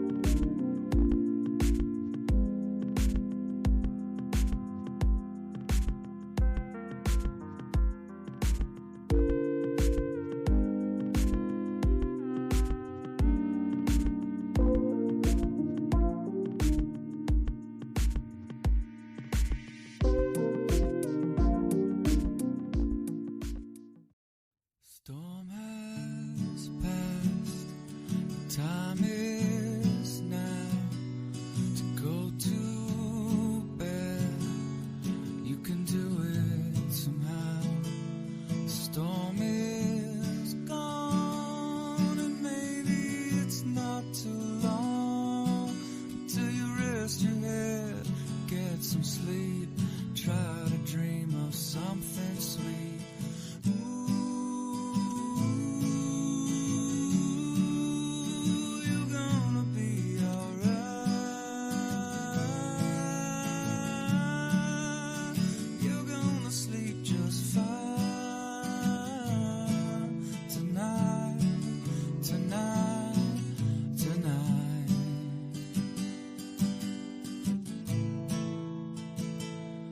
Thunder's gone, rain is coming down. If you look up to the sky, you see things are clearing now. Everything is gonna be okay, even when it's not. All storms pass eventually. Know you have a lot. You got me, you got mom, got all the things that you've become. Me, you got mom, got a loving home where you're from. You got me, you got mom, so love your family. You only get one, only get one. Storm has passed, the time is now to go to bed. You can do it somehow. Storm is gone, maybe it's not too long until you rest your head and get some sleep. Try to dream of something sweet.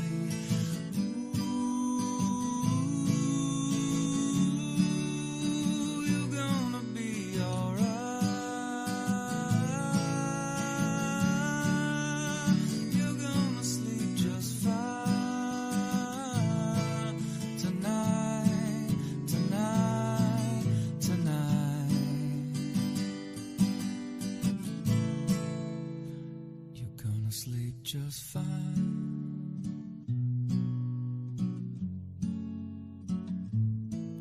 Tonight,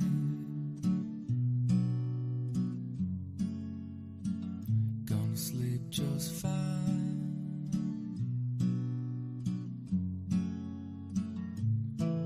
Tonight.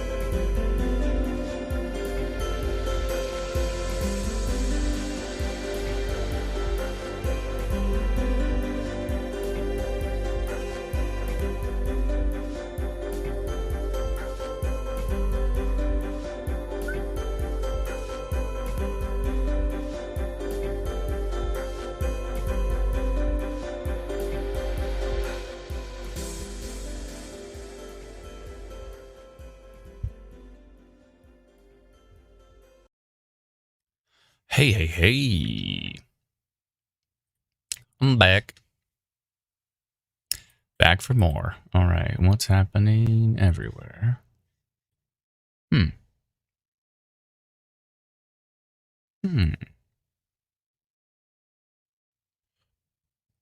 Interesting little cell west of Meaford.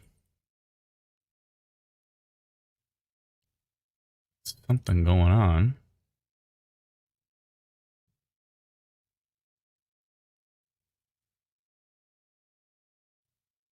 Not too strong, but something's going on there.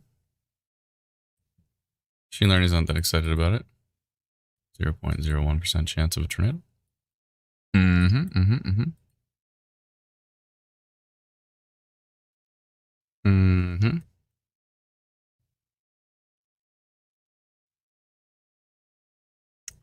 This little storm northeast of Tweed starting to get it together here.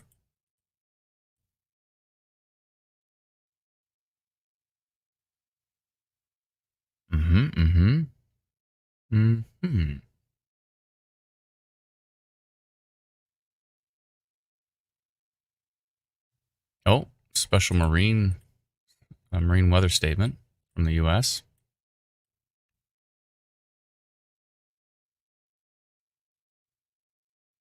I gotta show you what our delivery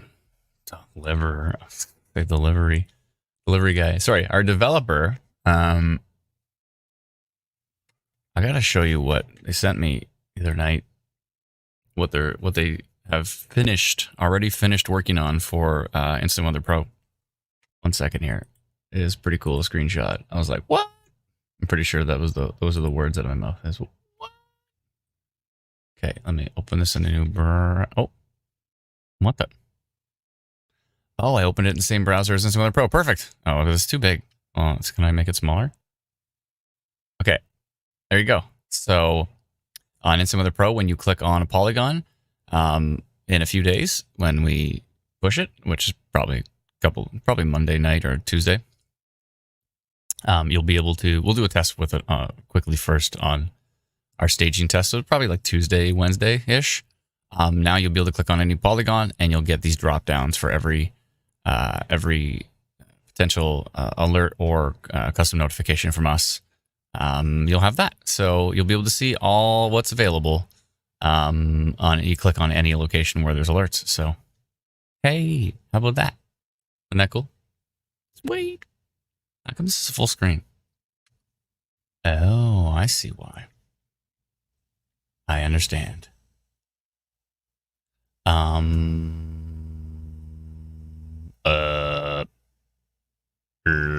me switch cameras for a sec. Or switch visuals. It's just me.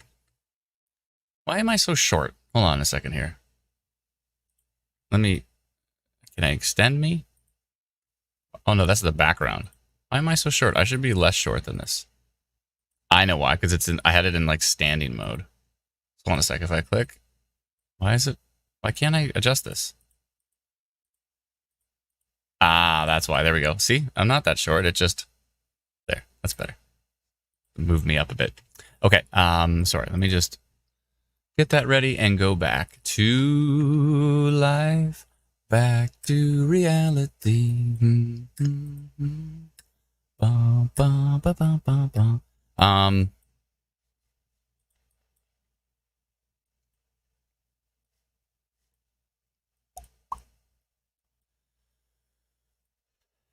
Nothing looks that interesting right now, which is good. This is a good sign. Let's cross your fingers. It just continues this way, and that would be optimal.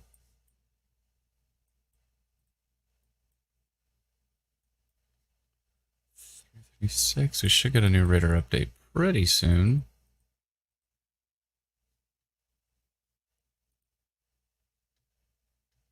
Pretty soon. Christina says full belly and storm nuts. I haven't had any storm nuts yet, but yeah, my stomach is definitely full. I was eating some of these Ritz sour cream and onion things. They're pretty good.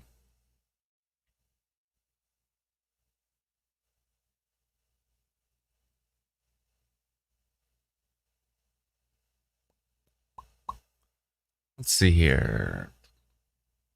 Baron says I have an echo. Do I have an echo? Does anybody else hear an echo?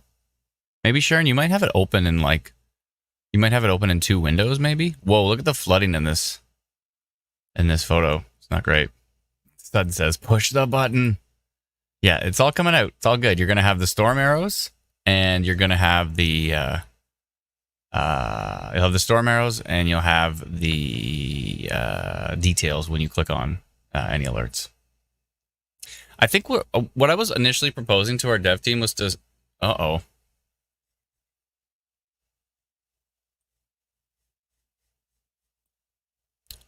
A little bit of minor rotation there. Is this closest to Brit? I think so. Let's see what it looks like from King. King looks boring. Brit looks more interesting. There's a little bit of rotation, and it's been going for a few frames. It may have weakened. Machine learning is like 0.01% tornado risk on this cell. I think I might put my faith in that right now. Although hooking storm, weak meso. You sure about that, machine learning? Are you sure? Are you sure? What was I saying? Oh yeah. I was initially going to say, why don't we put the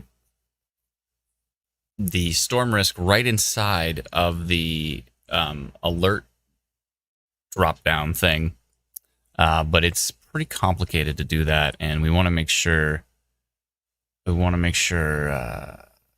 it's done proper. Anyways, long story short is if you click on a storm risk polygon, you're still going to get, and I still want to make it too convoluted either. I don't want to make it too messy. You click on a storm risk polygon, you're still going to get this pop up, and if you click off of it instead of the rainfall warning, you're going to see that you're going to see all of the alerts with the drop down. So it'll be cool. It'll be good. It's going to be good. I've been watching Bruce Almighty lately. That's why I keep saying good. I mean, lately. I watched it once, but anyways. Yeah, this has me interested, but it's still not that strong. It's pretty weak. But it's got me curious about this little storm here. but the supercell there is weak. There's like 0.25 VTP, which is like pretty low. Pretty low. Excuse me. Oh, I never got on our Discord. Our private Discord. I forgot to go on there just in case anybody needed to hit me up for some info or something. Yeah, all that flooding is pretty wild.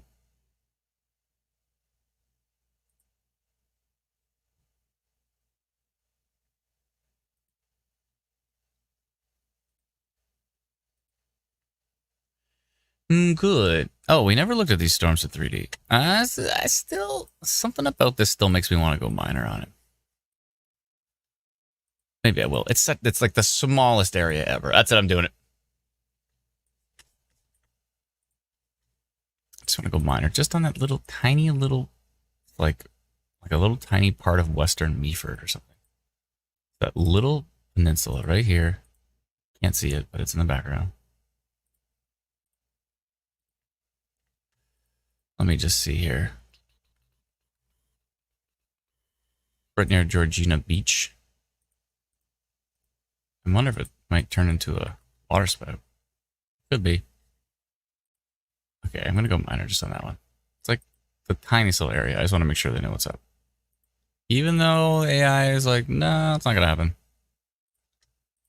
AI is not perfect. Okay, we detected miner rotation on the storm near Georgina Island, west of Meaford.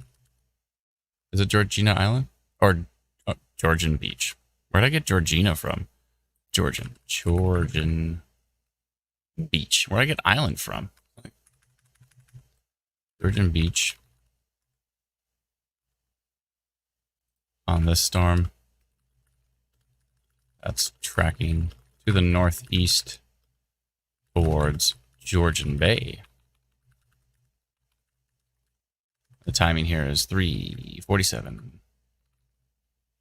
48. I wonder how many people. 4 people. There's 4 people in this polygon. But I think these 4 people deserve to know that we're watching that storm. It's got a hook on it and it's got some miner rotation. So, I'm sending it up. 4 people right here are going to know about that.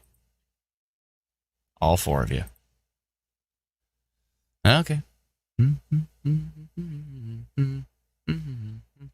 We still have a miner rotation polygon over here, don't we? This one. I think we should scrap that.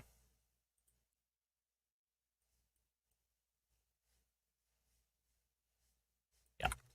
Scrap that one. That was the Caledon Village one. Let me get rid of that. What is happening? Caledon Village. There we go. Okay. Back to radar. This one should go away.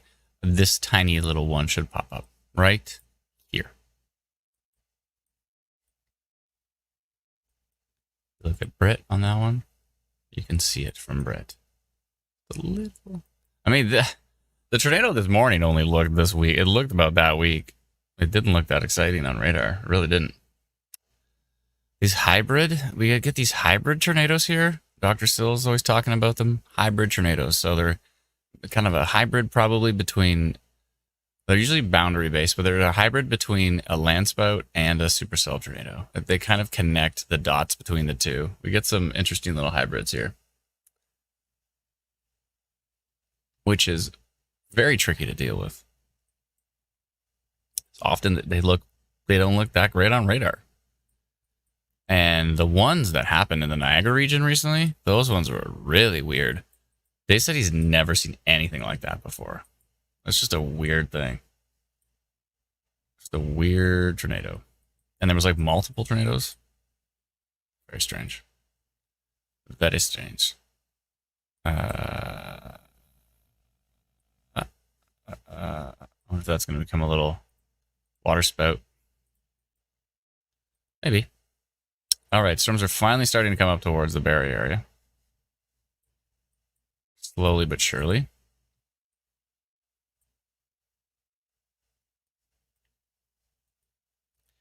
This Beaton one is interesting. This Tottenham one has an interesting look to it. And 4% tornado risk. Really? Really? Interesting. Was that the one from before? That was the one from before that we've been watching all the way since down here. We did minor rotation on it. It extended, and moved northeast, and finally it's here now, and it's got another little hook on it, but there's not much for rotation at the moment. Not much. Oh, there is land spout. Oh, hello. Now there's, I mean, it's only a 0.5 or a 1. There's a little 2 area down by Leamington kind of area. Sorry, not Leamington, but LaSalle area. And there's a little 2 up by Britt. But there's little pockets of 1 all over the place. And so that's an interesting way to see if it's a hybrid day, is you have not only do you have supercell in place, but you also have non-supercell, aka like a land spout index. Interesting. So it's making things a little bit more interesting.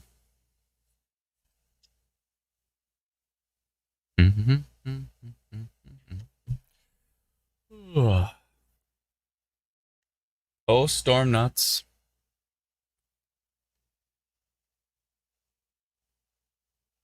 Ah, thank you, Patricia.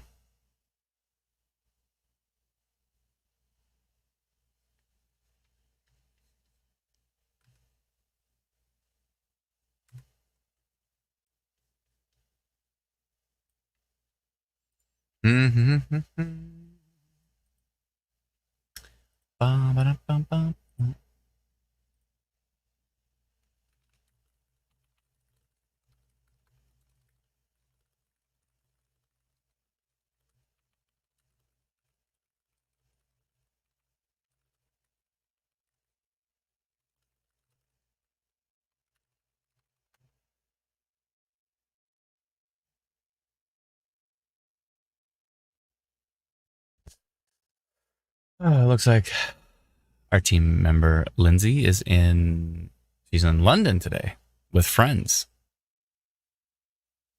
And I said, tell her I hope she has fun. And also, who said she was allowed to have friends? Who said she was allowed to have friends? Clearly not you. It's not in the handbook. No, it's fine. We don't have a handbook, do we? I don't think we do. I think we worked on one at one point. Yeah, I think there was an attempt and that just didn't happen. Handbook, schmambook. You know what I mean? There was like a meme that I shared a while back that said like, it was like an interview and it was like, what was the biggest thing that you accomplished at your last job? And it was like, I got 10 new things added to the employee handbook. That's not a good compliment.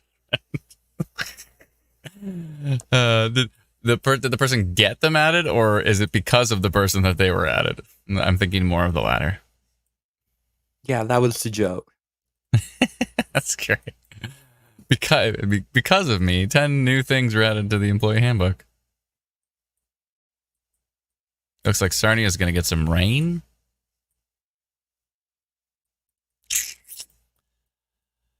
I know there's still a tornado watch in place, but these storms are pretty boring.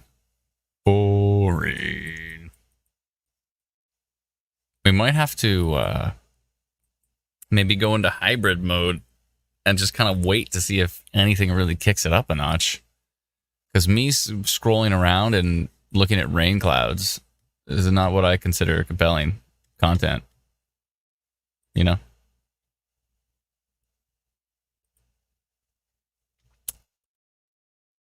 Does anybody feel that rain clouds are compelling? We have 1,800 people just watching you scrolling around.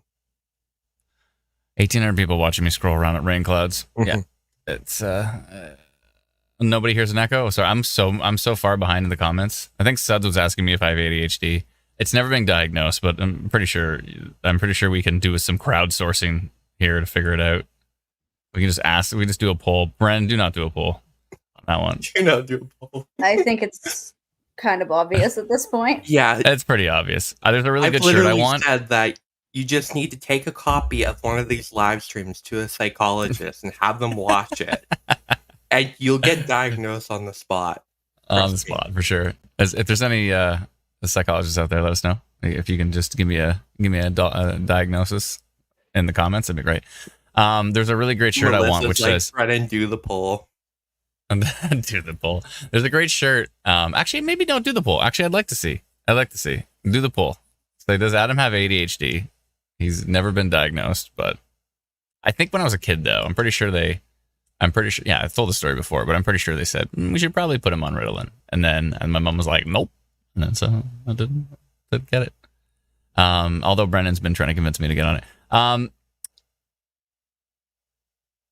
Oh, Jessica says I see a delay mismatch in Adam's speaking and the sound feed. Is it off? Here we go. You ready? Check. Is it off? It's good on StreamYard. Is it? Well, then it just might be the platform you're on. You might just want to refresh. It. Canadian Timbit. Our friend Canadian Timbit says I have ADHD. Ange says, having followed you since Tornado Watch, I'd guess ADHD is very possible. Interestingly, the poll isn't as decisive as I would have expected. We're at 64% yes. We're trying to crowdsource this. Crowdsource my medical. I got a few other things we can create polls for. Let's talk about. Let's just figure it out. But the crowd, what is it? Wisdom in the crowd. That's right. Maybe we found a new business idea. Crowdsource medical information on live streams. That sounds like a horrible, horrible idea.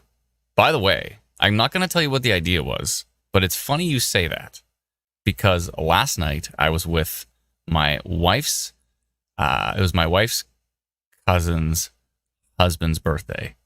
And him and I, he probably has ADHD too. We both get going with ideas. He randomly said this random name, which sounded like a medical startup. And we went in brainstorm. We just out loud in front of a group of people brainstormed it over the next half an hour until everybody was sick of the idea.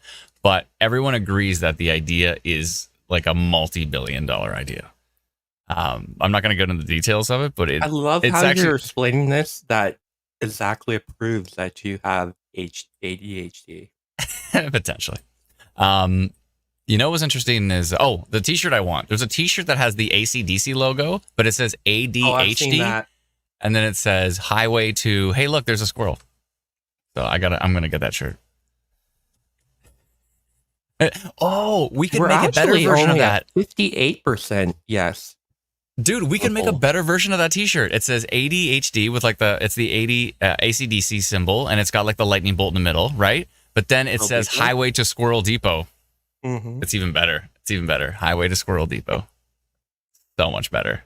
We have to make our own version of that shirt. It's genius. That's genius. Kim says my beagle needs that shirt. I really don't understand how the poll is going down, even though you're proving it right now. No, I'm not proving anything. The community has spoken, and it's split. Actually, I've done those kind of like online ADHD tests, and sometimes it's just like you're slightly like, if you get 20 is the maximum and like 0 is the minimum, and I get like 11. So, but then when my wife's there, she nudges me and she goes, no, you're not answering that one accurately. She's like, you're way more of that than you think you are. And I'm like, oh, really? And then so I answer it like with her perspective in mind, and then I score, and then it's like, you need to talk to somebody at the end of it. Carrie says, this feels like Confessions of Ontario Stormwatch. We don't want to get into that. Wait till after dark. Yeah. Ms. Esri says, I want that shirt. I know, that shirt's amazing. Would you like that shirt with the Squirrel Depot version of it? I think it'd be cool. Teresa says, ADHD, I hate labels. However, it is a human behavior to box stuff up. True. I can just call it spectrum is like the umbrella version of it. I believe ADHD is just brilliant people, creative, and can keep up. actually, for our species to survive, we need more. We need to be more alert. Interesting. Yeah, I mean, of course, we like to put labels on everything, of course, right? But yeah, it's very possible that some of those tendencies are natural to me. I was quite disruptive in school, if you couldn't tell.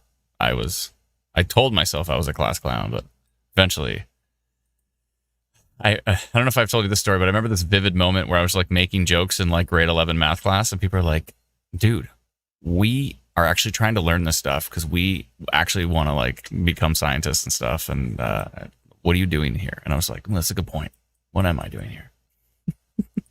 Why am I here just to make jokes and people are really trying to learn? Yeah, that was the moment of me being like, I don't think I should take this class anymore. I think I'm gonna drop this. Meanwhile, that's basically my job here. Yeah, your job is the disruptor. Brennan the disruptor.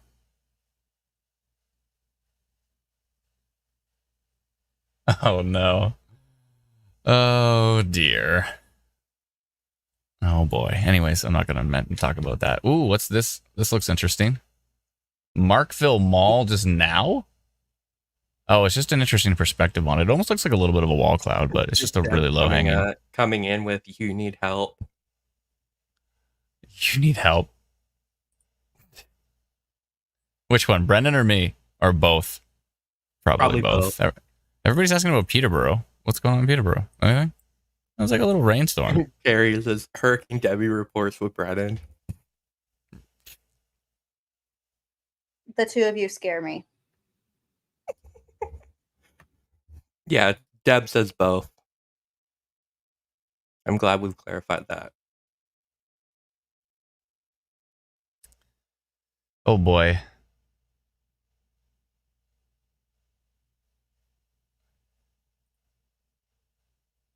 Oh boy. Melissa B13, I would just go ahead and remove that channel just based on the name in general. I think that's probably a good idea.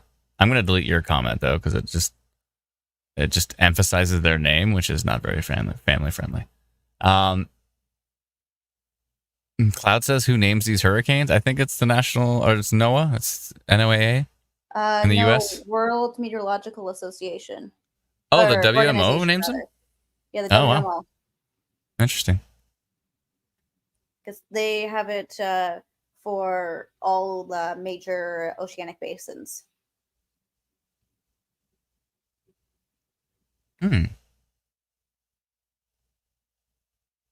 Interesting. Dan says, can we get integration for Home Assistant for weather warnings? You mean for like our instant weather API? We've thought about it. We should, I mean, we have a pretty complex API, but I don't know if we have it set up to scale. I guess we do, because everybody hits it for their alerts, so it is set up to scale. Yeah, we could probably do it. I think we could do it. That'd be pretty cool. It'd be interesting if we like, Brendan's always talked about this too, about like packaging everything, but it'd be interesting if we created some sort of package at some point in time. And part of that was you could add our alerts to like our alerting system to your kind of like Google Home or whatever. It'd be interesting. Cammy says, why is everyone here trying to be psychiatrists? That's a fair point. Should leave this to the professionals, please. But Brendan, was there as a result of my poll? Yeah, it was about 53%. 53% think I have ADHD and 47% think I don't. How many people voted on it? I'm shocked. Like 150. That's I shocking. ended it. We need more data. We need to do a wider. We need thousands of responses. We need a better survey. I have a feeling people are voting no, just like because they just like they think that I'm going to be happier if that's the result. I don't care either way. Like I'm pretty convinced I have ADHD. They don't want Adam to be happy. I think the a little more data. I think the interesting thing. Tyler's asking about Ottawa. I think Ottawa's fine right now. You're good. There's some storms in the area, but they're fine. There's nothing exciting at the moment. Also, with ADHD, a lot of people can't get going. Like they have a hard time getting motivated and getting moving and stuff like that. And when I'm excited about something, I have no issue with that at all. If I'm not excited about it, I'm a procrastinator for sure. But if I'm excited about something, like you can't stop me. That's called a special interest. That's the thing. It is a thing. Yeah. Like I'll stay up all day, all night. If like I'll hyper focus on something if I'm really interested in it. But that actually is an ADHD trait, so chances are pretty good. Melissa says that's classic ADHD. That's a good point. That's a good point. But I can kick myself in the butt to get motivated for even stuff I don't want to do. But you know what helps with that is deadlines. Yeah. When there's a deadline, then I'm like, I guess I better do the thing because I have to. Marissa says, do you experience ADHD paralysis? It sucks. That's the thing. I don't know. I mean, obviously there's no like black and white. It's a giant gray spectrum, right? So I don't know. I don't know if I experience it as much as other folks, but Ms. Esri says deadlines and lists. Yeah, I do make lists because I'll forget stuff, but then I forget to look at the lists.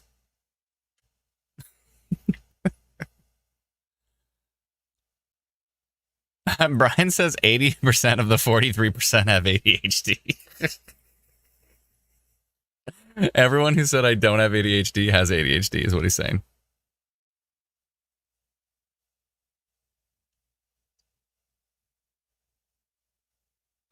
Just there's a lot of folks asking about their area. Right now, I'm not really seeing anything that's that exciting. There's nothing very much exciting. There's a couple of decent little storms, and everything looks pretty boring at this point in time. We're probably going to go into hybrid mode, what hybrid mode is, if you're not familiar, this is what we labeled it. But basically, it's where we play some music, we show radar, and then if things are interesting, we'll come onto the live stream. We'll pop in and say, and every so often we'll pop in and say something, let folks know what's going on, especially if we're really focused on a storm, or if things get really interesting, then we'll definitely jump on and do the full blast live stream. But we're probably going to do that because right now things look pretty boring. I'm not excited about any of these storms. It's 4:00. I mean, in an hour from now is prime time. I can always jump back on though. I'm going to get rid of that minor rotation polygon for the Meaford kind of area because that storm is now over the water and not a concern anymore. So I'm going to scrap that one. And that's the last of our custom polygon. There still is a tornado watch that covers like areas west of the GTA, east of Kitchener. So there's still a tornado watch, but I don't know how long that's going to last. I think it's there, obviously, because of what happened earlier when we had a tornado touchdown in air, AYR. That is so strange that I was shocked because the rotation this morning, the rotation was like in Greenfield. It was right here. And then, but I was just like, oh, I know air, so I'll write air in the notification. And then the damage was in air. Oh, I guess Greenfield is almost part of air. Greenfield doesn't really look like it's anything. There's like no buildings or anything. Is it just a road? Basically just a road. So I guess that's still considered air. So maybe the damage was right here. I don't know where the Canadian or the home hardware is. Let's go take a look.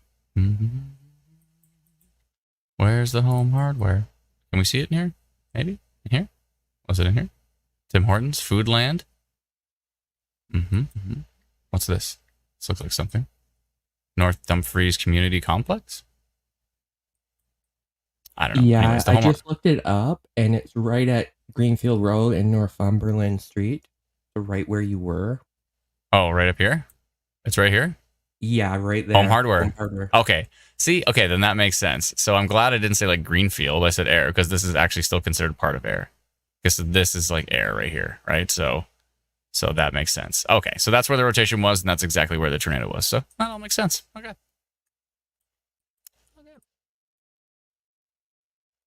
Hello, 6% tornado risk for some reason. Why did this go to 6%? I think it's a little excited about something. It's one to watch, though, for a second. But yeah, I'm not really... Oh. Jay says, the final answer to the neurodivergent question for Adam, he would absolutely suck at what he's doing without it, says Jay. Thanks, Jay. I'm pretty sure I'm pretty neurodivergent. What was that movie called? Divergence or something? Remember it came out like right after Hunger Games? Was it called Divergent? I think it's called Divergent. And it was kind of like a Hunger Games type thing. I think there was factions and stuff. Anyways.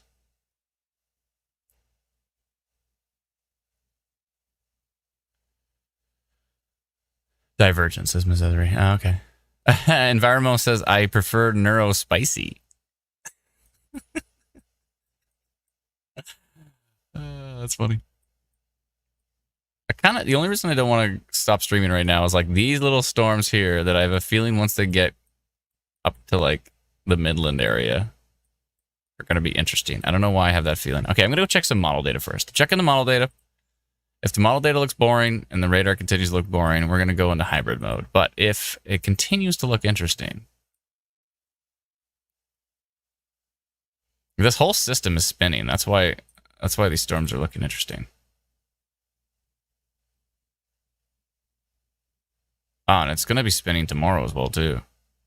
Yeah, tomorrow looks quite spinny as well. The low is like just sitting still. The low is like in Georgian Bay, and it's just like spinning. Yeah, that's wild. You can't see what I'm talking about, but it's happening in the background. So, yeah, I don't think we're going to see anything much more too exciting.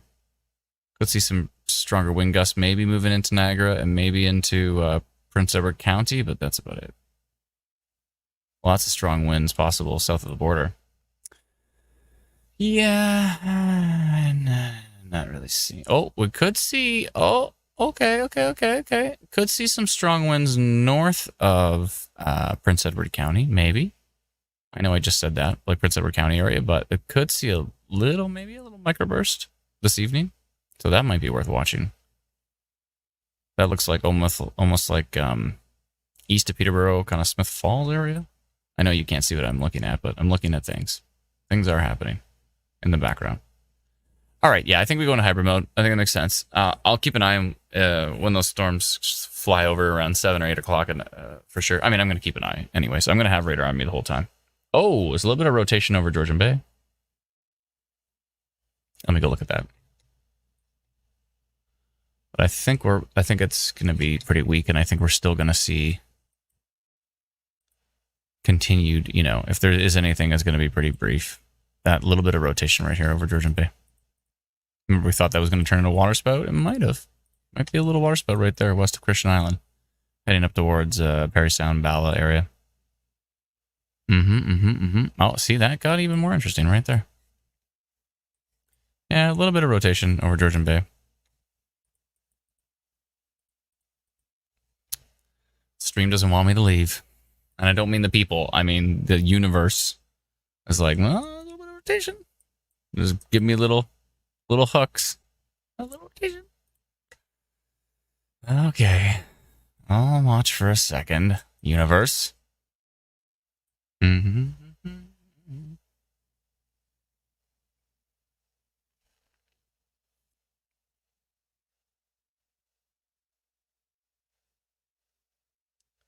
What is that picture of? Is that Wasaga Beach? Oh, it is Wasaga Beach. Interesting. In fact, yeah, that's a good point. When I go to Wasaga Beach webcams. Yeah, Dave M just sent me a picture of what looks to be like a little funnel cloud. It does, but it looks like it's like potato quality. I need to actually go to that website and see it. Is it the main beach cam? Yeah, I see it here. Okay, I'm watching it right now. Oh, I love this live view. I love live video. I really need to work on our database more of webcams around the area. I think we can use the power of this wonderful community to build that database. We tried to work on this before, but I think we can do it again. I think we should do a post where we're like, everybody, please message us all the webcams you can find, and then we'll create a big, like a interactive map page of all the different webcams. That'd be great. And then of course, launch it to the community so that everybody can have access to it, and then it makes sense because then everybody can be checking the different cameras in different areas and let us know if something's interesting. Look at that storm. It looks great. Wasaga Beach. This is a city camera, so I can definitely bring this up. I'm going to do that right now. I'm going to bring up this camera from Wasaga Beach really quick. Everybody can see the city of Wasaga Beach. Hold on, let me go into studio mode and let me grab another window capture. Grab that is good. Lock it in place. Bring it down a step. And am I centered? I'm not very centered in here, but oh well. Good enough. Good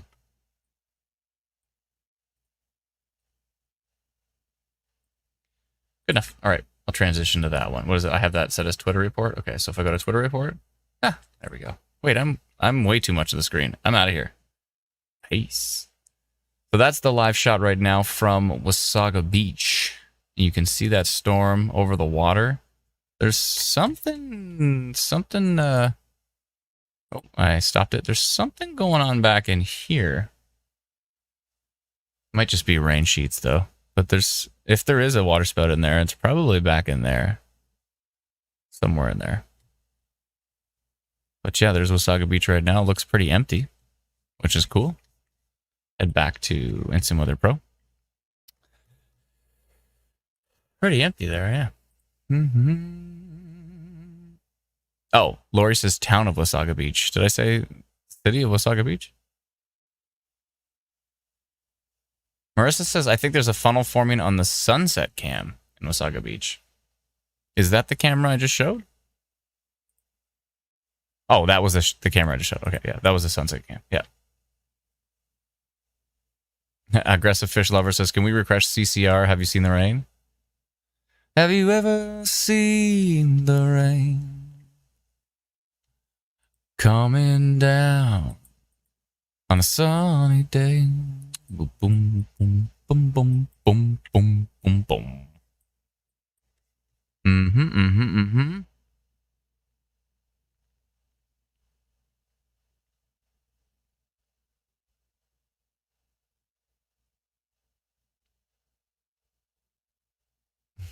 Found Pond says, copyright strike. I don't know if they'll copyright me for that. I think if I play the whole song, they will for sure.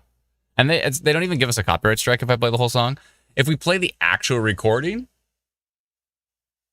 that would be different. But if I perform it, like if I sing it, they don't give us a copyright strike. But I think they make us split the any live stream revenue with the original artist.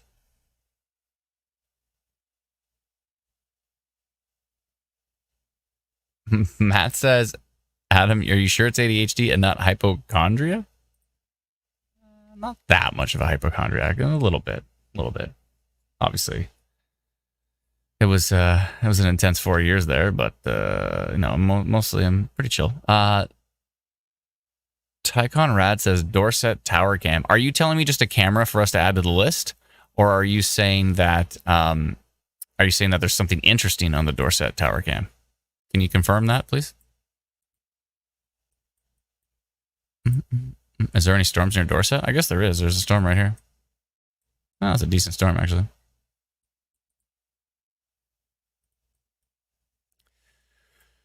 All right. Still just watching this like really, really weak mezzo over Georgian Bay right here. Still like some weak rotation right there. Some minor rotation over Georgian Bay. Keeping an eye on Your it. thunderstorm warning was just issued for Sarnia. What? For what? For rain? Not for wind.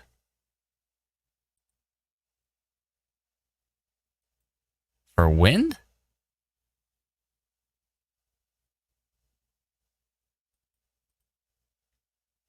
Brennan? Did you fall asleep? Yeah, I just checked. And it says Oh, for wind. what is it? Very strong wind. Because of the marine statement? Like, I don't know. Really? Wind? Yeah, it says 90-kilometer-hour wind gusts. It's got 40 kilometer on radar. And from Detroit, which is even closer, it's got less. Detroit says 45 kilometers on radar. What? is this being warned? Because the marine alert. What did the marine alert say? I guess I can check that myself.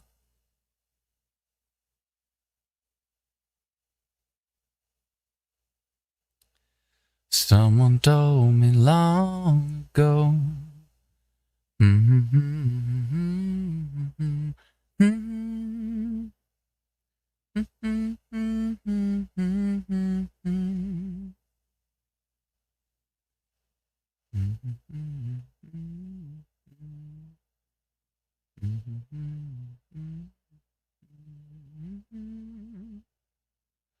Down, down like water. It's lost power in Peterborough, says Cameron. Why? Oh, there's a tiny little storm there. Oh, maybe there's like a lightning strike. And sometimes these lightning strikes will hit a tree branch and it'll fall down across a power line, and then you got no power. DJ's Inferno Sauce says, I can confirm definitely not windy in Corunna, but raining like crazy. Visibility is less than 200 feet. Thank you. Appreciate it. Jen says, very heavy rain and thunder in Sarnia right now. Did the impact, locations impacted include Sarnia? Yes. Let me get the... Okay. It says Sarnia, Courtright, Corunna, and Port Edward. Trainer 106 says, that's because Peterborough's power grid is comprised of paper clips and twine. That's funny. Can confirm. That sounds like the biggest power grid. Are you part of that power grid? No, thankfully. Elena? No. You're close, though. You're close. Yeah, but far enough away that I'm not. Did almost live in Peterborough, though. Oh, did you? Yeah. In the Pitbo? We were house shopping there, too, but we're happy in Lindsay. That's cool.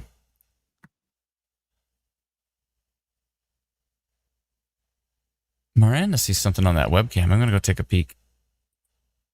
On that sunset camp. Says, rainfall warning for Toronto, Mississauga has been updated to 100 to 200 millimeters of rain. Was that 4 inches? That's not good. That's 4 to 8 inches.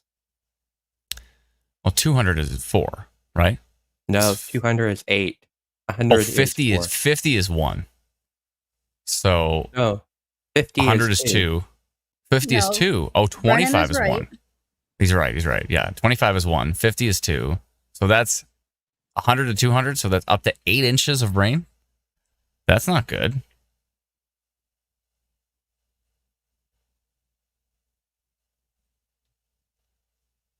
I suppose I've been officially diagnosed by Dr. Melissa. Dr. Melissa B13. I can't believe it tipped over a train. That was ridiculous. I should message Dave and say, tipping over a train, what damage indicator is that? I'm going to do that right now. Because he's probably super busy, so I'll bug him. Oh, Dave. 1 second here. Refreshing messenger.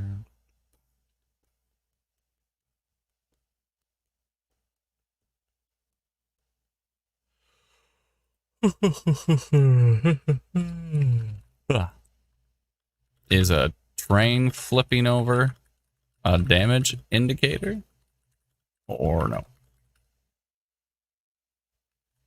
I'll say a standardized damage indicator or no? What kind of I thought I spelled standardized right. I'm going to tell you the example it gave me of potential. I'm going to just post this in our team chat. I'm definitely not saying it out loud. This is the corrections it gave me. I'm going to put it in our team chat here. I'll put it in IW. Actually, I'll put it in the adult chat here. Okay, there we go. All right. Those are the options it gave me. I put it in our 18 plus chat. Let's see here. No, thank you. Yeah, because you missed the ARD. You did. I know, I did. But look what it tried to give me. Like, no, I'm not doing that first option. No, thank you. No. I didn't even know that was a word. But I'm gonna. I didn't even know that was a word it. either. No, don't use that word. I didn't know that was a word either. Use it, just not in public. It's a word everybody knows, but then they add "ized" to the end of it, so it's something-ized. But I'm not going to tell you what it is. Anyways, you really don't. You don't want to know. Okay, hold on a second here. Where was I going to do that message? Oh, I see. Okay. Oh no, did it delete? No. Come back message. Oh, fine. Is a train flipping over a standardized image indicator? Perfect. There we go.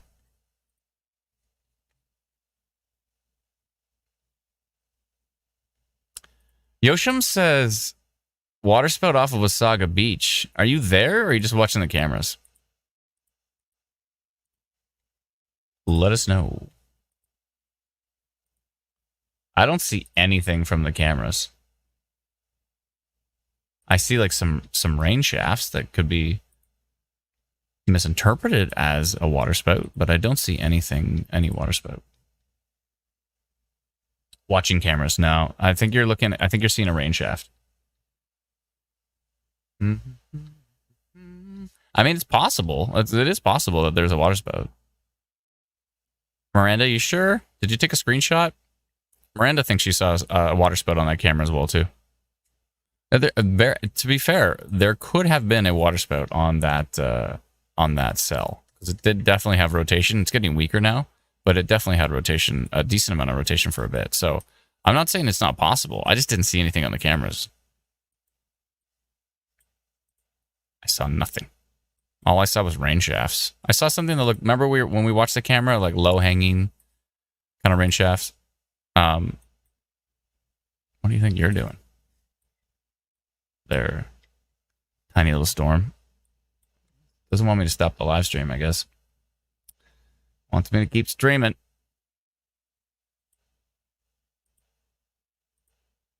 Because there's what's this little cell in Eastern Ontario? I mean, I want to check to see, is there a non-sup up there? No, there's zero non-sup. Zero non-supercell. There is some supercell, but it's very weak.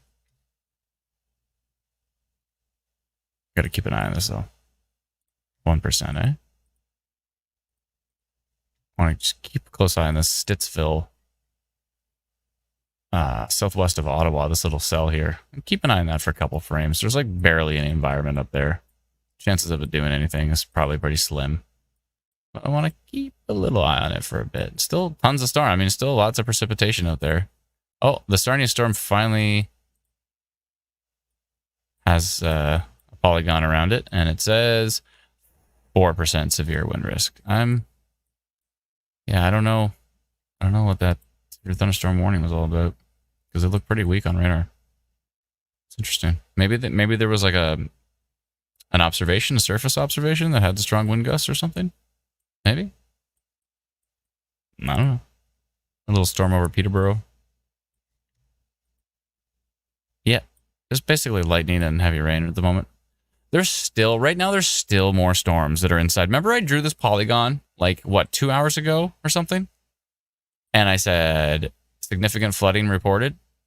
And there's significant flooding reported in Mississauga. So I did this polygon because I knew that A, it's the concrete jungle, and B, these storms just keep moving through the area. And now there's still precipitation and more coming into this area. There's more precipitation coming into Mississauga. How long has there been precipitation over this area? Brandon, what's the accumulated precipitation right now? It's got to be ridiculous. Let me double check on that one. Last time ridiculous. I saw it was over like 5 inches, but that was like an hour ago. It's just nonstop.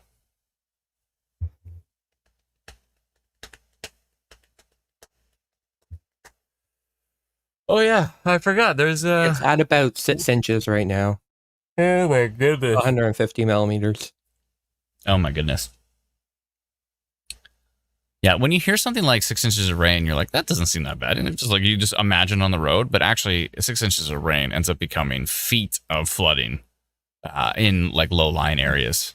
So it's 6 inches You're everywhere. really kind of tempting thing. me to make a joke right now. I'm not gonna make.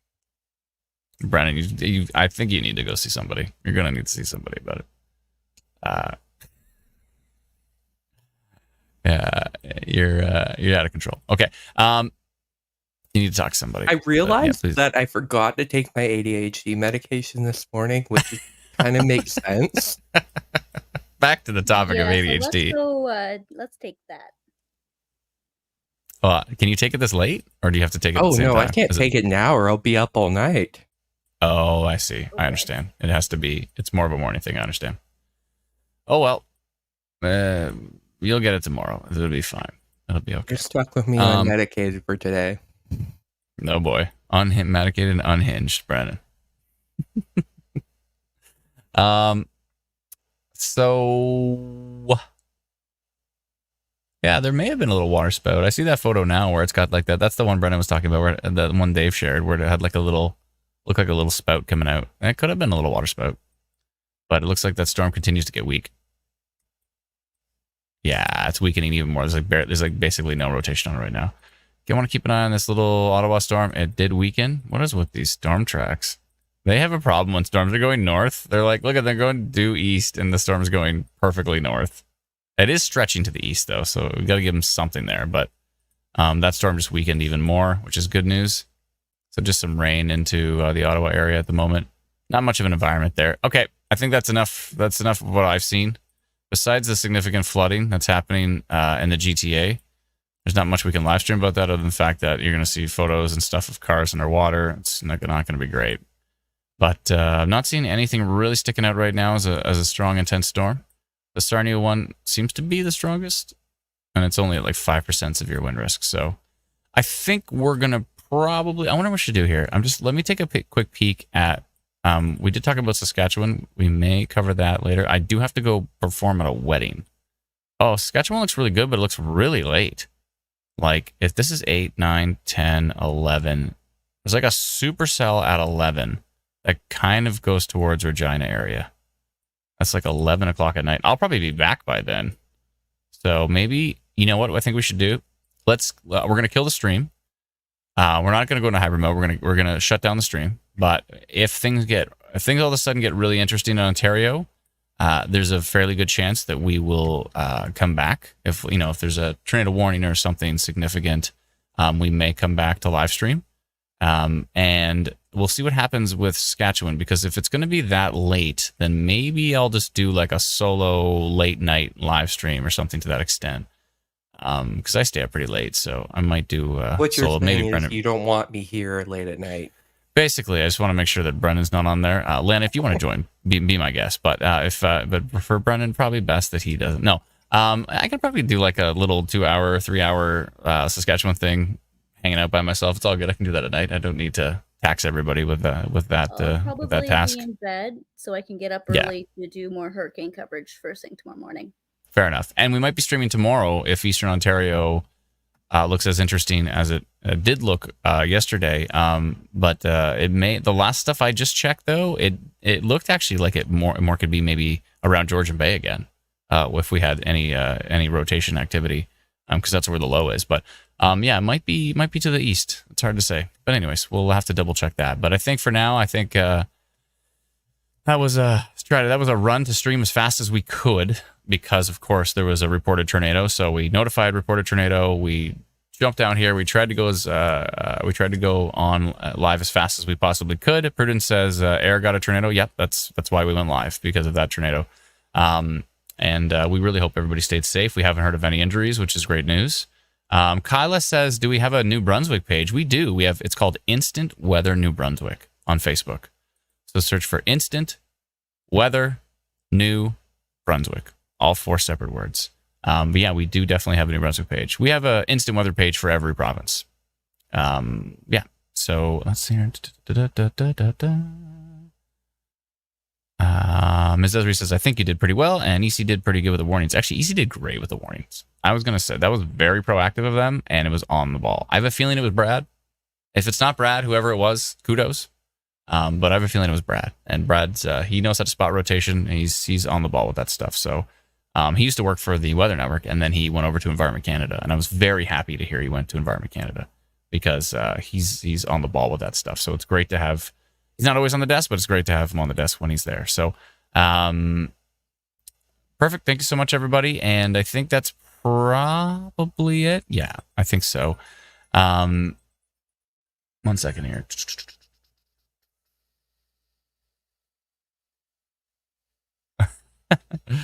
Okay. Somebody sent us a song, by the way, that Alana mentioned. They sent us a song, but I'm like, is this song AI generated? And then it turns out it was. I'm like, I knew it. I could spot an AI generated song. For a sec, I thought, wow, this guy's pretty good at rapping. He's got a good voice. And I was like, this sounds a little too good for someone just to randomly pop this out. And I'm like, oh, I see.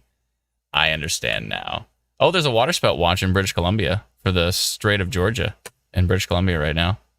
Yeah, I mentioned that in the forecasting chat. Oh, okay. They're tonight through talking Sunday. about waterspout potential near Vancouver.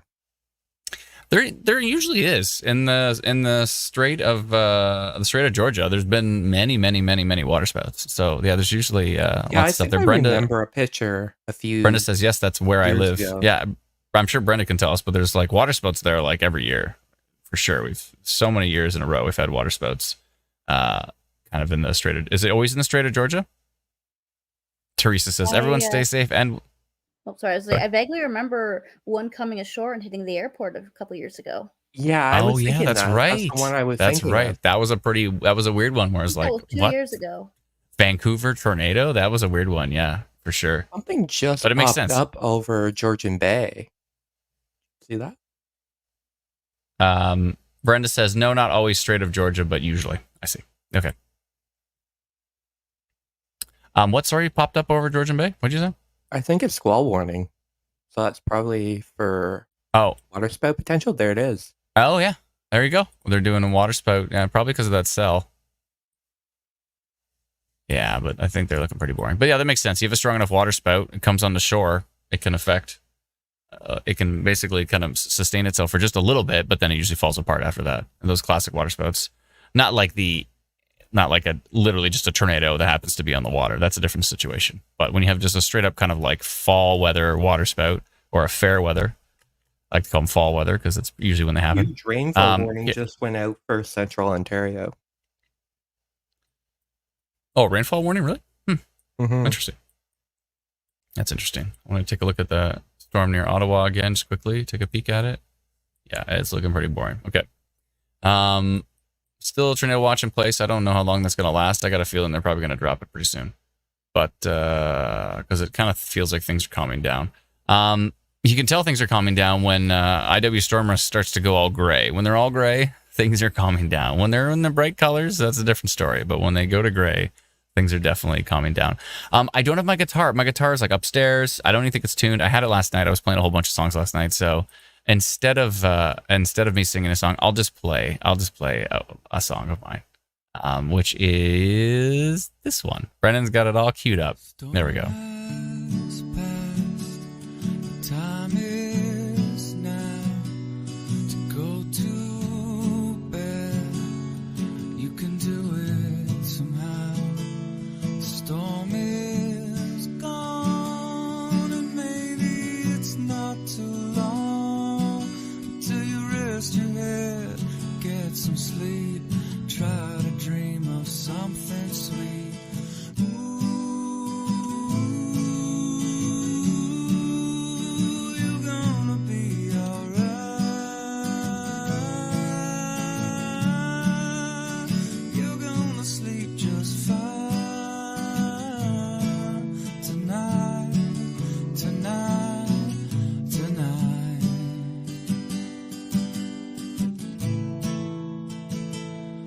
Thunder's gone, rain is coming down.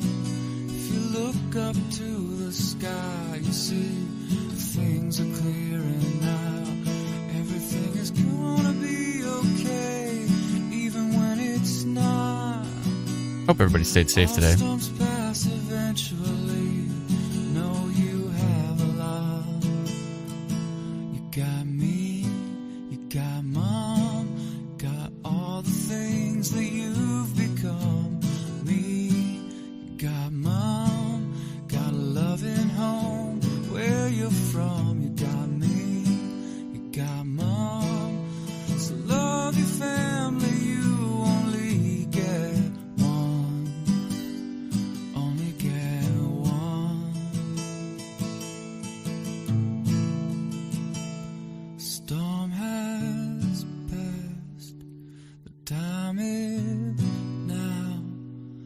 Is this like... Is this cheating because I'm not actually singing? Storm is gone. Maybe it's not too long. Thanks so much, Paul. I appreciate it. Try to dream of something sweet.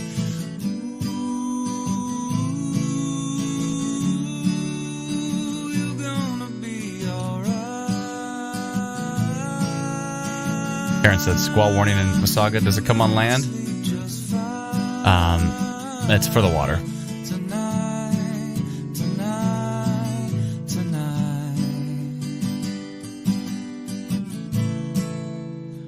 You're gonna sleep just fine.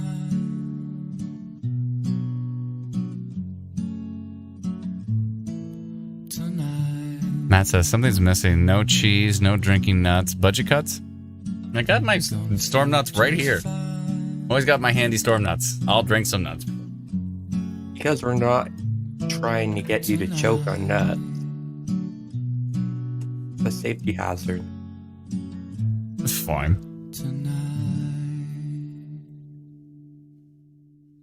Uh-oh, it's going to start again. On out. Got it.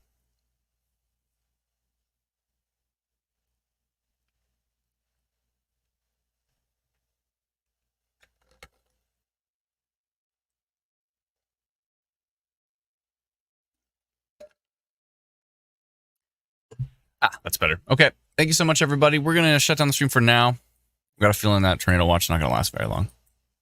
Flood risk is still a big problem for the GCA.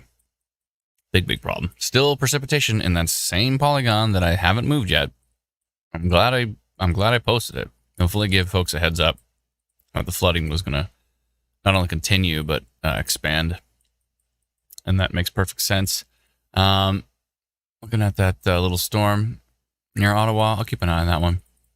But overall, it looks pretty boring. Overall, these storms are looking pretty weak, which is good. That's what we want. We don't want these storms to be strong. We want them to be pretty weak. The Sarnia one's interesting. It could get interesting as it moves to the east, towards London, maybe. We'll see what happens. But we're going to shut down the stream for now. I will be watching radar.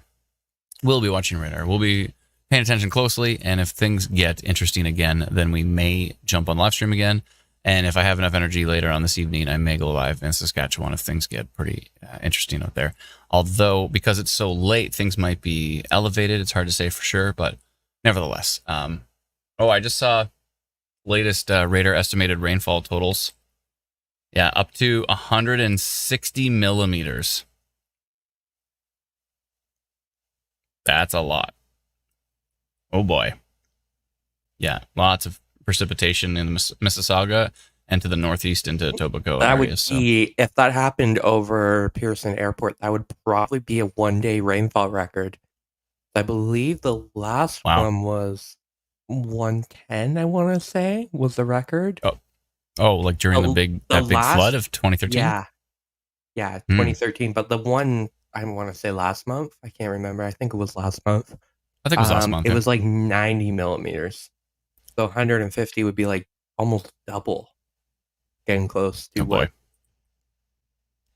Yeah, this is significant flooding risk here. It's not great. Not great. Okay. Yep, I think we're going to shut her down. But again, if things get interesting, there is still that severe thunderstorm warning for that Sarnia cell. We'll be watching that one closely. We'll be watching the storms in eastern Ontario. If things do get interesting, we will let you know. Definitely download our free app. You can get it at instantweatherapp.com. It is free, and then you'll get notifications from us when we see things that are like minor rotation. For example, when we said minor rotation earlier today, when the tornado ended up touching down near Ayr. And again, we hope everybody stayed safe. It sounds like everybody did. Yeah, violent tornado touchdown today near Ayr. We'll see what happens with the investigation. I'm sure we'll find out probably tonight what the investigation yielded, but tipped over trains, tipped over a truck we heard, a transport truck, and tore off shingles, tore off chunks of the roof of Home Hardware, and it tipped over a train. That's wild. Anyways, yeah, so we're going to shut down the stream for now. We may be back. We may not. Probably not, but we may be back. We'll see. We'll see. Never say never. Thank you so much, Brendan. Thank you, Alana. Thank you, Teresa. Thank you, Patricia. Lindsay, hope you're having fun with your friends. And of course, Cole and Cody and Kyle and Liam and everyone else on the team. Oh, I always forget to do this. I'll just do this. This is so much easier. I'll just go to our team chat and I'll just say everybody's name. Here we go. Thanks, Alana, Brennan, Cody, Cole, D, Dominic, Kyle. We have 2 Kyles. Leslie, Liam, Lindsay, Matt, Miranda, Patricia, Sarah, Teresa. Thank you so much. And thank you to everyone in this wonderful community. We really appreciate all of your help, sharing our updates, getting the word out, all that stuff. Thank you so much to everyone for all of your help. Chris says, Ottawa, I'm watching those storms over there. So far, they look kind of boring, but I'm still keeping an eye on them. We'll see. We'll see what's happening. But thank you so much, everyone. And we'll talk to you all very soon. Bye-bye.